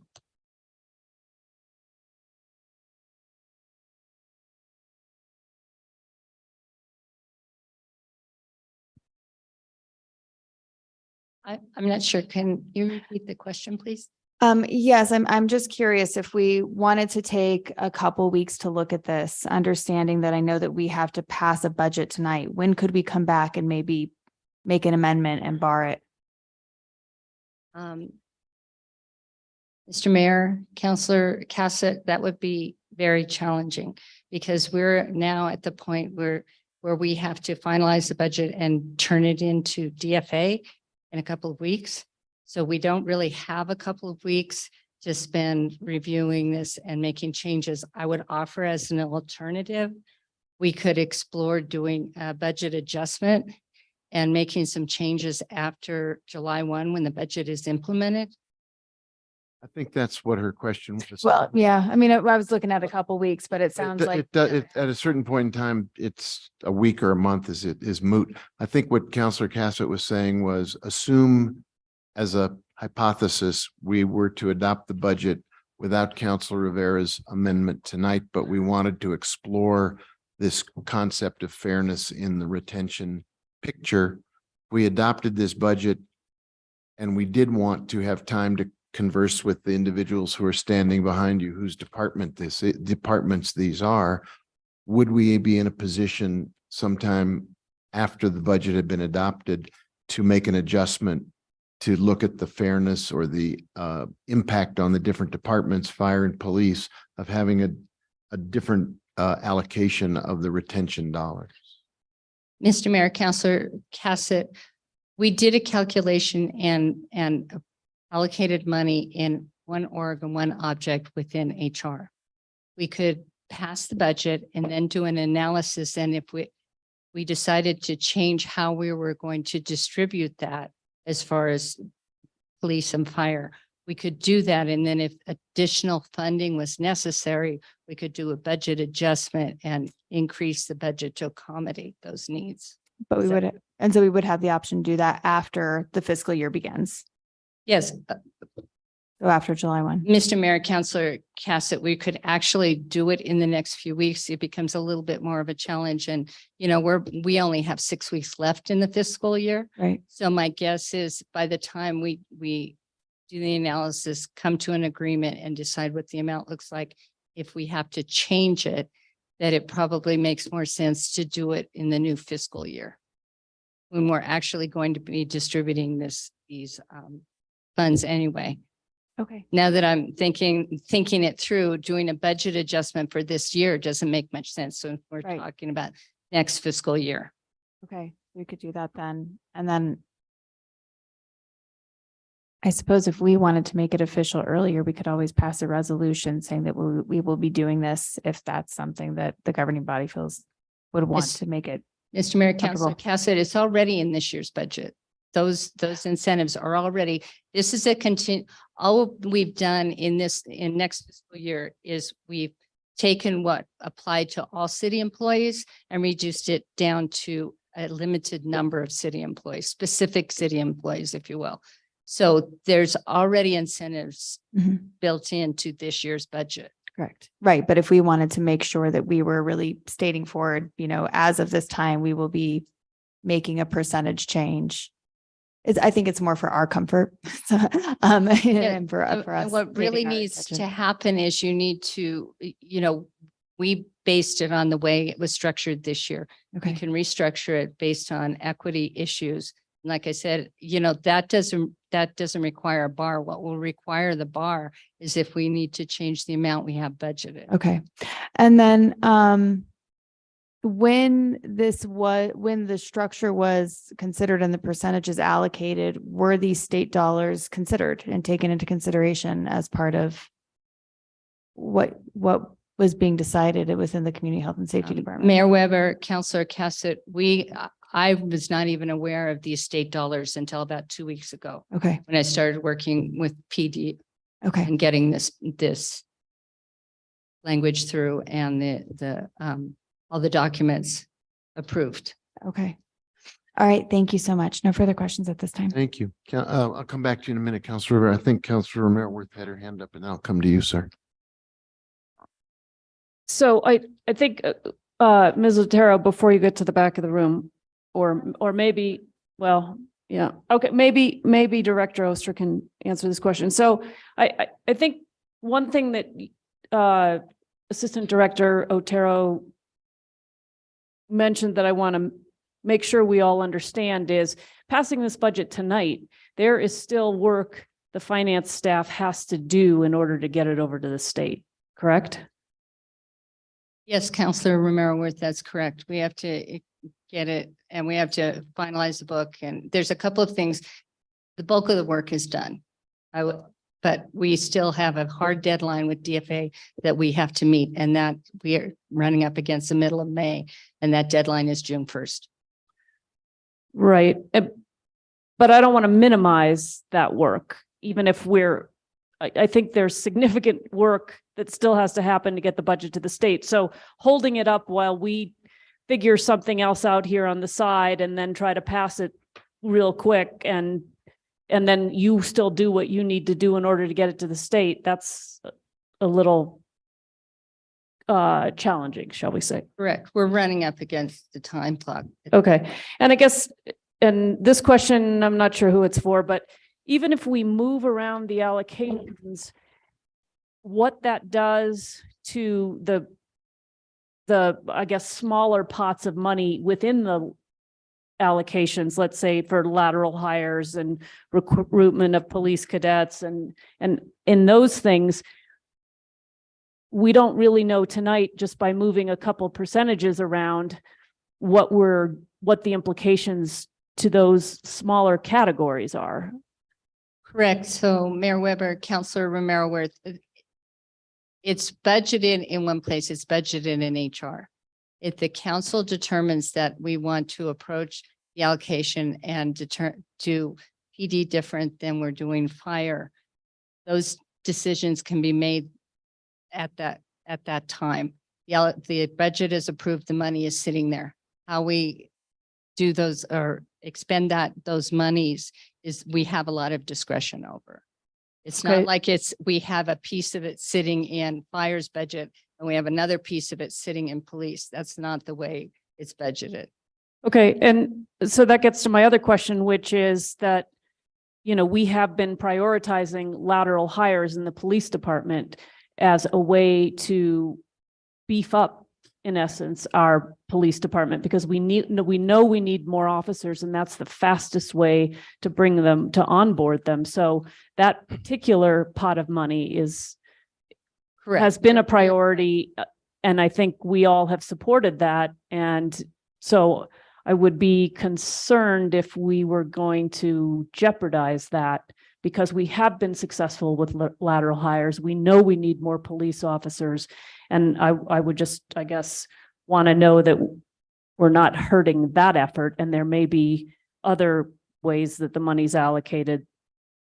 That's, Correct. Yeah. There's a little bit, there's a portion of it that's budgeted specifically for those hires in PD. The bulk of the money is really that's sitting in HR is more, is less specific, is more fungible. Right. But if we were to decrease the percentage in a significant way, we might hurt that the little pot of money within the big pot of money for lateral hires. Correct. But we could still, under the same process, we could increase that amount in PD if necessary. We could do a budget adjustment and increase that amount. We're not talking large amounts of money. These are two specific groups of people. We're not talking about the 1,400 employees that we did it this year. This year was $2.7 million that we allocated. It's substantially less than that. Okay. And I guess it just sounds like it's possible, but it also seems like it might be better to do this in the new budget year. And I don't know how we get assurances and what Councilor Rivera would need to have those assurances that we would make sure that we have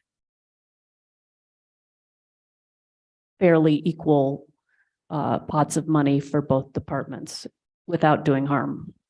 Thank you. Councilor Rivera. Thank you, Mayor. I did use the word fairness and equity, but I know that the fire department in their testimony during budget mentioned Los Alamos doing a hiring process right now, and they're offering significantly more money than what anybody in the state can offer. So my sense is that they'll probably want to do laterals as well at some point. And I've heard of several people that are considering it if that does happen. So this would be, not only a fairness equity issue, but really intention to make sure that we keep our well-trained firefighters and paramedics here in the city where they can serve us as well. The other thing I wanted to say is, you know, I apologize, this is last minute, but so was the information we received tonight, which if that would have been part of the budget process, it could have changed at that point, but it didn't. So we're looking at it now. I'm looking at it now. Based on what Ms. Lotero said, and I don't know if the city attorney wants to weigh in, but can we just give staff direction, knowing what we want to do, knowing what I want to do, basically 70-30 doesn't have to be that specific, but close to those numbers as it makes sense to HR and the finance department. Mayor, Councilor, what I think I heard is that they're currently budgeted in one line item for both departments. Is that accurate? Well, the lateral hire incentive is budgeted in PD. That's been in PD for a couple of years. The other retention and incentives are budgeted in one organ object code in HR. It's not budgeted in either fire or PD. Okay, Mayor, Councilor Rivera, does that change anything about your question? Can, instead of an amendment or doing something formal later, can we just give direction that this is the way we want to proceed? Mayor, Councilor Rivera, that one, I think right now you really just have the budget in front of you. I think you can certainly have that conversation with staff and they could either put forth a budget amendment if that's what's needed. Or if you wanted to describe something specific, I think a separate resolution would do that, because this resolution doesn't go to that level of detail, particularly for the fund that's combined. It doesn't describe those percentages in the budget, so they're not required for the one that's combined, at least, right? So you can certainly make a personal preference noted at this point, but I don't think any sort of decision on it can be made. Okay, but Ms. Lotero, you did say that something after July 1st could be done? Mayor Weber, Councilor Rivera, yes. And I'm looking at this calculation that we did as part of the budget. So one of the things you might consider, I don't know if you want to change the incentives, the retention incentives, the higher incentives, but they're a specific amount. They're like $1,000. So I don't know if you want to make, you can make adjustments to say, well, I want those to be $800 and I want them to, for someone else to be something else. It's not really percentages, they're flat amounts we're adjusting. Can I suggest a different approach, Councilor Rivera? Because I'm really uncomfortable about sudden decisions. I know none of us had the information. I agree with you, but I'm having a hard time imagining us spending the next couple hours working out the accurate numbers for retention and incentives. I take your point about a pot of money that we weren't really aware of during the budget process, suddenly increasing a piece of the puzzle without the other piece of the puzzle. I think what we can all agree, without naming a specific split, is that we have an agreement among ourselves as a governing body to ask the city manager to work with community health and safety, to work with finance, to come back to us with a proposal that's been worked out on behalf of both police and fire to try to come to a reasonable outcome that recognizes that competition exists for firefighters and EMTs as well as for police officers, and that we have an approach that should be strategic and smart, but not at this point in the budget process, sir. Yeah, I agree. I'm amenable to that. Okay. Mayor. Yes, ma'am. And I just want to emphasize that this didn't even have to come forward in the budget process. If it had come forward at one of the 2 finance committee meetings that we had during that time, we would have at least known about it and could have factored it in at the committee level. So this makes me a little grumpy, I'm sorry to say. But I'm grateful that perhaps we can find a way to work it around, but this is not acceptable. Not happy about this. I think the Councilor Rivera's observation is a good one. I think we can find a way forward that does attempt to use our pots of money strategically and fairly. And I think that would be that would be something that we could all collaborate on, and I would welcome it too, sir. Thank you. Any other, Mr. Blair has his hand up. Yeah, Mr. Mayor, councilors, if I may, I'm sorry that the two discussion items, the bars, didn't come earlier. I will admit that I don't know that I recall what led to the omission and them not being considered sooner, but I know that our plan B was just to let $200,000 go out the door. And so our team acted as swiftly as possible to bring it onto the discussion agenda so it could be considered. It was the best of the choices we had at the time. Mr. Mayor, I think for me, I come from a place where in the brief conversations I just had with the city attorney and with the staff, I think from our perspective, I'm reluctant about being in a place where we're being asked to commit to a lot of to agreeing to do things in the future where the whole governing body hasn't directed us to do it. And so for me, I think rather than asking that we give assurances to individual counselors of, we'll take care of you after July, I think what I would prefer would be that we'd have counselors work with staff on resolutions to get you all to commit to say, yes, we want you to make the 70-30 split, or because I think it's an awkward place for staff to be of navigating. Because here's what a hypothetical scenario. I'm not even taking it out of this vote. Let's say it's a thing that we want more hot dogs at the concession stand. I don't know, whatever it is. Councilor Romero wants more. Councilor Vidal wants less. Councilor Abeta says he wants 3 times as much. And Councilor Chavez doesn't want any. And without you all having voted, staff are stuck in the position of, what do we do? And so I just don't want to be in the place that we're asking Director Oster or the Deputy Director Latero to be committing to things that you all haven't collectively said, this is where we want to go. Mayor, and I completely agree with that. And I think what we're saying though, is that we'll bring forward something so that after July 1st, we are very clear about factoring in this legislative money and how this moves. We're not doing this like, oh, you guys, this is what we want, and we're verbalizing it tonight. I think we're going to have to put it in writing. But I think with the idea that we are not, I don't think in a position to hold this budget up tonight. I think we need to get this budget passed tonight and work on the resolution to direct what happens starting July 1st. Mr. Mayor, sorry, Councilor, I think that's very fair. And I would also say, Mr. Blair, and I agree with you, but the thing that we heard consistently tonight in the run up to the presentation of the budget and our consideration of it was how instrumental our department heads were in crafting this budget.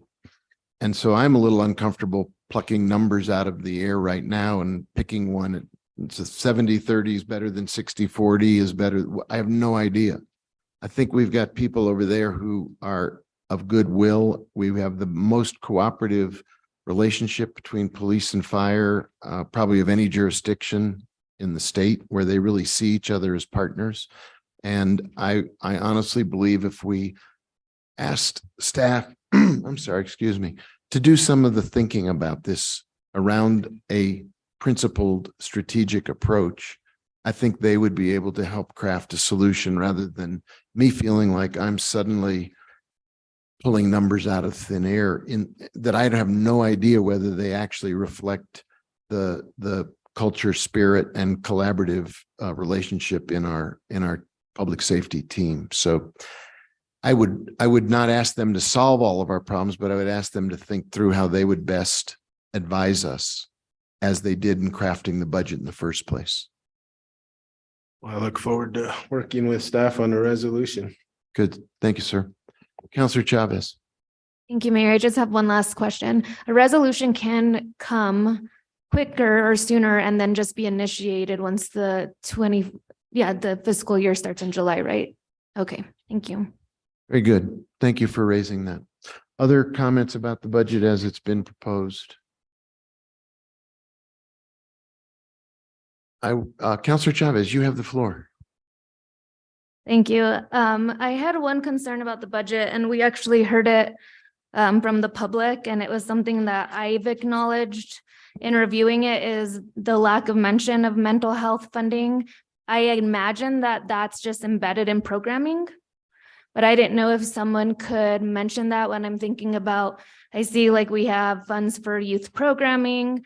My major concern being youth right now, I think that it's been made pretty public, the concerns around youth and mental health right now. And so to not specifically see it in the budget is slightly concerning, but I know that our department is pretty amazing in making sure our community has what it needs. So I just wanted some information on how that's embedded in some of our programming. Mr. Mayor and Councilor Chavez, we'd be delighted to speak to you about some of the programs related to mental health. I see that Chief Moya is up here. He's got some great things going in the fire department. And with regard to youth, I think Director Ochoa and Director Sanchez can speak to that. Thank you so much. Mayor, Councilor Chavez. So in the fire department specifically, we have direct contracts with PSPG.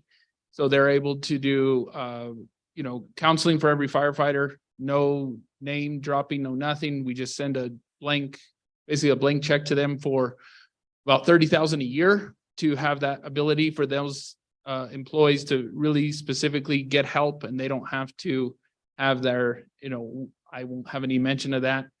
They're also able to do debriefing. So we're immediately able to do that over the last 2 years. So this will be our 3rd year in the budget with this proposal.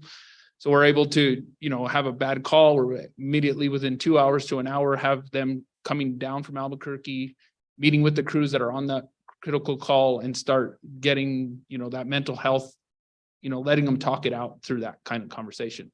We've also invested in a lot in peer support. So we also have about 9 firefighters that we've been sending to trainings throughout in Albuquerque to get where they might not get all the information, but they can call another person and they have mental health training through that. So that's kind of where we've started with the fire department, is just moving those kind of mental health things within my budget. Thank you, Chief Moya, and I really appreciated the presentation. I'm familiar with the efforts of the firefighter within the fire department. I know that Director Salazar has exposed me to a lot of great programming within the city. I think in regards to mental health initiatives, it's more with community-based questions I have, and how that's looking and how the funding is going to be supporting that within those programs. Mr. Mayor, Councilor Chavez, we have Julie Sanchez and Maria Sanchez Tucker here. You need to have a Sanchez in your name, by the way, to work in the Community Health and Safety Department, or be named Brian. But anyway, that's a whole nother story. I also, before they speak about their specific initiatives that are much in partnership with community, I also wanted to mention that we're in the process of planning with the county a regional behavioral health summit for next year, which is a mayoral initiative stated in the state of the city, and we're very excited about that. And of course, the crisis that our youth are experiencing in the region will be a big front and center part of that. So that's an exciting development that we'll have more information on in coming meetings. But with that, I'll turn it over to Julie Sanchez, Youth and Family Services. Thank you, Director Ochoa. Thank you, Director Ochoa. Good evening, Mayor, members of City Council. We have quite a few contracts that'll be coming to you all. Actually, there's going to be 18 on Finance Committee starting on Monday, ranging on everything from early childcare to focusing on youth behavioral health. So there's quite a few grantees that are actually going to be doing work on youth behavioral health. And as Director Ochoa mentioned, we're going to be doing a behavioral health summit in which youth are a priority in that work. We also, in my division, have around $1 million in ARPA funding that's going to go towards community violence. And if I had my manager here, she would talk very eloquently around how community violence and mental health are very much interlinked. And so we're working on getting those solicitations out actually in the next probably week or so. So there'll be additional money coming into the community. And we're also working really closely with our partners in the county, as well as our internal behavioral health folks through the ARU to really collaborate and talk about what's happening in the community. I did hear seniors was mentioned, and that's another population that we've really been focusing on and that we've been seeing a lot of need in the community. So there's more to come, but there's a lot of focus in our division on mental health. And I would love to bring you into those conversations around planning what the behavioral health regional summit could look like for the city. And I'd also love to hear your thoughts on that too. Thank you. I would love it. And I knew all the work was occurring because I worked with many of you before. I know we have amazing staff that really looks out for our community. But I think that that is just something that's so evident in our community as a concern. Like we're seeing it in violence, we're seeing it in just the concerns that I said, like have become public about youth. I think, you know, we have a lot of educators and school personnel out there that are seeing it daily. And so I just wanted people to know that even though they didn't see it specifically written in the budget booklet, that it is a priority of our staff and it is definitely embedded in everything that we do. Absolutely. Thank you. Thank you, Mayor and councilors. And I just wanted to talk about the Teen Center. We plan to ensure that we have mental health as a part of our programming and services. We're working with Councilor Chavez and MIAB, and we're looking at more training for our direct youth program staff and for the Teen Center staff. So we hope to have trauma-informed training and other ways that we can make sure that our youth program staff are well-versed in the needs of our youth. And so there's just a few ways that we're also providing mental health for our community. We're also doing the teen nights, which is provide a healthy, active way to get teens doing something fun. And so that's just the beginning, but we're gonna make sure that we have well-rounded programs. I was wondering if you could mention what the kind of outreach Brian Stinnett is working on right now so that we have youth voice really driving what takes place at the Teen Center. Thank you, Councilor. Thank you, Mayor and Councilor Chavez. The Recreation Division is doing a great job. We have, just to let everyone know, we have offered a position for the Teen Center manager, and we hope to bring this person on very soon. So we're really excited about that. And Brian Stinnett has been working to reach out to schools so that we can go into schools and talk to the teens and get some feedback about the Teen Center, just to get some awareness, to get them ready and excited about the programming. So we really appreciate the support from the schools and just reaching out and trying to reach as many youth as possible. And as we get closer to the opening, we'll also have more focus groups and just ways for youth to participate in giving us feedback on what they want. Thank you so much. Thank you all for what you do. Thank you. Thank you, Mayor. Thank you. Any other comments or questions? Mr. Mayor, real briefly to your question, Councilor Chavez, I asked HR Director Salazar to also talk about some work around this that we're doing for employees of the city. Thank you, Mr. Mayor, Councilor Chavez. We did do some awareness training for all of our employees of what's available to them as city employees for mental health. And so we took that to different departments, employees who work shift schedules, who aren't always aware of all the resources that we offer for employees and their families. So that was really good. We will also be holding our annual mental health awareness fair on June 7th. So our wellness supervisor will be sending out that information, and we'll have lots of vendors and fun activities for employees.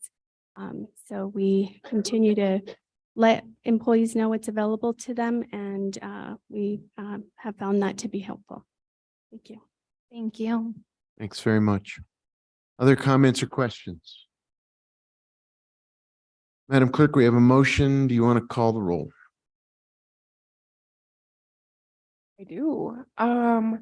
Councilor Lee Garcia, Yes. Councilor Michael Garcia, Yes. Councilor Lindell, Yes. Councilor Rivera, Yes. Councilor Maraworth, Yes. Councilwoman Villarreal, Yes. Councilor Cassett, Yes. Councilor Chavez, Yes. Mayor Weber. Yes.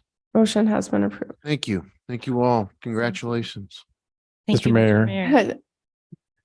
Point of privilege. May my team go home, sir. Yes. Thank you. Thanks, everybody, for being here, and thanks for all your hard work. And Thank you all. and Appreciate it. to the Finance Committee, a great job. I think it's really a fine piece of work, and Councilor Rivera will take that other matter up. Madam Clerk, can you take us to the next item on the agenda, please? I can. Oh, do we want to give everyone one moment, Mayor, to clear out?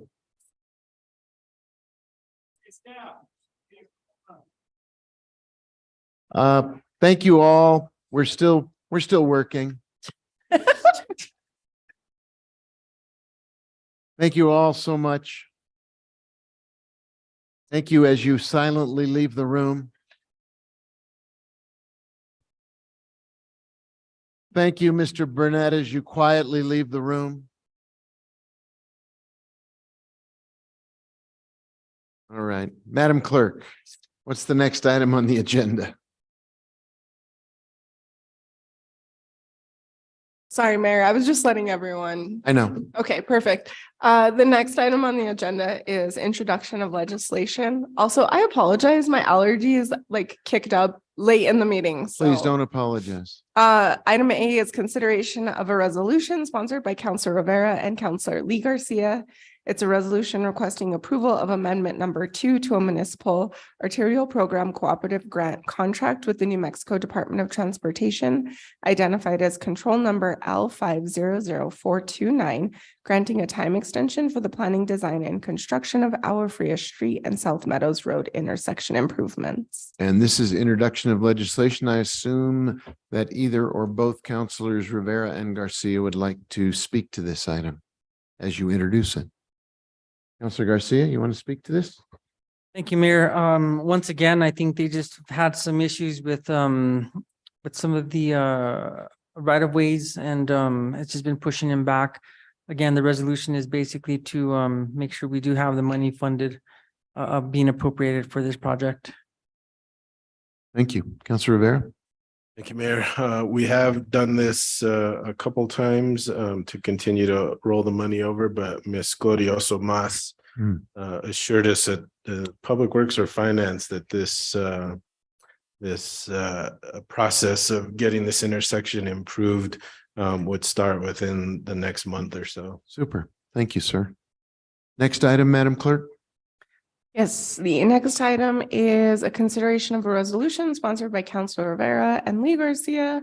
It's a resolution requesting approval of amendment number 1 to a municipal arterial program cooperative grant contract with the New Mexico Department of Transportation, identified as control number L500473, granting a time extension for the planning, design, and construction of the Agua Fria Street and South Meadows Road intersection improvements. And Councilor Garcia and Councilor Rivera, you want to tee this one up for us, sir? Thank you, Mayor. Similar issues, just again, needing the time extension so we don't lose funding. Thanks. Councilor Rivera, good? Good. Madam Clerk, item C on our agenda, ma'am. Yes, it's a consideration of a resolution sponsored by Councilor Rivera and Councilor Lee Garcia. It's a resolution requesting approval of amendment number 3 to a municipal arterial program cooperative grant contract with the New Mexico Department of Transportation, identified as control number 500383, granting a time extension for the planning, design, and construction of Agua Fria Street and South Meadows Road intersection improvements. Thank you, Mayor. Once again, still similar to the previous two, and hopefully this is going to get on the way real soon. And so thanks again for listening to it one more time. Thank you. I see a theme here. Thank you, Mayor. Oh, good. Madam Clerk, item D. The theme continues. This is consideration of a resolution sponsored by Councilor Lindell and Councilor Woman Villarreal. It's a resolution requesting approval of a second amendment to a local government transportation project fund grant in the New Mexico Department of Transportation, identified as control number LP500008, granting a time extension for the planning, design, and pavement rehabilitation of Guadalupe Bridge. Councilors, both of you. It's, thank you, Mayor. It's an extension with construction to begin in June of 2023. Councilwoman Villarreal, speak to this one. I think the caption says it. I mean, the construction was delayed due to the merging of this project with the Guadalupe Street reconstruction project, which is federally funded. So the request is made to accommodate the various things with Guadalupe Street, including new pedestrian and bicycle infrastructure. Thank you. Thanks. Very clear. Item E. This is consideration of a resolution sponsored by Councillor Cassett and Councilwoman Villarreal. It's a resolution authorizing the sale and consumption of alcohol during the International Folk Art Market on July 6th through the 8th, 2023 pursuant to SFCC 1987, Section 23-6.2C. Councillor Cassett, Councilwoman Villarreal, you want to speak to this? Pretty straightforward, allowing for there to be alcohol sales at the International Folk Art Market. And that's about it. Councilman Villarreal.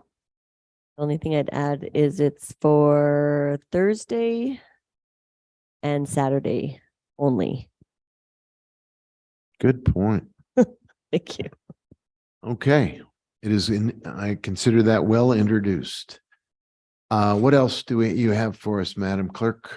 We also have appointments, Mayor. So the next item on the agenda is item 20A. This is appointment for the Extraterritorial Land Use Commission. We have 7 appointments. They are all an appointment with a term ending in May of 2025. We have 5 that are appointments and then 2 that are being an appointment as an alternate. So Janet Clow is an appointment. Pilar Faulkner is an appointment. Jessica Eaton Lawrence is an appointment. Philip A. Lucero is an appointment. Gershaband Morando is an appointment as an alternate. Daniel Pava is an appointment as an alternate. And Peter Smith is an appointment. Move to approve. Second. There's a motion, there's a second. I would just, for those of you who are wondering what this may be about, as we continue our effort to complete the annexation of the area that is part of the final annexation agreement. One of the steps that needs to be taken is the appointment of this Extraterritorial Land Use Commission. I think several of our council members are already on the Extraterritorial Land Use Council. What's it called? Authority. This is the commission, which is the partner organization, but it's organized by people from our planning commission. So it's simply a continued show of good faith that we intend to move forward in a orderly way to complete this work. Any comments or questions? Madam Clerk, can you call the roll on these appointments? Yes, Councillor Michael Garcia, Yes. Councillor Lindell, Councillor Rivera, Councillor Mayorworth, Yes. Councilwoman Villarreal, Yes. Councillor Cassett, Yes. Councillor Chavez, Yes. Councillor Lee Garcia, Yes. Mayor Weber. Yes, Motion has been approved. thank you. And item B, It's an appointment to the Archaeological Review Committee. It's an appointment of Gayla Bechtel with an appointment for a term expiring in May of 2025. Move Move to approve. Second. Second. motion to approve and a second. Is there discussion? Madam Clerk, can you call the roll on the Architectural Review Committee appointment? Hey, that was like a double jinx. So I have Councillor Chavez with the motion. What, did you guys swap? Oh my goodness. Okay. Councilwoman Villarreal, I'm so glad I double checked. And then Councillor Mayorworth with the second. Okay. All of this excitement. Councillor Lindell, Councillor Rivera, Yes. Councillor Mayorworth, Yes. Councilwoman Villarreal. Yes. Councillor Cassett, Yes. Councillor Chavez, Yes. Councillor Lee Garcia. Aye. Keep adding to the excitement. Councillor Michael Garcia, Yes. Mayor Weber. Yes, Motion has been approved. Madam Clerk, that completes our work for this evening. Members of the governing body, we are adjourned.